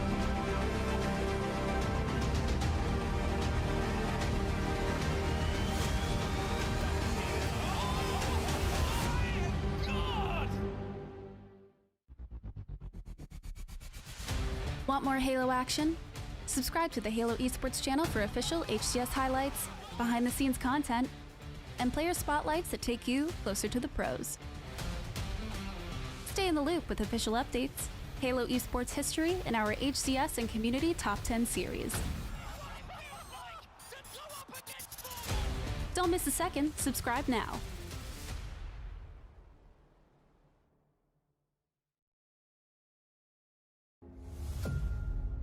Oh my God, Lucid. Where do we start? There is no doubt about it. Lucid is the star of Halo Infinite. Every single time his POV is on the screen, in an arena, in a home, people go wild. He is what most players would aspire to be. When people think of Halo pros, I'm sure he's one of the first people that comes to your mind. He is incredible at his craft. The level that he plays at is so high. It's MVP form, but he does it every single time.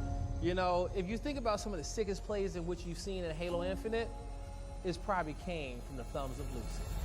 Oh my goodness, Lucid!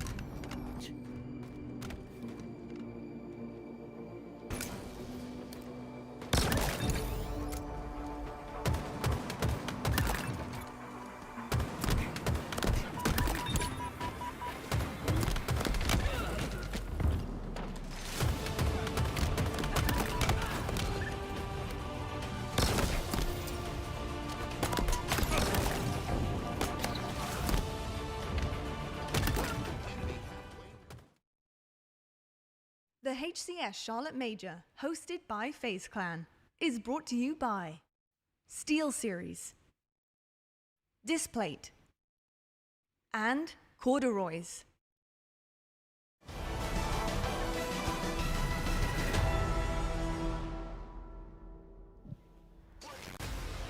Well, good evening, Charlotte, and welcome back to your Halo Championship Series. Now, the sun might have gone away, it might have got a little bit chilly outside, but actually it's ice cold in here because these teams are going to have to ice up where it matters most and make their way through this elimination bracket. One of them is going home tonight, and one will continue their journey on tomorrow to face Optic Gaming in their semi-finals in the Elim bracket. Some big stuff on the cards here. It's late at night. Listen, you're gonna have to dig deep.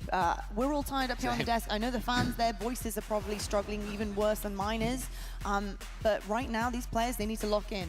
They need to remember why they are here, that everything has built up to this moment in time right now. And at this major, it is so important to get through this. And I think for both teams on that main stage, this hump would be huge for confidence going into tomorrow. I think we've had questions about both of them.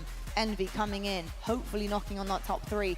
Right now, that door knock is in the distance, so they're struggling just a touch. And then SSG, honestly, actually exceeded expectations here, but they have fallen short where it mattered most. So how both of these teams will do is the biggest question of the night. Now, Space Station Gaming, they have had a dominant performance in the past with a different roster. 2 of them remain the same, Stellar and Eco, but of course they brought on Foul and Suppressed. Let's meet this team and see if they can do their business on the main stage.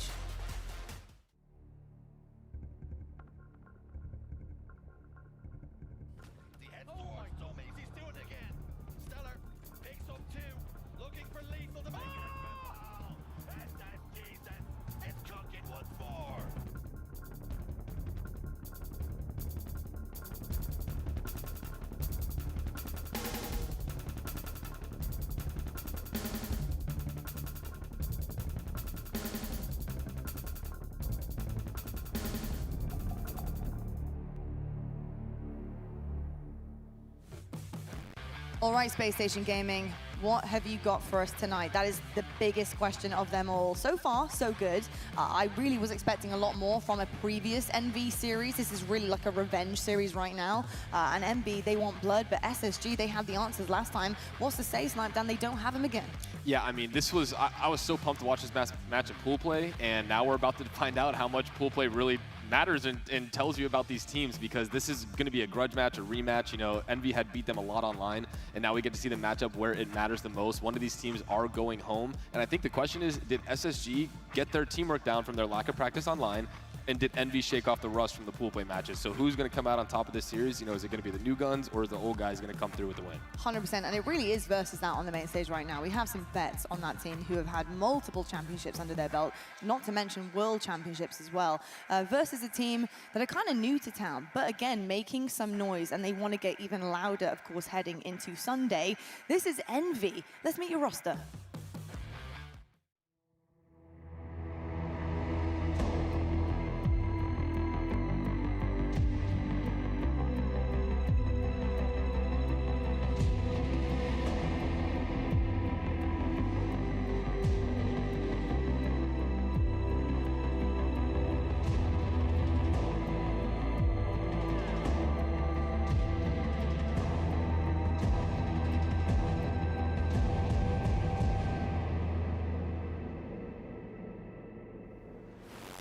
I'm sure a lot of emotions on that main stage from these Envy boys. They want to get this done here. This is revenge coming in from pool play.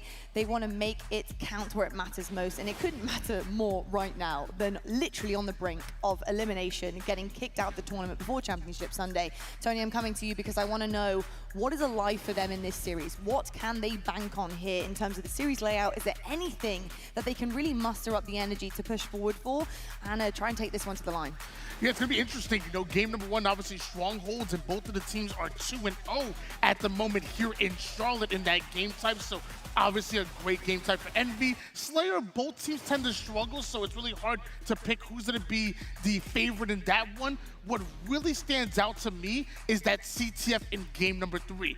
Right now, Envy are 4-0 here in Charlotte. Space Station Gaming have yet to get a single win in Capture the Flag so far. That game number 3 is going to be so important. Whether you're up by 2, down by 2, or tied up, that game number 3 is a glaring weakness in Space Station Gaming's repertoire. I'll tell you what, it's funny, isn't it, Snipe Dan? Those map 3s, man, they have chokeholds on some of our teams here, and Space Station, so it's another one up there on the main stage, but can they get over that hump? That's the big question. Space Station versus Envy. Let's head on over to your casters. Final one of the night, boys, and it's a big one. 2 of these teams are battling it out. One's going home tonight, and one will continue. Enjoy, have fun, lads. Absolutely. Dave joined up once again here to watch what a series we casted just yesterday in pool play. Envy versus SSG. We called it the biggest matchup of last night, and once again, this is the biggest matchup of tonight. These are the best 5 teams left in this tournament, but only 4 teams get to go on to Championship Sunday. And if SSG want to really prove they are the better team over Envy, they're going to have to beat them twice in one tournament, because it's all or nothing here for Championship Sunday rewards. Not going to be easy either. We saw how big of a fight Envy put up last time, going down to the wire. Game 5, Space Station barely eking that one out 3-2. But look at this series layout we got in front of us, Wes. We got Strongholds on Livefire, Slayer on Recharge to kick these ones off. Stellar was one of the big-time players in that first series against Envy in pool play. It was individual performances, if you remember, that really stood out for SSG. Eco even shining bright in some of those moments. They kept making those individual plays, but SSG, are you going to be able to replicate that twice? Are the individuals gunning here in the elimination bracket? Descendant is going to be on screen with the first sniper of the game. It is Envy to start to score this early setup. And an AB hold as Camo comes up, Descendant trying to get eyes and has a lot of pressure in front of him as he takes down one. Yeah, we're going to see how these teams are faring later in the day. On one hand, you start to say, our teams run out of gas. They've had a long, strenuous day. Other times, I look at this as gamer hours, Wes. A lot of scrims aren't starting until 9 p.m. Yeah, it's the East Coast, too. These boys are used to gaming and grinding here, especially the ones on Envy, the young guns, the ones that probably had nothing better to be doing other than improving at their craft. Are those hours going to pay off? Because it's been 4 years leading up to moments like this. 2 tournaments left, 2 championship Sundays left, and one of these 2 teams is not going to make one of those championship Sundays. Eco with the camo tries to get an assassination, but can't quite get the angle. It is a double melee successful kill for him, but he's trading the camo, and that's a win for Envy to remove Eco what could have been a massive camo play. Yeah, 1 for 1 there. Not what you want to see from the camo, but we're going to see if Stellar can reconvert this B stronghold and finally stop these points going on the board for Envy. So now we're going to see the first points going on the board for them, but never mind, all strongholds are flipping. It's a stronghold sale out there. Huge rotation by Stellar to help his team get over towards A. There was one player from Envy trying to deny that A transition. Stellar maybe a little bit too fast on the next rotation, however, as Envy took advantage of the opportunity. They got over to B. They're able to take down everyone but Falcated. Falcated gets toes in the stronghold momentarily. Is SSG going to be able to spawn up in time to be able to help him? Yes, the reinforcements are here. And what a job from Falcated to deny B from getting transitioned over. They're able to get a couple of kills, but still more work to do. Descendant alive, no shield back B. And you see Envy in a promising position to regain control of B and C. Envy just always on top of this B stronghold. You've seen A and C flip a little bit back and forth, but one thing's remained true is it feels like Envy continually controlling the green stronghold. 2 down on each side right now. Control favors Envy. They continue to build this lead. Now up to about 70 points. Descendant finds a perfect route, finds a couple of kills as well. It's up to Stellar to try and push dummies, but he gets predicted on the route. and eats that grenade. He does have camo, so able to play his life, relocate to bottom middle, but Stellar's got to be frustrated. He thought he might have a timing, is still getting hunted, and they keep track of where this camo player is. He does get taken care of Piggy, but you want to stay alive. You at least want to keep your teammate alive, and Stellar really can't manifest this into a positive result as of yet.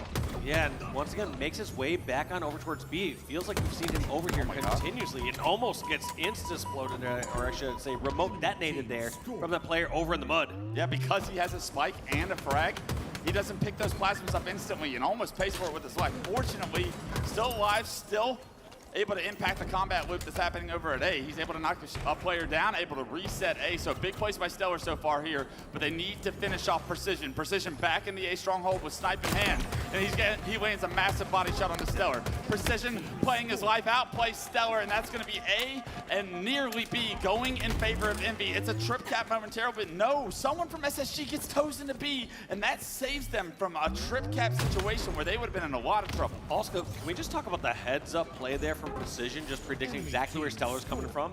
You just have this sort of time and this spidey sense that you build up in Halo that you say, all right, check this route. This person's not double backing here. Yeah. I need to watch my back from scoreboard side. It's year 4. Players have that timing in their head down to a pat. Piggy, the last player alive for Envy, as SSG get a full wipe onto Envy right now. Starting to climb back in a comeback right now. 113 to 50, not an insurmountable comeback by any means, but we need to see SSG get another round of slays so this game gets a little bit closer. Well, the nice part that SSG can now get to afford is they get to just trade kills. Envy were afforded that earlier in this match, where they had 2 strongholds, and they would just go even in kills, but score up time. Envy overextend from the dummy side over towards C. They're able to get C, but they lose A in the process. So good job by SSG to flip the map. Eco did what he could with the Quantum, but also got out of dodge in order to make sure he doesn't lose his life. Unfortunately, the push then from C comes in, and it's Stellar with a triple kill that denies an opportunity for Envy after taking down Eco there. Well, you said when the score was 100 to 10, you said, how is SSG going to get back to this? I said when pigs could fly, and we saw Piggy going flying back and off at green, off the map, and they are back in this game, nearly tied here. SSG on a 100-point-ish run. And a triple from Stellar, another individual brilliant performance, a moment that gives SSG some life. Can they continue that life? What can they do with it? Still with the BC hold right now, but they lose 3 players. Stellar, once again, the last player alive and forced to play his life. Precision making sure nobody from SSG is sneaking over towards A. As B gets converted towards Envy's favor, Precision now looks to be on the prowl with this camo. He wants to be aggressive. He wants to push the trip cap. It's going to be one more round of slays before he's able to do that. Like this play, taking his time, trying to see what push Space Station's taking. But at this point, they've already picked Piggy. You've gotten some ground here, but you still aren't in a position to damage. Precision now giving away his position. Yeah, really. What's going to happen to this? Takes down Eco from the side. Can't get traded either. Falcated couldn't get the kill as he turns the corner on that pillar. Yaxon's got your back. Precision kills going in their favor once again. Stellar has the snipe, can't hit the no-scope. And when Stellar misses the no-scope, he goes down. That's 3 down. Precision getting impact on every single player that SSG just went down. Was trying to attempt to get a kill, but Precision's relocation. He's playing perfect Halo right now, and he's rewarded with the snipe. What can he do with it next? There was points I was questioning the push towards tunnel. Was this the right play? In the end, does not matter. The way he executed every single engagement after that has gave his team this trip cap. It's a trip cap momentarily. A is going to be converted, but here comes Precision. And Precision is precise with the snipe. Rips the head off a suppress, puts it back in the respawn screen. Space Station still down 2 members. Envy jump right back into A. Now C. Precision stops C. Precision's doing it all on the main stage here Saturday night, 17-5-7, and continuing to play perfect Halo. This is the chance they're looking for. And one thing you gotta consider is a squad like Envy, after pool play, we're gonna look at this match. They're gonna say, what are the small changes we need to make in order to beat someone like SSG? Whereas there's a likelihood that SSG could have been looking towards the future saying, all right, let's focus on our round 1 bracket match. Yeah, and hey, Precision, if you can do me a favor, just not miss shots and kill everyone on the map. That's got to be a recipe for success, and apparently he's capable of it. Yeah, is that what his VOD review looks like? He's like, I missed a shot there. I shouldn't make that mistake again. Yeah, I mean, that was a couple of my teammates back in the day. I was like, you got to be kidding me. But, I mean, hey, if it works and you don't miss, good things are going to happen. Precision and Descendant, the last two alive. It's actually just Descendant. Piggy and Jackson coming off respawn here, and it's a trip cap for SSG. Descendant with this camouflage, however, you wonder how much of SSG knows that he has camo and can really predict where he's going to impact the outcome of this game. Descendant playing this slow with such a comfortable lead for Envy. He's able to use this camo to its full extent with the extension of the camouflage for this event. This is a massive play by him, but time is kind of up, and he wants to push. Unfortunately, SSG shoot the plasma grenades, and it reveals him, taking him down with not too much success with that camouflage. I like the patience they had from Descendant. He's not just trying to overextend and potentially give up that death, but at the same time, maybe a little too patient. They had C secured. They were all towards that side, and then he pushes kind of solo over towards B. Yeah, because that doesn't go their way. Look how SSG are able to hold this. This is a winnable game all of a sudden for SSG. 188 and climbing, only down 40 points right now. A massive comeback for SSG so far in this game. A getting converted into Envy's favor, but the overextension from Suppress onto C allows SSG not to worry about A.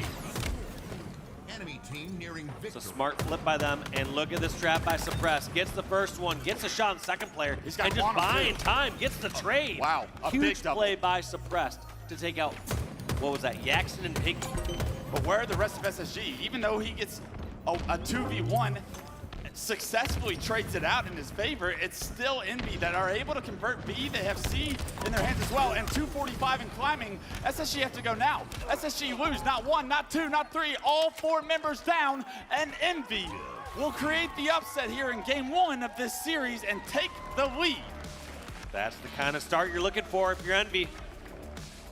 You know you're capable of beating this team. You almost did it in pool play.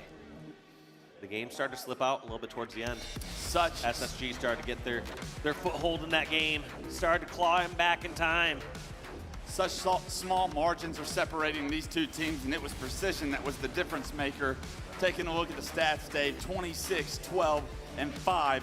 Throughout the day, this young man apparently has warmed up plenty of times to get himself primed and ready to qualify for a championship Sunday. He kicks this series off. He kicks the door off of game one, and now SSG have got to regroup quickly. Yeah, Precision single-handedly putting all of SSG, except for Stellar, in the negative. Except for Stellar. That's a tough one. Yeah. Still went positive too. Such a close game still, however. Even though it felt like the ceiling was falling on SSG so much of that game, SSG doing such a good job of playing scrappy, of coming back and making that an opportunistic situation for what felt like 75% of the game. They were getting outplayed, didn't have the camos, didn't have the snipes. It was really all Envy in a lot of these situations, but SSG, we didn't see a ton of their point of view as it was Envy in a lot of the control. But Stellar making individual plays kept his team in this. Can the rest of the crew step up in game two to make it a tied up series 1-1? Yeah, some incredible performance from both sides, but in the end, you really got to give it to Envy's Precision. Just when they need him the most, he popped off. He allowed them to get the trip caps. He also closed out the end of that game. When we saw 4 players from SSG go down, I saw Precision, Precision, Precision. That was a triple kill that we did not see at the very end of the game by him. Not surprised. You got to get to 26 somehow, and those 3 kills just a piece of what Precision was able to provide, but that mid-game performance from him, really when he was able to impact all 4 members going down from SSG, from pillars all the way towards dummies, that's when the game started to get out of hand. SSG did a phenomenal job trying to come back, but it just wasn't enough. And right now, we shift focus to Recharge Slayer, the name of the game, for game 2. First to 50 kills, obviously, camo is going to be so important for either of these teams. And you have to think SSG need to do a better job of controlling that camo, 1. But 2, when they get it, they have got to make plays with it. And we didn't see a ton of high-level plays outside of the 1 camo that Stellar had, where he was trying to get involved, but unfortunate events kept knocking him to no shield, whether it was random grenades or trying to save Eco bottom middle or all sorts of different things that are just delaying his opportunity to really heavily impact the outcome of what was going on. Yeah, you start to see just some of those delays, and it kind of added up. And times when players aren't in the action or in the game, you got to consider they are leaving their team 1 member down. And unless they make up for that with that following play, that following flank, with some sort of execution, their team is kind of left out to dry. All right, SSG.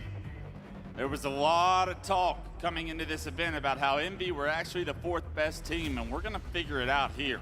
You thought you solved that riddle back in pool play, but Envy have bounced back in tremendous fashion to get to see you again here in the elimination bracket. Camo, the primary focus at the start of these games, and you can see Space Station trying to prioritize it, but immediately Jackson on the prowl doesn't let him get away, and Jackson with a massive double to get his team some early control here and deny Camo in the hands of SSG. Precision, sorry, Descendant, trying to get that chain reaction kill right onto Suppressed over at the triple stacks. Wasn't able to play off there, but in the end, Envy have control of the shock rifle. They have a little bit more control of the map. Look at this Precision, just trying to figure out what these guys are at. Knows that long haul's about, doesn't know about the second one though, but when the game slows down, people tend to know what corners they could be hiding in. Yeah, you wonder if it's a little bit too quiet. He sees a couple of nades coming from that direction, so he knows Stellar's gonna be there. These nades really stopping SSG from being able to get an angle on him right now, and SSG choose to back up and respect what Precision is bringing to the table, starting this game at 3-0-1. It's going to be Falcade actually walking away with the shock rifle. Nice. I didn't see that. We saw Descendant in the end gave up that weapon into the hands of SSG. So in a stalemate that I thought was going to favor Envy, ends up giving a 1-kill lead for SSG. Yeah, Falcade gets a nice double with the shock rifle, and they try to get some map control. They try to push their advantage into blue, but Piggy hits one both players with a predictive nade. It kind of stops Falcade in his tracks. Falcade forced to relocate, now finds himself in the Mangler pit. Maybe not the best position to find yourself in. Does knock a couple players to no shield. Is anyone on SSG able to capitalize on that damage? The answer looks like no.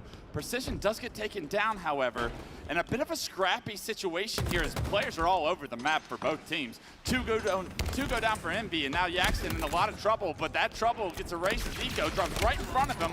He gets 2 and releases all of the pressure Envy had planned. Nice like shots. That. Precision though. Oh my God. Gets a double onto SSG. That's gonna be 7 kills on the board for Precision. We talk about this being very much a team game, and don't get me wrong, all these players in Envy put in this damage, doing this sort of work, but there are these individual heroic efforts that can help carry a team over that finish line. 3 go down is the last part alive. He gets spotted in the tunnel, uses the shroud to cut off the sight line, trying to play his life back here, but I think that second camo just came up, and it goes into the hand of Suppress, so although Descendant stays alive, he has to give up that camouflage respect to Suppress, and now this is the challenge. Can you make plays with this camo? Shooting the player from top middle in the blue tunnel, a kill you're never gonna get. A questionable start to this camo play, but let Suppress develop. Can SSG figure out a way to get a few kills now that he can make a play? About half this camo's gone though. He's gonna be able to get shock rifle in his hands, so let's see if he can make some more work with this one. But throughout this entire time, this exchange while camo is in the hands of SSG, they're having player after player drop. In fact, Envy has taken the lead throughout this camo. Uncharacteristic misses from Suppress there. Usually he is money with the shock rifle. He found nothing on Piggy right there. 3 shot opportunities, nobody home, and loses the camo, loses the shock rifle, and now guess who found that shock rifle on the ground? It's no one else other than the man that has been on fire so far throughout this series, Precision. 11 to his name, and now with the power weapon in his hand, starting to already do work. It's a killing spree, and he smells blood in the water. He wants to push. Ego gets taken down, a trade, but at 13-1-5, Precision is leading the way once again for Envy. I mean, this is to get into Championship Sunday, but Precision is making moves like it's matchmaking on a Friday night. You've seen what he is doing. He now has 13 kills. He's doing this against Space Station Gaming, one of the best teams in the world. He's hopping on triple stacks, going for shock rifles. At some point, if you're SSG, do you start prioritizing where Precision is on the map 100%. and hard focusing, making sure he doesn't continue to impact the game and the series the way he is so far? I mean, you rarely ever try to focus on one player, but there are instances. If someone's on fire, try to shut down that player as fast as possible. Try to call him out, saying, hey, this person's been hiding behind enemy lines. In a case like you're playing against Optic, where's Renegade at? Have we seen him recently? In a case like this against Envy right now, they need to shut down Precision before this series gets out of control. Completely agree. I think Snipe Down was actually one of those players as well from back in the day. Someone you had to always keep tabs on. But as I say that, look at how Space Station have rebounded here. Up now by 3 unanswered kills. They're starting to make some plays of their own as the rest of the crew from Space Station starting to pick it up. Suppress, Stellar, Falcated, 7, 8, 9, and Eco along the way just with 4, but starting to play his life a little bit better now. Up 4, SSG finally feel like what it has to have control in one of these games so far in this elimination bracket. Both Eco and Precision Look at going that, for that 3 Eco dead. challenge across the map. And this is starting to go more in the hands of SSG. It was starting to look a little scary there. Starting to look like Envy were clawing back, and now we have a 7-kill lead for SSG with this camo. Another camo goes into Suppress hands. The first one didn't really find any success. Let's see how Suppress chooses to play this. Player bottom white, no shield, passes like ships in the night, but a good turn and a killing spree for Suppress will keep control of white. Suppress able to help his team across the map, actually takes down Stellar. He actually shot Stellar one time and killed him. Unfortunately, can't finish the one-shot grapple player, but still has some camo to work with. No harm, no foul, still up 5. That one's devastating. Those ones hurt so That's much me in when you match can't get that player by. Sorry about that, But bud. here comes the sneak behind here from Suppressed. Takes out Yaxon. Oh, that's but beautiful. has slipped behind Piggy. Piggy cannot find him. And Suppressed is going to stay alive in the elevator, retaining that 7-kill lead. That's how you make up for it. That ghost jump literally had Yaxon lost looking for him, and because of it, look at the lead now, Dave. Up 37-30. Suppressed using that camera so much more successfully with the control, the presence, the focus that he maintained from all of Envy, it felt like over at Elevator right there. Brilliance from Suppressed. Rewarded with the shock rifle, and this time starting to heat up just a little bit. You can tell he's about to make a play. Yeah, I like his team. They give that confidence back into him. They say, hey, we don't care if you missed 1 or 2 early on. Or you killed me. You are our sniper in some of these situations. He didn't tell him about that, I'm sure. That's something you say after the series. Actually, I like it in mid-email. I'm like, was that one of our nades? Who nade me? Can't quite find the trade, however, and that's an opportunity for Envy to get back into this. Not able to finish that one shot, tries to get the kill with the shock rifle, can't hit the headshot, and because he doesn't do enough damage with that shock rifle shot before the melee, he's not able to trade that kill. 38-36, all of a sudden, a 7-kill lead erased. 1 kill separates these two, making a tied game, and Yaxon with the shock rifle can gain his team a 2-0 series lead. He's only got 1 bullet, however. Maybe I'm jumping over the gun here with that 1 bullet. Puts it to use, though. Suppressed, that was your shock rifle at one point, now being used against you. 3 straight kills for Envy, and they take the lead by 2. Now they have the kill staggered. You just also see Piggy getting away with this camo. What route does he decide to take with this? He's got plenty of time with it. He just needs to find a smart fight. I love this route, actually. They slot him. He gets hit, though, from the jump up to C flat. That is painful. SSG are so good at that. 2 go down. 1 gets answered back from Descendant, but look, just a 2-kill game. What was a massive moment for Piggy and the rest of Envy. That camo gets erased. SSG with the camo eyes. They've been doing it since last year, I swear. You cannot move freely across the map, even if you are invisible. They will see you, and all of a sudden the game is tied up with a massive set of kills on the side of SSG. Unfortunately for Envy, they are all stuck in the elevator, and it looks like that call out and info has been shared. A couple members ditch Biggie over in the elevator and push towards White. I don't hate it. Do all 4 need to die? No, instead, Yaxon and Descendant looks like they push out. Not all 4 need to die, but look at this. It's a 2-kill lead for SSG. They've taken back command. Yaxon and Piggy are away from the rest of the team. It's a little bit of a split from Envy. Envy trying to hold crosses to make sure SSG don't collapse on these players in blue. These last 2 players are massive. They need to stay alive. Piggy trying to run for his life. You see Descendant coming. Precision trying to cut across bridge. Falcated shuts him down with the 5 biggest shots of the series so far. That is crucial to watch that cross. And now we're at 48 apiece. 49-48. 2 players way too down low. They need to get out of here. That's what Envy does. They're gonna They hit get up White. high. I like this play. Just get new ground and wait for the action. All of SSG stuck towards the elevator. Stellar in the pipes. Gets the player to no shield. He's got to be calling this out. This player cannot leave this door. Stellar eats the nade, but with the challenge, puts a punctuation and ties this series up. Stellar, that play was ballsy as hell, but you, my man, can pull it off, and you can get your team back into this series. You very well did that. And man, it doesn't get closer to that than that, Dave. What a swing of kills, both all the way through that game. It was Envy in the lead by 4. SSG leads by 7, make it 8. NV come all the way back. They get the lead, they get the camo. SSG spot the camo. I cannot believe how close these two teams are when they match up, but it is so stressful to watch from the outside. Yeah, if we're this stressed watching, imagine the pressure these players have to be under in the middle of that game. And to have ice in your veins like that, charging a player in the pipes, just saying, I'm ending it here right now, not sure if you're walking into a bait and switch, not sure if you're going to walk right into that frag grenade and get embarrassed.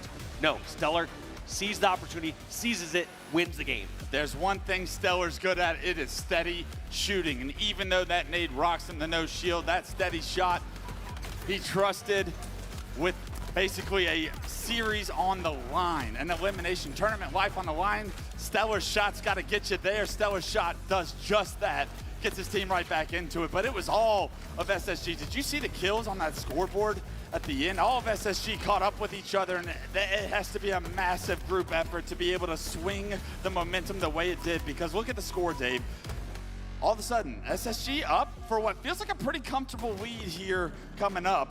And then on top of it, Piggy gets that free camo, gets away with it. And you're thinking, this game's all she wrote. There's no way. But SSG crawl back.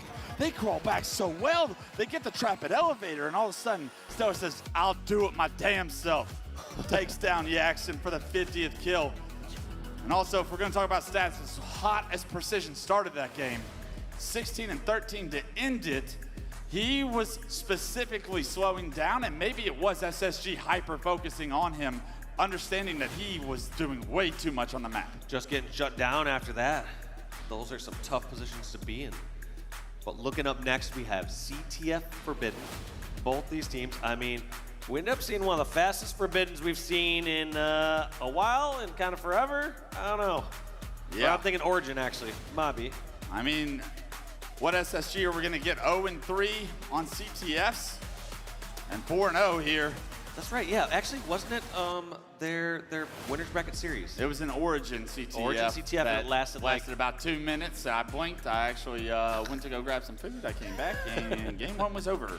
SSG's got to throw that in the back seat. They can't be thinking about that right now. If you have Stellar and Suppressed on your team on a map that has 2 snipes spawning on it at all times, you have an opportunity to take the series lead back. And I'm also looking on the other side, Dave. Who are you looking at with that S7? I mean, outside of Precision, we know he's probably going to lead off the way, but there's got to be other players from Envy that can match that level if they want to cross the finish line here tonight and continue on to Championship Sunday. Yeah, I mean, I think we saw a little slower start there from Descendant in that game number 2, but at the same time, I feel like one player that's been flying a little under the radar, Yaxon. Yeah. He's kind of consistent, solid Yaxon, but he's also been making some incredible plays. I think the difference maker, though, it's not just going to be hitting these shots. There's no question on these players. Can they hit these shots? Can they position themselves and make the right decisions on when they should push and when they should hold an angle? The thing I saw from SSG at the end of that recharge Slayer is SSG would recognize, okay, we have all 4 of them trapped in the elevator. Let's put the squeeze on, get on both angles. They also at times recognize, all right, there's a couple of people over here at Hydro. We're going to send 2 or 3 at Hydro, and we're going to have 1 person watch the cross. They had Felkade watch the cross purposefully to catch someone like Precision coming over from Needler or coming from batteries. And that was, like you said, it's everything. So it's just more of like this positioning, this patience from SSG saying, oh, we know the numbers game. We're going to move our chess pieces over here. We're going to have this person watch this angle, and it's all going to work out. It all worked out in game 2. It wasn't pretty, it wasn't perfect, but the job gets done. The series all tied up. Forbidden CTF's the name of the game for game 3. And I see Precision and Stellar. We always talk about the chess game that is Halo. I see Precision and Stellar right now moving as queens on the chessboard, impacting the outcome of both of these games at such a high level. And it's all about how do you take out the other team's queen in order to really give you an opportunity to win this series. I'm looking at how long does this first snipe stay in Stellar's hands and how long does the other snipe stay in Precision's hands, because I guarantee you whichever one has the higher number has a better opportunity to get off to an early lead here in game 3. Yeah, and I'm curious to see, are we going to see aggressive sniping Stellar right off the rip, or is he going to play back a little bit? Is he going to sit back closer towards his Mohawk, see if he can cut off the angle and get a snipe? Stellar, first getting that carbine, putting some shots. That snipe bridge is already receiving some pressure but that's going to be Precision and Piggy going down. Yeah, it's actually Descendant that goes for Envy Snipe right now. It's a 2-on-2 on the map, and although Jackson tries to get that overshield, he does it, but can't turn the corner. Stellar takes down that overshield. He leaves the Snipe behind, prioritizing that overshield, and there's a sniper on the other side of the map that takes down Stellar, but suppressed.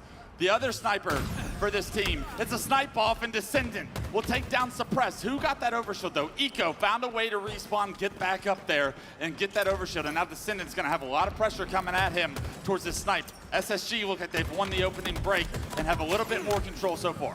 Yeah, but up until that point where Eco fell, yeah, they were in such a prime position. Having the opposite snipe, having a snipe all the way back on their half of the map that they can give some extra cover fire.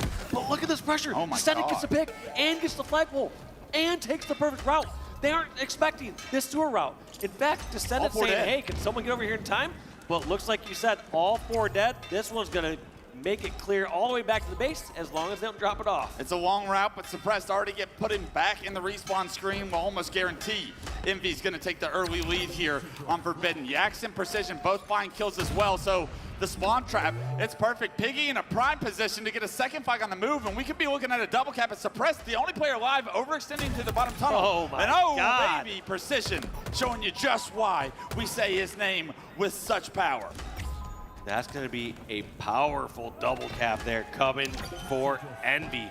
And SSG has their work cut out for them. I mean, if they overextend just slightly here, they could potentially give up third cap. If they sit back too far, 2 dead. There's going to be time ticking off the clock. 2 dead, and Dino's coming in. Flag getting pulled. Descendant does go down. A big kill from Suppressed to delay that flag on the move. But a lot more work for SSG to do. They get another player down, but Overshield pops up. Envy and Piggy able to pop that into his chest, is looking for these players from SSG. He's gonna be by himself, but at least he denies SSG an opportunity to get that overshield as they have the numbers on the map. Piggy able to get that overshield. Maybe a bit of a waste there as he plays aggressive with it, but I mean, you're up 2-0. Eliminating the win conditions like the power-ups and power weapons are massive for Envy to close this game out. Yeah, I don't hate the aggression. I think it just a great push there by Suppressed. I mean, he was in a tough spot at that attic, people on both sides, and able to help get the first finish on the Stellar, not able to get Suppressed. I hope no SSG fans went to the bathroom before this game because they come back and they find themselves down 2-0 in the blink of an eye. A couple of kills, make it 3. As Envy coming off respawn. Stellar already in the enemy team snipe. He needs to win this on Descendant. A ghost jump from Descendant gets him an opportunity to win that fight on the Stellar. And you're wondering, how far can this flag go now that Stellar's been taken out? Just like that, predictive nade from Descendant, not able to take out Eco. Eco eventually falling though. Is this flag being returned? I don't see anyone in position for it. It's going to be either Falcated to run this, but I believe he's just going to keep some attic control. Suppressed, so focused on making sure Envy can't pick up that snipe. Able to get not just a headshot, but a body shot onto a second player. And all of a sudden, that could open the floodgates. Here comes the response from SSG. Snipe in the hands of the young man himself. Suppressed, starting to rip faces. 3 down, last player alive in the back of the base for Envy. That flag on the move. SSG may be able to make this a 1-cap game if Suppressed can hit one more shot. And that's got to be really annoying, despite that carbine unzooming him so frequently, still able to hit that no-scope. Valkade is going to punch it in, 2-1. SSG respond. They weather the storm. They make sure this game keeps going. Overshield's up as well. Kills coming through, 2 down. This is massive. This could be SSG's own dub cap. I mean, they have the position, they have the weapons, they have the power-ups. Can they get these last couple kills? I like this, getting right in the action. Valkade gets a couple picks, continues the run into the sewers. Jackson, the only one alive, make it all 4 dead. Look at this, SSG, see your double cap. They give you one of their own.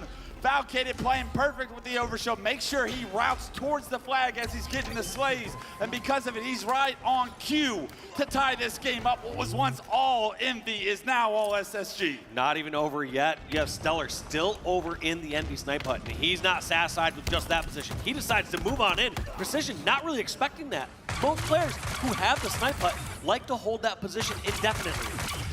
2 dead. Eco with some suppressive fire on the Piggy, but runs out of ammo just before he's able to take down Piggy, but a nice kill before that will stop Envy from being able to advance on the map. Suppressed with a lot of responsibility here. top mid, chooses to relocate. He was going to get taken down from multiple angles. Look at that, suppressed through the observer point of view. We see Descendant on the flank. A great job by Aries Carries in the back to go to Descendant's point of view. And if kills go in the favor of Envy here, this game will end shortly. I mean, that flag gets pretty far, and that's Stellar's 3 the last down. guy. Stellar, last one alive, top center. He gets the pick onto Piggy. Flag is still being touched. 3 dead.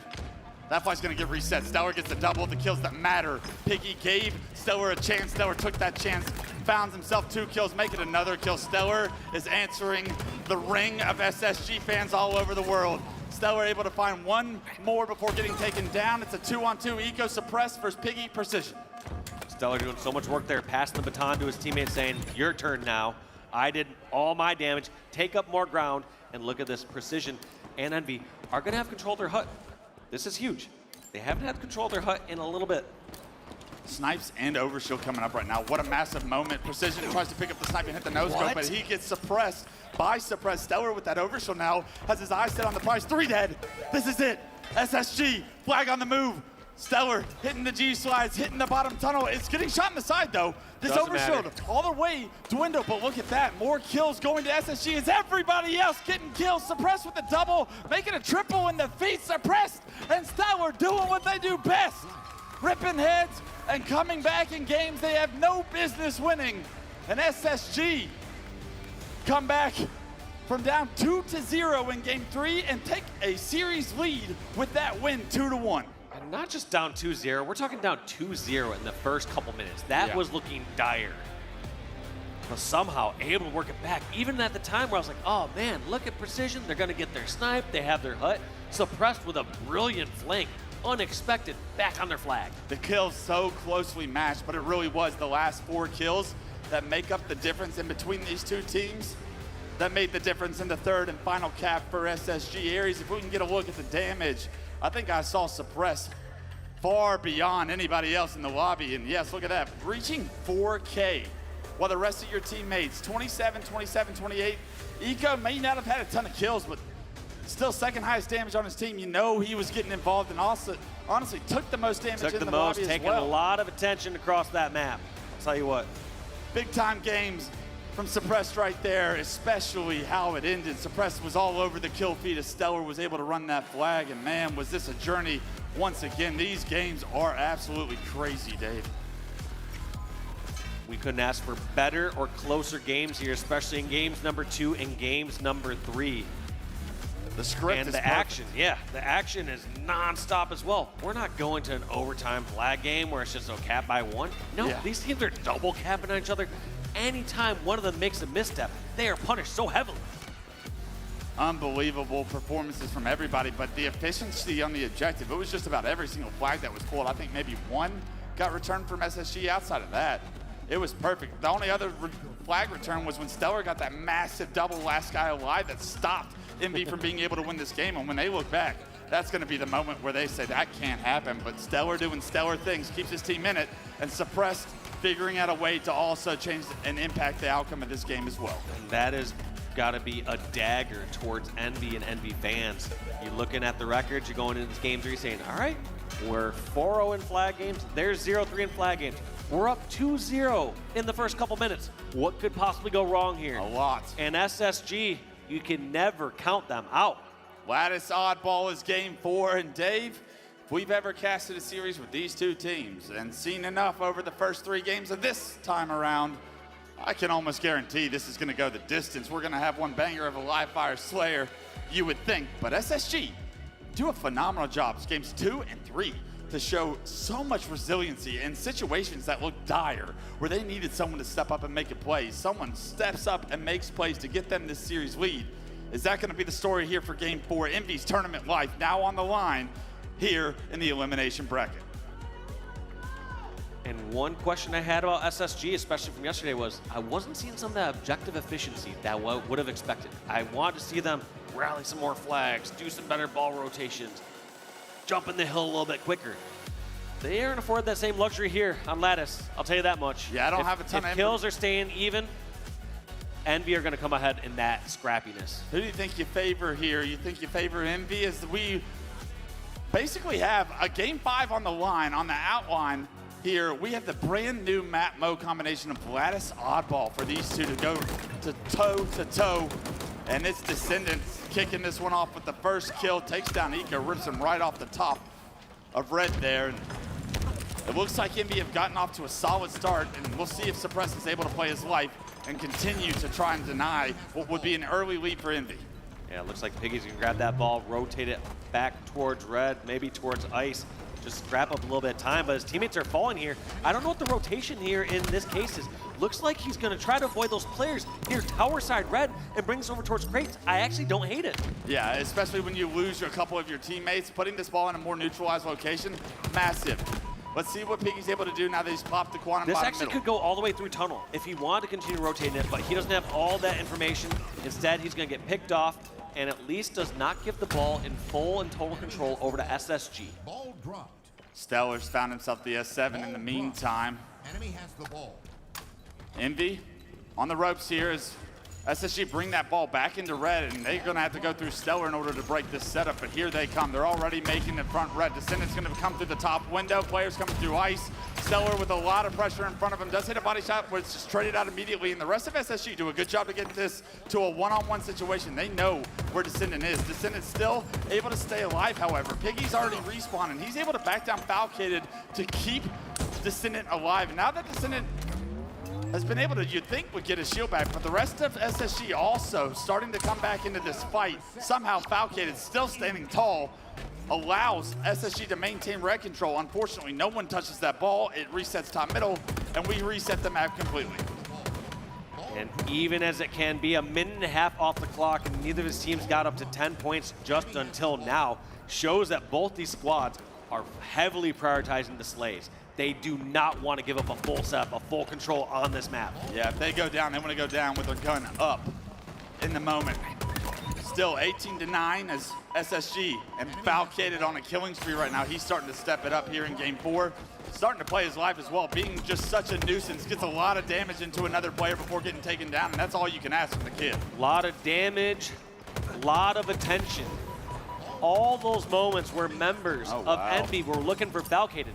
Those are precious seconds that they aren't dealing damage to Suppressed, Eco, or Stellar. Look at this kid, Stellar just knocking left, right, and center players to no shield spots. Piggy trying to come out Crates. Back to the death cam, Piggy. Watches the player spawn bottom white as well, so Stellar gets information on the last two players alive for Envy, and all of a sudden a 30-point lead for SSG as they try to rotate the ball over towards blue. Stellar just holding forward on the left stick, hitting all 5 shots and plowing through Envy at this point. Falcated, grabbing time, trying to see where these spawns are coming through. Blue is still a threat, so in this case, they need to find out if the spawns are happening red or if Falcated wants to rotate this ball over towards his teammate at blue. And we already get an answer from your question here. Yeah.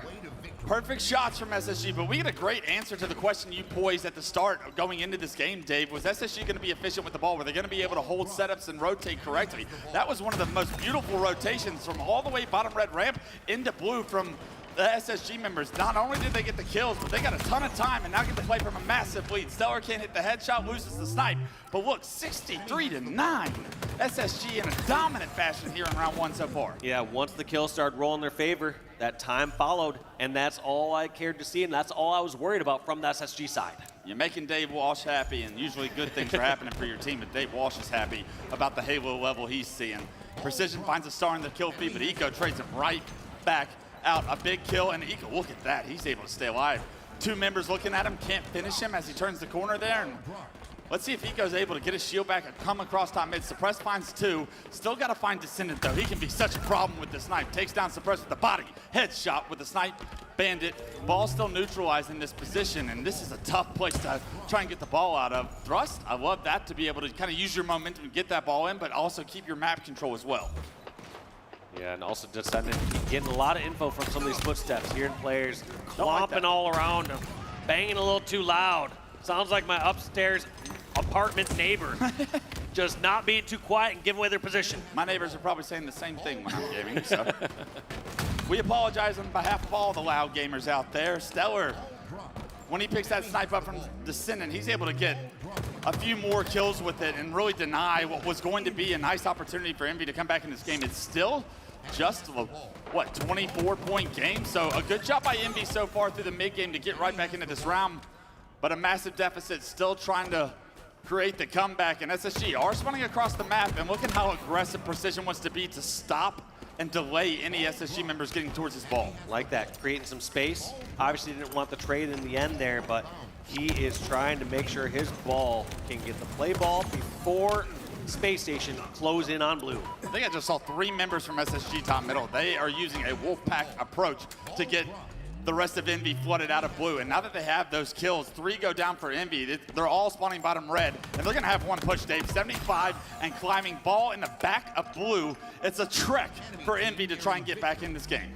See how Eco decides to play this. He knows where the push is coming from, knows that they have to make it now. Good damage. They don't see even the absence of something. They get to deduce and say, hey, it's not coming here from crate side. You better be watched now over towards bridge or tower.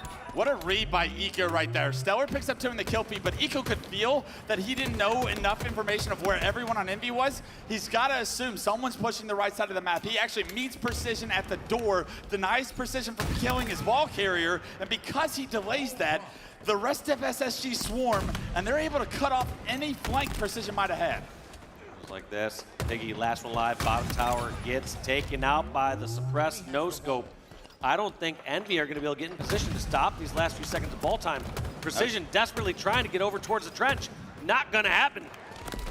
SSG led by Suppressed and Stellar. Who else? The main slayers on this team with 18 and 19. But it's really a cohesive effort. That ball rotation was everything for them to get out to a massive lead. This is the best of SSG I have seen, and what a time to see the best of SSG. Yeah, we're starting to see these teams really shine as we get later into this tournament series. We're seeing FaZe really start to sparkle. We're seeing SSG shine. It's only going to be a matter of time to see who's actually going to walk away with this event. You always wonder, is the moment too big for some of the new young guns coming up in the scene? Is that's what's happening right now. SSG start this round very strong. 4 grenades denying Stellar Desperation grenades, if I'm to be honest with you. At some point, it's okay to delay, but when you're throwing the 3rd or 4th grenade, it almost feels like you're just praying, hoping for almost a Hail Mary and get you a kill across the map. Well, they have denied SSG from getting any ball time, so successfully they knocked that out, but eventually Stellar gets that ball back into red. They are gonna have to get a couple of kills for this setup to remain strong right now. Stellar able to drop that ball, get Precision to no shield, eat! Jackson in the face right there as a melee thrusts perfectly. Gets his team a 2-man advantage here. Last 2 players alive, spotted and removed from the map. Last way alive, Descendant, teleports. Stellar, he's to your right. You saw where the Quantum went. Good help from SSG, though, to keep Stellar alive. He wants that snipe. This ball's still neutralized, however. So although SSG doing a great job slaying in this second round, not a lot of time so far. Yeah, not the time that you need, but Stellar making things happen over here towards top tower. But like you said, not really seeing that OBJ efficiency. I was kind of heckling a little bit those grenades going towards the ball on the ground, but maybe it's working. Maybe this got to delay SSG. Yeah, but it's on, you feel like it's only a matter of time. You need some more slays on the side of Envy. They've weathered the storm. Stellar hit a couple of snipes, but no ball time really acquired on the side of SSG. Now, it looks like Envy has that ball in their hand, but the first domino falls. Jackson gets taken out. Descendant able to get a kill, but he's the last player alive in a 1-on-3 situation. As all 4 members of Envy go down, that ball gets back into red, and it will be Space Station getting into a lead here momentarily. They also got info on the spawns. The fact that Falcade was hit right there knows that they were spawning towards bottom blue, which is already expected, but he knows exactly where they are at that time. Suppressed trying to stay alive top middle, but just gets angled out from multiple members that push towards the ice situation. Now have their eyes focused over towards the red ramp. Piggy gets knocked to no shield. Can he spot Falcated? It lands a couple of shots and actually takes him out. Looks like Falcated was out of ammo in that situation. Fortunate for Piggy to be able to get that kill, stay alive. Can't take down Eco though, and that kill being traded out will really deny Envy a ton of space here in red. The rest of his team going to get sandwiched now that Stellar has respawned. Yeah, that was huge heads up by Piggy to realize that Falcade was missing those shots, and he had that opportunity to reverse that one. Stellar finding a second kill over in red. The ball, however, gets reset, so scrapping is continuing to favor MB, and opportunities where SSG you think are going to get some ball time. That ball resets for the second time this round. You can clearly tell the focus is swaying before getting anything else done. Look at that little trap they have there at the front door of red. Come on through, walk right into a trap. Whether you look towards ramp or whether you look to your left, you are getting shot in the back. Last guy alive can't hit the no scope. Descendant asked too much from the MB roster here. Stellar gonna have ball and snipe in hand. You know he doesn't want that ball, anything to do with it. Multiple players already pushing across top middle. This game is so fast-paced, Dave. I'm going crazy with the play-by-play right now. Yeah, as soon as you feel like you see 2 or 3 down, you're like, all right, there's gonna be a pause. There's gonna be people waiting to respawn. They're gonna do a push together. No, these players are hitting forward and they're charging towards us. We have our 2-second game right now. And only 2 minutes on the clock, so maybe time becoming a factor here in the second round of this game 4. Remember, MV's tournament life on the line. Falcated hits a no-scope on a player, can't quite finish him. Does anybody have a sight line front red? Yes, they finally take him down, but the ball carrier actually escapes towards the bottom ice river, and he's gonna be actually still alive, chooses to drop it. Falcated, another body shot, 3 go down, and surely SSG can get the ball in hand. Yeah, SSG gonna put a little more time on the board, but you're right, that's tough when they cannot finish off that sniper that they get to absolute one shot as they're making those pushes. Getting those finishes are crucial. Precision looking like the Sith with Repulse there, hood up, and using that Repulse to push Space Station away. Jackson somehow finally gets able to breathe with the ball without feeling like the world is collapsing on him. Piggy with the snipe in a very advanced position, needs to hit a no-scope. Can't quite take down Eco and gives his position away. Suppress gets taken down. A great job by Piggy to stay alive, get a ton of damage. 4 go down for SSG. And now finally, this should be some significant time going in MV's favor here. Let's see how Piggy decides to play this. Knows the spawns are in blue, not gonna impact him too much. But once again, deduction. No information or no players pushing that way basically says where they are pushing. Right now, Piggy knows they're all gonna push tower/catwalk side. He reverts away here, knowing that Crates is no longer the threat. 2 of the dominoes fall for Envy as SSG is pushing across top middle, suppressed. Makes it 3 down for Envy. It's a Jackson by himself, finishes suppressed, but is forced to retreat and give up the ball. It's SSG with the ball in hand, but now Jackson able to get his shield back, re-engage in the combat loop, and now the respawners for Envy have gotten there. Look at that, they bring the ball right back to red, and this round all of a sudden getting out of hand in Envy's favor. Yeah, and based on the time, Envy actually have an opportunity if they want to just play the slaying game. They got to slay for the first 3.5 minutes of this. Just go back and forth there. They have that option right now. So they're not required just to try to scrap up these last 33 points. Time becomes a win condition for MV. As SSG lose 2 members, MV pick up that ball. They want to get a little bit more time. They don't feel comfortable just playing time yet. As this map, some of these spawns are so far away from the setup. If SSG were to play perfectly, it would be very difficult for MV to try and come back. 74-35, it's a 40-point lead, and now I feel like is an opportunity to try and play time. Descendant does try to make his way towards the ball.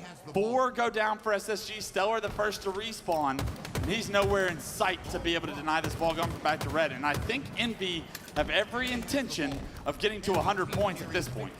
Yeah, I don't hate it either way. I mean, at one point you can say, all right, is it slay for 35? Is it hold the ball for 20? But in short, as long as they're holding this ball for longer, that's going to force SSG to play that much more perfect of a setup. They have to somehow get the kills, get the ball, and hold it for 70 seconds straight or 60 seconds straight. This Shroud's making it so difficult for Suppress to continue to impact. He gets 1 kill, but that Shroud really denies any sightline Suppress would have had on a few more players. Suppress rips the face off the Descendant there across the map. It's going to be 2 down. SSG with ball in hand, 14 seconds though. You nearly have to be perfect. These snipe shots have to all find the heads of Envy, and Suppress so far back is going to allow Envy a lot of map control here. Yeah, and let's see how Suppressed and SSG decide to play this one out. They're going to be gunned down this entire time, and that's no Stellar fully in the action. That's going to be Stellar trade out 2 melees. Counting down that time, you know, Envy are just going to slay, slay, slay. Here come the last few seconds, and that's going to be a tied-up oddball game. A resilient form from Envy here. His precision marks his 28th kill there. He's just even on the map. That's as dominant of a round as SSG had previously, but we saw an equally dominant round, I feel like, halfway through and on from Envy. SSG had what felt like control early in round 2, but wasn't able to get any objective time. Props to Envy for that, but round 3, what do you have in store for Stellar? On his way towards the snipe. That snipe, however, is gone in the hands of Descendant, and now Stellar gets taken down, overextending. See what Descendant tries to do here. Not really as much of a threat to have to move out of here as long as ball still sitting inside the map. Now with 3 down, looks like he's going to try to follow up his teammates and bring that ball towards red, but now with Envy also with 3 down, Descendant has to go back to the defense game. Yeah, this is a tough place to be because you don't want to lose the snipe to anybody on SSG. They are clicking on all cylinders when it comes to the S7. Stellar actually just picks up that ball. You had Snipe watching the ball, and somehow the window, the opportunity, Stellar finds it Gamer perfect. timing. It happens to the best of us. Happens in your matchmaking games, happens to the top pros. You look away for that 1 second, that's the time they round that corner and take advantage of it. Descendant has not died in this round, and yet all of SSG are able to get the ball back to red, and they're going to have a lead. Descendant is watching this game escape his control without impacting any of it. He's able to hit a couple of these shots, but you got to get more involved. Yeah, it's been a relatively ineffective sniper, and I mean, every single which way he's looking, just not able to find the fights that he'd like.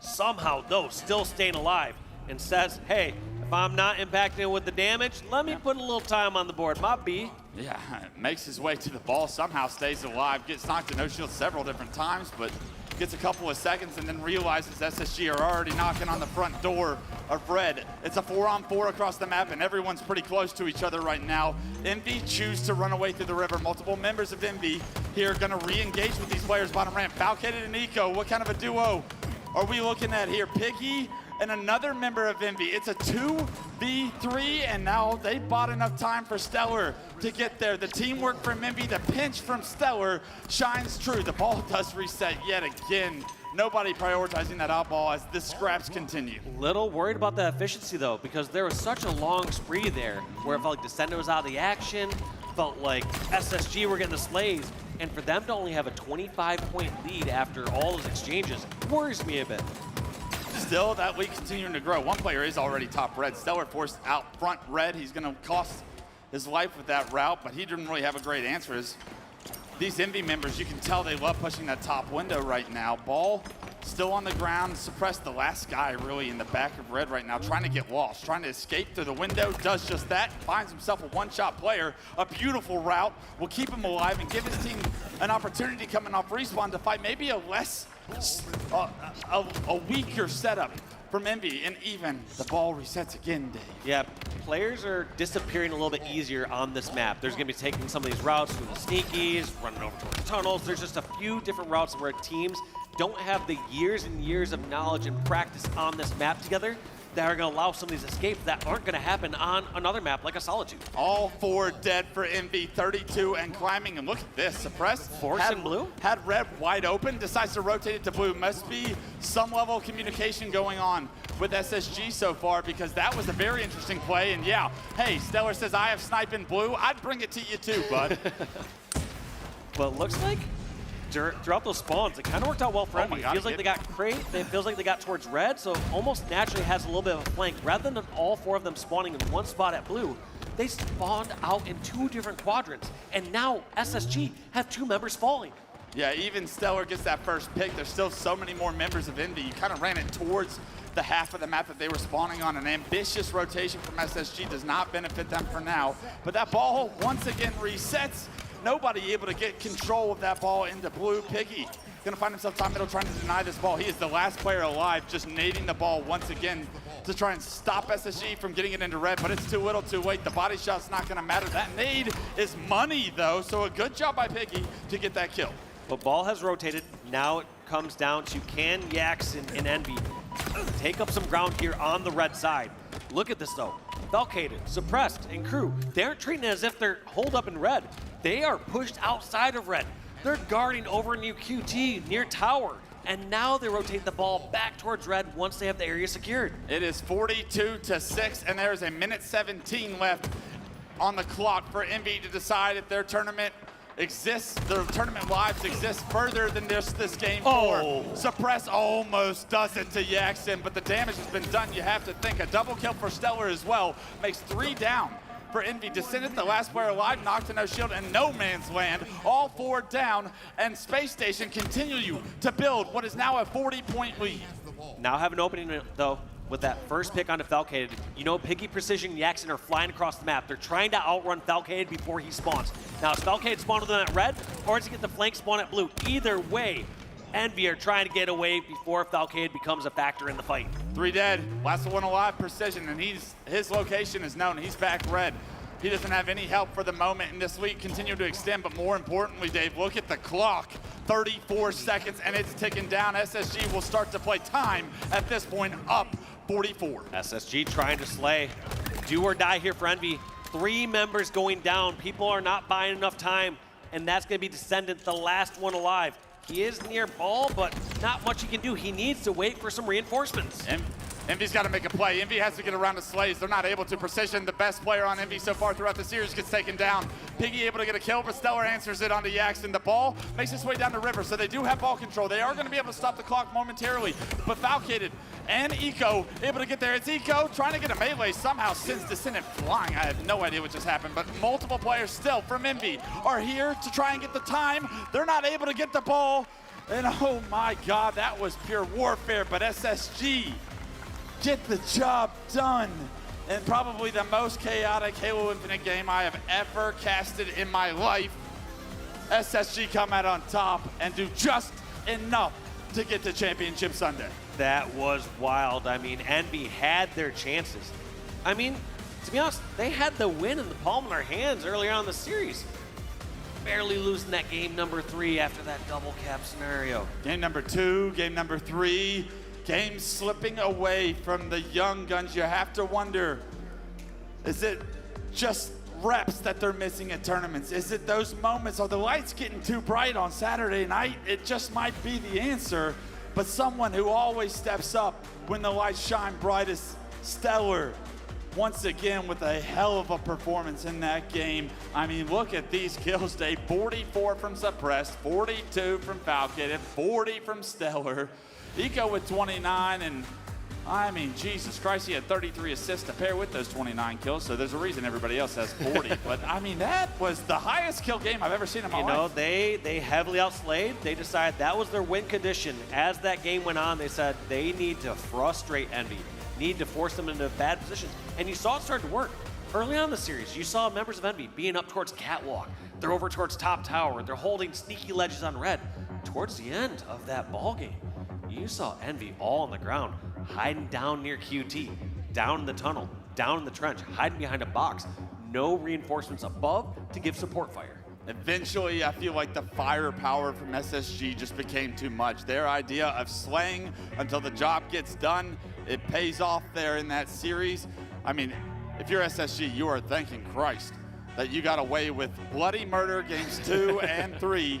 But you punch your ticket to Championship Sunday. You get an opportunity to play Optic in the elimination semifinals. The Green Wall have been watching that, and they're like, Jesus, I hope I don't have to go to war like that tomorrow. I guarantee nobody wants to do that again. The only thing you learn there is SSG is never out. You could have them dead to rights. You're up 2-0 and flag in the first couple minutes. SSG, they'll bring her right back if you give them an opportunity. You could be up in Slayer. They'll close out the game 50-48. Does not matter, never out. I do want to say commiserations to Envy. A hell of a couple of series we got to cast from them against SSG. They're going to be kicking themselves, but the World Championship is right around the corner. If those boys can hear anything we say tonight, the biggest is yet to come, and you can still shine as bright. I think there's a lot to learn for them. I'm hearing that there's an interview on main stage. I didn't hear the name, though, so maybe Guy Blaze can help me out there. All right, Charlotte, show some love to Space Station Gaming, our final team to make it to Championship Sunday. And just initially, man, how does that feel for you guys to make it back to another Sunday to prove that, hey, you guys still got what it takes to hoist the trophy? I mean, yeah, it feels good for us, like trying to prove it to ourselves. You know, we're just trying to keep getting better every time we play. Yeah, we can get a lot better. So we're just grinding it out. Grinding out indeed. And I love how you said, man, we're here to prove it to ourselves, not anybody else, because we know the skill that we have on our team. We know what we are capable of. Now, last event, you guys were more of a fresh team. You know, what are some things that you guys really worked on to really kind of hit your full form here? Because you guys look better than you did before. Like I said, we're still working on it. Like I said, you know, just getting comfortable with each other more, I think, is probably the answer. I mean, yeah, we just got to keep playing together, play catch up. And I think that's a great answer, okay? Because like I said before, you guys know the game, okay? It's just comfort, understanding those timings and those speeds. Now, when it comes down to speed, Envy, this was a fast-paced matchup, okay? Back and forth, you know, you turn away, you may miss a big play right there. First series went game 5, this one goes game 4. Still look close, but what did you guys want to change in that first series against the boys in blue to take them down? Because you know that they wanted that revenge against you. We just wanted to keep working together. I mean, those guys like are a really good team. Like they use a lot of teamwork, so we can't be caught lacking like doing our own thing, or we'll just lose, kind of like we did for Shopify. But yeah, you know, just use teamwork. Teamwork indeed. Definitely a match to get you guys ready for Sunday. Now, what do you want to say to the Space Station fans in the venue and at home as you guys prepare for yet another championship Sunday? Yeah, if you're rooting for us, shout out to you guys. You know, we're on our way. We're on our way, everybody. On our way to Championship Sunday. And that's going to do it for me and Eco on the stage. Lot, close it out. Thank you so much, Blaze, and thank you so much to all the fans that are still remaining strong in the stands for their favorite team, because of course it is late at night right now, and you're having to push through, but so are the boys on that main stage, and push through they did. Space Station Gaming, they live to fight another day and heading into Championship Sunday. And honestly, yeah, same sentiments as Clutch over there. Commiserations to Envy. Great fight out of you guys. And yeah, you made that oddball very interesting. That really was one of the highest kills in terms of the lobby shed I have ever seen, ever. It was a real battle, a real war. Snipedown, I have to ask you a little bit about that interview there. I heard a few things that I want to kind of touch base on. I mean, they're still playing catch-up, apparently, according to SSG, and they're still working on things. And yes, I think teams can still work on things on the fly during tournaments. You learn so much about yourself at LAN. I want to ask you a little bit about the sentiment shared by Eco there and what you make of the team and really kind of the dedication that has kind of been caught off guard from SSG heading into Charlotte, because there's been questions on it. Yeah, I love the honesty out of Eco there. You know, they're playing catch-up, and we talked a lot about maybe their lack of effort in scrims and everything. And I love the honesty, but I can't necessarily say tournaments are the place that you play catch-up at. That's kind of what the whole point of practicing online is for. But I mean, they made it to Championship Sunday. They're obviously getting better. That was a better performance, I think, than the first time they played Envy. It didn't go the distance. They closed out the games, and they also had those insane comebacks. That first, they were down 2-0 in the flag game, brought it back quick, got 3 caps, and we saw some, like the last time when they played Shopify, they got rolled instantly. So, I mean, they are improving. They are getting better. I still don't think it's clean. I think if they came out and absolutely annihilated Envy here, I would have had a lot more confidence in them against the top teams. But because it was similar to the first series and they're playing catch-up, it might not be as fast as they need it to be to get over that hump. 100%. I mean, based on those thoughts from Snipedown here, Tony, I mean, is the catch-up enough currently for you to be convinced of Championship Sunday and the caliber of teams they're about to go up against here? I mean, look at your competition. I mean, you're going against a very angry Optic Gaming roster. So, you know, although I liked what I saw from Space Station Gaming, I think the key factor was getting Stellar activated in the series. It felt like Falcon and Suppress were doing so fantastic on, you know, Friday and even early Saturday. When this team plays its best, when Stellar's leading those slaves, when Stellar's really feeling himself. So definitely want to give a shout out to him. Also Suppressed with the highest KD as well. But that's an angry Optic Gaming roster and a very tough one. The journey's not done yet here for SSG. Snipedown, I see you pointing at the stats here. What do you make of this when you're reading across the board for both teams? Yeah, I mean, obviously Suppress had a phenomenal series. He fried that last game. It was impressive, just the stat line and the objective that he was doing all around. But, I mean, Descended is absolutely the noticeable player on Envy. I mean, he was the standout from pretty much every single series I watched of that team. Him and Precision were the standouts. So to see him kind of, you know, a little in the back gives a little more idea of maybe what happened in the series. For sure. I think sometimes when you're going into a series and you're just not having that kind of performance that you're expecting out of some of your main slayers, it can be awfully difficult. I will say, though, in terms of Envy, some things I really did like to see, especially in that oddball, and we were discussing this as well, Snipe down in the back, is the fact that they were able to key in on what they needed to do to take the momentum and shift the control of Lattice out of SSG's hands, and it really did come in the form of a key player. Taking out Stellar, get him off the map, get him literally out of that snipe zone that he was in, because he was flowing through them. It was so difficult for them to move with their faces literally ripped off onto the floor. The second they snapped onto that and keyed in and locked in, it was a different ball game. It started to get competitive there. So what do you make of that adjustment and that shift of momentum for Envy and something they can carry into Worlds here as well? Yeah, I mean, Envy, this tournament was a great job. They lost to SSG twice, so I mean, they're obviously right there. SSG's top 4, they've been top 4, so they're right there at that threshold. And I think this, you know, maybe, hopefully before they get to Worlds, this was just a little bit of nerves and just kind of that one final idea before the last event where they can get over it. But one of the biggest things that impressed me with SSG, and especially in that oddball game, was their ability to realize when they needed to like hug the back of the map and stay alive to buy time for their teammates to spawn so the other team didn't get ball time. We didn't really see the 100 points to where you go to the next round. It was a bunch of defense constantly, just staying alive and buying time for your teammates. And I think that was one thing that impressed me the most. Amazing stuff. Honestly, I'm very impressed with everything that I had seen today. I think Space Station Gaming, they're definitely trending in the right direction. I'm seeing things that are really, really good kind of coming from this team. And Eco said it best himself. Teamwork is the name of the game. That's what they're focusing on. It's kind of what we talked about. That was what we wanted to see from this roster, because I think traditionally, this roster doesn't scream teamwork to me, it screams individual talent.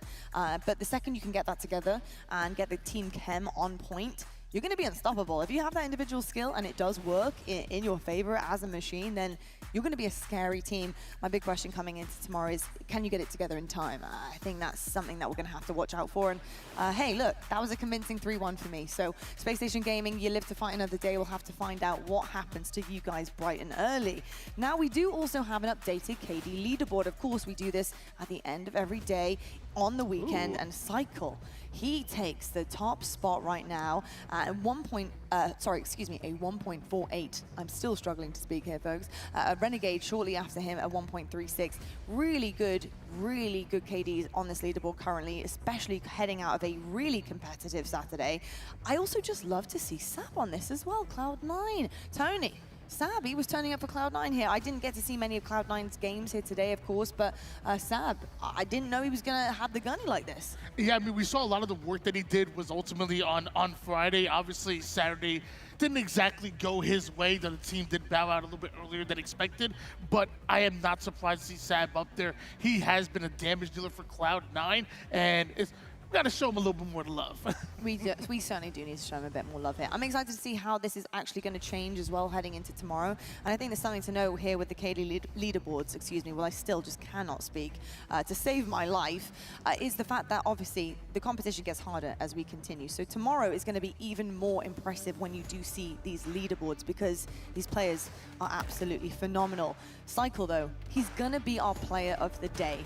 Rightfully so, let's be perfectly honest. This guy was gross today. He often is gross, but today in particular, he was on a whole other level. He was actually a little bit quiet on day one, which is a bit odd for Cycle, but I think sometimes when you come into pool play, it's your first day at LAN, you're trying to find your feet, you're trying to figure out how comfortable you really are in these situations, and comfort was the name of the game for him coming into day 2. Phenomenal player. I mean, Snipedime, you're getting to actually see this firsthand live here at a LAN. What do you make of this kid now, especially after seeing what he can do here on day 2? I'm unbelievably impressed, and I think the craziest thing is the whole day we were talking about how insane Renegade was and the plays he was making, and we thought he was going to be at the height of the leaderboard. And it just goes to show you that Cycle's doing that without needing to be flashy. He doesn't need the power weapons. He's just putting himself, being hard kills, getting the kills, and putting himself in the right spots to get the cleanups, be the great teamwork. And we saw one of the series, they all had around the same KDs. So for him to be this high up is incredibly impressive and incredibly telling on a team full of the Slayers that they have, especially the likes of Frosty and Royal too. Bro, I am actually flabbergasted right now. Look at the damage difference at the bottom there, guys. That is unbelievable. And by the way, just so you know, this isn't some pool play stuff. This is quarterfinals versus Optic, by the way, a 2P team who have taken 2 chips on the season. That is unbelievable statistics from this young man. This, by the way, is practically a rookie if you really think about it. Yes, he had his rookie season last season, but he's on a top team.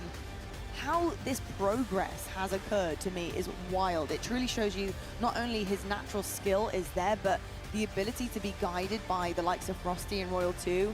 It's really starting to come together in fruition, and I think this guy's going to be unstoppable by the time we get to Worlds. I mean, Tony, how excited are you to see this young man progress even further? Yeah, I mean, I talked about it before. You know, back in Halo 5, I was playing matchmaking with the guy. He was carrying me in every lobby that we played in. Absolutely fantastic. One thing that also stood out to me on the left side of that graphic was not only the fact that he had 51 kills, but 40 assists as well. Yeah, normally, I'm putting that level of kills and that level of KD. The assists aren't up there. 40 assists to go along with 51 kills. He might win main Slayer and like main support player this event if he continues playing like that. Sounds like MVP. He really could be. He could be walking away with just heavy change from the commendations and a trophy. Who knows, Taboo? Impressive stuff so far from Cycle, but of course, he has to get the job done tomorrow. And tomorrow is exactly what I want to talk to you guys about next. Because, of course, we have our schedule, and can you believe it? We're already 2 days down. Tomorrow's Championship Sunday. We're going to start things off with Optic Gaming versus Space Station Gaming. This is going to be our elimination semi-final. We're looking for a big bounce back. The winner of that will head into the elimination finals, awaiting the opponent to drop down from the winner's side. Shopify Rebellion take on FaZe Clan shortly after that in your afternoon. Winners finals will occur, and of course, we will then duke it out to find out who will be lifting that trophy. And just to remind folks at home, you also could be seeing a bracket reset, and if Optic has anything to say about it, they will certainly do that indeed. They were hoping to lift that trophy, of course, on the winner's side. It just hasn't shaken out that way, but the good news is, Greenwall, they've done it twice before and lifted a trophy through the elimination bracket and have found themselves champions twice again. So we'll see what happens. Can Shopify Rebellion hold on strong? Who is going to meet them in that grand final spot? Will we see some teams make a run? Will we see FaZe finally get it down? Will they get over the hump of Optic Gaming and Shopify Rebellion? Because quite frankly, leaving day number 2, sometimes that is my question. I've been so impressed with FaZe, right? It's been great. I've loved it. But we are yet to see them get over everything like they can't online, which is Shopify and Optic. And until we see that, getting close is great, but it's not good enough. Do you think you've seen enough to convince you that tomorrow, when they do take on some big dogs here, that they're actually going to do it this time around? I think that last series that FaZe played is probably the most convinced that I'll be going into it. Like I said, I think if they struggled, I would not have been confident going against Shopify. Shopify right now is absolutely the hottest team at this event. They've been dominating everyone that they've been going up against. We just saw the SSG and Optic stats. And maybe FaZe in the way that they play the game, their playstyle, maybe they're a good matchup. I always thought it was going to be a tougher matchup for them, but their playstyles changed clearly going into this event. They might have talked about some stuff, and who knows, like Shopify could have been a team that they specifically practice against. Well, we'll have to wait and see. Tony, heading into tomorrow Championship Sunday, what are you most excited about? Is there anything in particular? Is it a matchup? Is it players? Or is it just literally just how it feels to be here on Championship Sunday, knowing we're crowning someone? Well, I mean, the energy in this place in the Championship Sunday is going to be absolutely electric. And to start off our day with Optic versus SSG, I can't think of a better way to start it off. It's going to be absolutely amazing. You have a very hungry Optic Gaming roster coming from lower bracket round number 1. You have SSG that are finally starting to find some flow, move within rhythm. That's going to be an absolutely amazing matchup to kind of set the tone for our Championship Sunday. All right, Snipe Down, why not? It's time for bed. Folks at home, it's certainly time to turn everything off. Get the tabs closed. I'll tell you to open them tomorrow, of course. And everybody in the arena, thanks for staying so late. The action has been absolutely off the charts. We have seen the highest level of competition in every single form. We've seen upsets, ANZ making a mark. We've seen Akave Esports doing it for LATAM. We've also seen our North American teams duking it out. The seeds are set. We're heading into Championship Sunday, and we will be crowning somebody victorious tomorrow. I can't wait for it. See you all there. Good night, and we'll see you for more Halo Championship Series. Good job, guys.